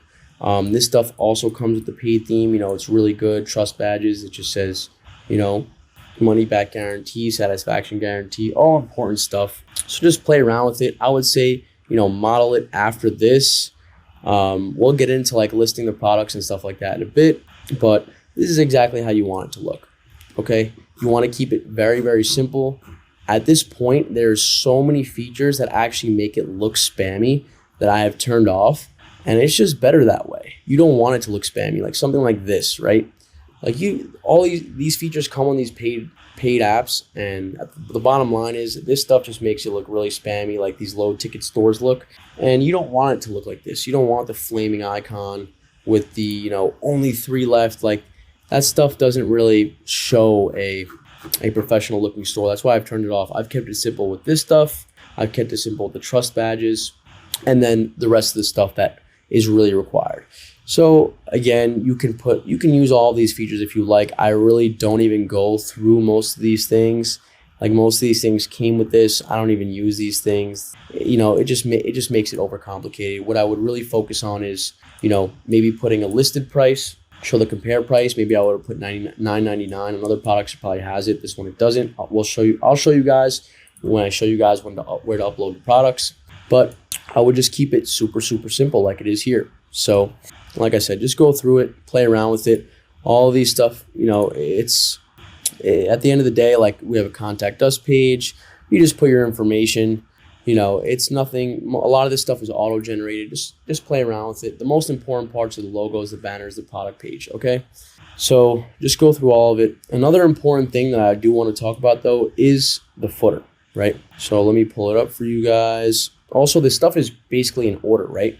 Like from the top of the page to the bottom of the page, all this stuff is mostly in order, right? You have the colors that it's general, but then you got the header, which is here. This is the header strip, right? And then the logo and favicon, which is here. Then the sticky bar, which is basically the whole thing. Then you have the mega menu, which is next. Then you have collection items, which is here. You just input your own collections pages, nothing crazy. And then the footer, and then miscellaneous stuff. So just go through it. It isn't in chronological order for the most part, but let's talk about the footer, right? So as you can see here, right, the colors reflect what you see here, but this is important because, like I said, I don't even mess around with the sizes too much. You could if you want. The button colors, you could if you want. I would definitely say keep it consistent. Here I built the footer menu, and this is important because you're going to make the menu yourself, and all of these pages, if anybody knows about Shopify, they know that these are all, for the most part, auto-generated, right? The terms of service, the refund policy, the privacy policy, the frequently asked questions, the about us, and the contact us, you make yourself. But these other pages are just auto-generated, which I'll show you guys how to do it. But you'll have to go in the back end of Shopify. You basically auto-generate them. You plug in your personal information. And what I would say is once you have those pages done, make a footer menu in your back end. It's just, you look through the settings and it says pages, and then you stick it in the bottom. Why? It's because of this. Google has been cracking down for sure. So what you want to do is you want to make sure that your store is as legitimate as possible. You have the number as many places as you can. I also have this got a question calls with the phone number. I would even put the email, 2 forms of contact at this point. If you bought the virtual office or if you want to use your personal business address, please put it in the footer. This way, Google understands that this is a real business, not just some rinky-dink store that you've uploaded. The newsletter is obviously its own page, but you click this on here to show it up. All this does is if people put in their email for their email list, they get a nice discount, which is important because you want to collect those emails to send out email blasts. So this is just important stuff. Once you get the pages done, it is very easy. You just create the menus with these pages instilled, and then you put them in the header up here and the footer down here. Like I said, got a question, put a phone number, put an email address. If you want, put an address down here. And that's basically it. Like at the end of the day, you will be editing stuff like the collections, but this stuff is pretty much obsolete in the back end of this side. It's really just plugging in those menus that you make in the back end of your Shopify outside of the customizing the site design. So I know I was kind of all over the place, but at the end of the day, this stuff, when it's just empty, you'll see how it's going to appear. And it's going to appear, this is going to be a blank banner. This is going to be a blank or a demo logo from Shoptimize, but you'll see the comparisons when you download and upload Shoptimize. And the uploading process of Shoptimize is very, very simple. You're going to download it from the website. You can go to the back end of Shopify and just drag it right into Shopify. If you need help with, uploading the actual theme, the paid theme like Shoptimized, just Google it. It shouldn't be longer than like a 3 or 4 minute video of how to download the theme, and then upload it to Shopify. It is very, very simple. The rest of this stuff, like I said, I really don't even mess with it that much. But you want to go through all the pages here to make sure it really looks good. You know what I'm saying? That everything is up to your standards. As you can see here, something super expensive, but as you guys can see, this is all standard. This stuff is all uploaded in the back end. You guys can edit this stuff, like I said, here in the shipping tabs on the product page tab. Use your own words. Use this as your key when you're uploading. And all this stuff is also auto-generated in the back of Shopify. So building the site is actually not as scary as it seems. You could go through all of these theme settings just to give yourself an idea of where it belongs. But as you can see here, I created a collection in the back end of my Shopify, and I just uploaded this collection, this APM telescopes collection, to this section, super sales collection, or today's feature. I have this supplier here, this collection. It's nothing crazy. This is where you're going to be mostly doing all of your work. And then obviously, if you need to dive deeper, you can always do that. But like I said, I really don't use too many themes. Too many other themes, yes, than Shoptimized. And honestly, it's just really all about the few things you have to change, right? Uploading a certain supplier here, uploading a certain supplier here. Maybe if the multitude of the collections here, right? I have 3 different ones here. 4 or 5 different types of collections, and then you create the menus on the top and you upload them just on the back end. It's just plug and play. You click it, but I'll show you guys more about how do you actually make the pages and the collections in the coming videos. Okay, so your actionable tasks for the future are to, after you make your niche list with a bunch of products you're considering, you go to Fiverr, you get them to make a logo with your creative name that you decided, with also a good color scheme. You get them to make a banner, nice, simplistic, or something like this with some trust badges. Similar, you get the free images from the free sites. And that's basically it. Everything else is basically auto-generated from Shopify. And you can just really get to selling, right? I would really turn off all the spammy stuff that you see here on your product pages. And I would just go with the basic, clean, sleek look. These obviously don't have reviews because this is a demo store, but I will show you how to have reviews. And once you have all that stuff done, it's basically just that simple, okay? You mess around with it, and you want to learn the platform for the most part. So I'll see you guys in the next video, and that's it for now. Okay, guys, welcome to the next module. So in this module, we're going to break down what I talked about a little bit in the last one, which is just the settings tab here, which is just, the main portion of your back-end stuff. Obviously, as you can see, there's a lot of stuff here. Here's one spot where you actually could, before we move further, where you can actually make those legal pages. Like I said, Shopify does give you the template for all this stuff, right? It gives you the template. It says operated by scope department. It puts in a lot of the stuff for you. You just kind of have to dig through where you might have to upload stuff. Like I said, they're going to auto-generate emails for you. If it's not your business email that I'll go over how you create later on, like you see here, they're using our Gmail. Even here, they auto-generate this stuff. They're not using our correct Gmail. They're not using our business email. Instead, they're auto-generating it with our email that we signed up with. You're not supposed to do that. I'm going to show you guys how to get a professional business email, but when you do set up this legal pages, just keep in mind, this is where you make them. They literally create everything for you for the most part that's necessary. You literally just have to plug and play. Like, I'm going to show you guys how you make an actual email. Like, this would be our business email, info@scope department. And we're going to use Zoho for that. And that just makes it really professional when you're contacting customers, suppliers. You don't want to use your Gmail, but this is basically how it's going to go down. And you're just going to dig through these things when you create the templates. Look for if they have any type of information you do or don't want in there, and just make sure you have the right stuff. So that's just one thing on creating those pages for yourself. I'm going to go back because I already have them done. But let's talk about the taxes and the shipping as well. So obviously talk to your CPA. I'm not a CPA. I'm not an accountant, but the idea is that if you're a smaller business, you typically don't even have to charge taxes anywhere but the state that you're incorporated, at least until you hit a certain amount of sales. It really depends on where you're located, but like I said, talk to them. ask them what what their opinion is on the idea. But for the most part, what I know is, I'm collecting sales tax in New York because that's where I'm incorporated. So you would just come here, sales tax. It's not here because I already have New York, but obviously if you had a charge for other states, maybe your supplier is making you for some products or something. So this is where you would do it. If you want to upload your sales tax ID, which obviously you got when you incorporated your company, you can have that.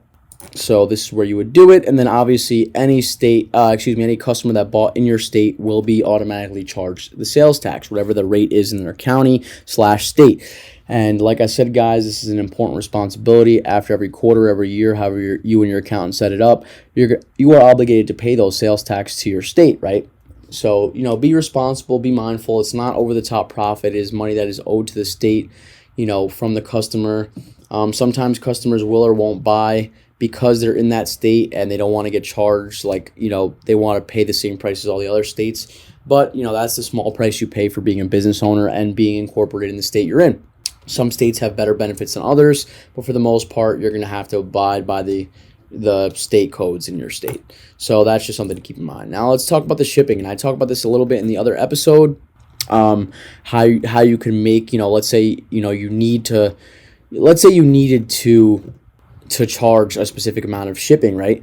On some of the products, let's say, your margin was too thin and you had to do it. This is where you would come, right? You're shipping to domestic, you're creating a shipping zone or whatever. You can make a standard rate here. I have my standard rate as free shipping for the most part on all these products. But let's say you couldn't, right? Let's say, for whatever reason you needed to charge shipping because the shipping the product cost or whatever was it was too much. So let's say we add a rate here, and let's say, I don't know, we're going to add a custom rate, right? Well, let's say you have a heavy load. Let's say you have a seriously heavy product that you have to charge your customer because you need that extra margin and you can't afford not to. So let's say you have a heavy load. I'm going to add it here, and let's say the shipping cost was like $150, how I mentioned it. Then you're going to add conditions, and how I mentioned in the other video, you're going to create weight for each product that actually needs that $150 shipping charge. So here we go. You're going to add the weight. Let's say, for example, I use the weight 2. Obviously, some heavy-ass product is not going to be the weight of 2, but the idea is you're going to make this zone from any product that's listed between 2 and 3 weight. They're going to automatically be charged a $150 shipping charge. That's really the basis for this. The idea is, you could do it with any amount. Let's say the weight is, if the product actually weighs 20,000 pounds, it doesn't really matter. You could still put 5, and let's say 5 to 6. And you could charge them $1,500 shipping. Let's say the product is actually 50,000 pounds. You don't actually have to make it 50,000, but if it costs $1,500 to ship that heavy product, you just make that product's weight in the back end 5, and people will automatically be charged $1,500 at checkout. For the most part, you will have the opportunity to offer on most products free shipping from what I've understood about drop shipping. But a lot of the time, sometimes I see margins are getting thin, and I want to charge shipping on this product, or maybe I just have to charge shipping. Maybe my supplier is making it. You want to keep free shipping on your other products, but you want to be able to raise the cost of that product on 1 or 2 or 10 products, whatever the case may be. This is how you would do it, right? And the way you would do it is, once you have this done, eventually you will have a custom shipping rate that says free shipping, and you'll make the minimum weight 1. And you'll make the price of the shipping 0. This way, all the products, let's say 80% of your products can use free shipping. You still get to take advantage of that. And you use something basic like 1. And every product, or every time you upload a product, or every time you have a VA upload a product, you let them know, all right, all these products need to be uploaded as weight equals 1. And every product that needs $150 shipping charge, mark the weight as whatever, 5 pounds. And you have your rate set up this way in your back end. This way you don't have to individually change every product to a rate. Let's say you have different groups of products that you have to charge different types of shipping. You just have those weight barriers, 5 to 6 pounds, 10 to 12 pounds, 11. You can literally use every weight differential and to make that. So that's just how I do it. And just keep that in mind, for the most part, just make the standard rate for free when you're starting. Not that important, because for the most part, most of your products will be able to ship for free. But this is just how it's done. I'm showing you guys, if you needed to charge more, this is how you do it. So until the next module, guys, keep grinding, keep paying attention, keep watching, and let's get this site up and let's get this money. All right. Okay, guys. So just here's the second part, right? I know I didn't really go too deep into the site design, but the idea is that it really is super simplistic, right? After you do pick your niche, after you do find some products you're going to want to run, you're going to want to find a picture that's pretty congruent or pretty relative to, the idea of your store, right? So in this case, we wanted to do scopes, like telescopes, binoculars. We call it scope department. 2 quick, sleek words. We make the design of the banner and the logo. This stuff could be done within days from a guy from Fiverr, as you should use them, $5 to $10 a piece. And then, just uploading the pages, right? Like at the end of the day, there were a lot of things to look at in this theme section. And it's like, although that stuff is great and you could dive in, you could do this cool stuff. At the end of the day, I like to keep it super simple. I just turn off the stuff that's spammy. I keep the stuff that's really nice. And then I just upload where I want my products to be. I put where my pages should be, to keep my store looking professional, as well as to keep it in good light. So here's the idea, right? When you're in the back end of Shopify, you want to make these pages, and you guys could use the pages that we have on the demo store for reference. But the idea is that the refund policy, not that important. It is very important, but it's not that important to dwell on, because Shopify literally auto generates this for you. When you go to the pages, you'll find that they easily auto generate it for you. The difference is you just have to put your information here, right? So they have like random places where just placeholders where you have to find. And as you can see here, if you've done all this and you still have not received your refund, yada yada, contact us at info@scope.department. We had to put our email there, so it makes a lot of sense.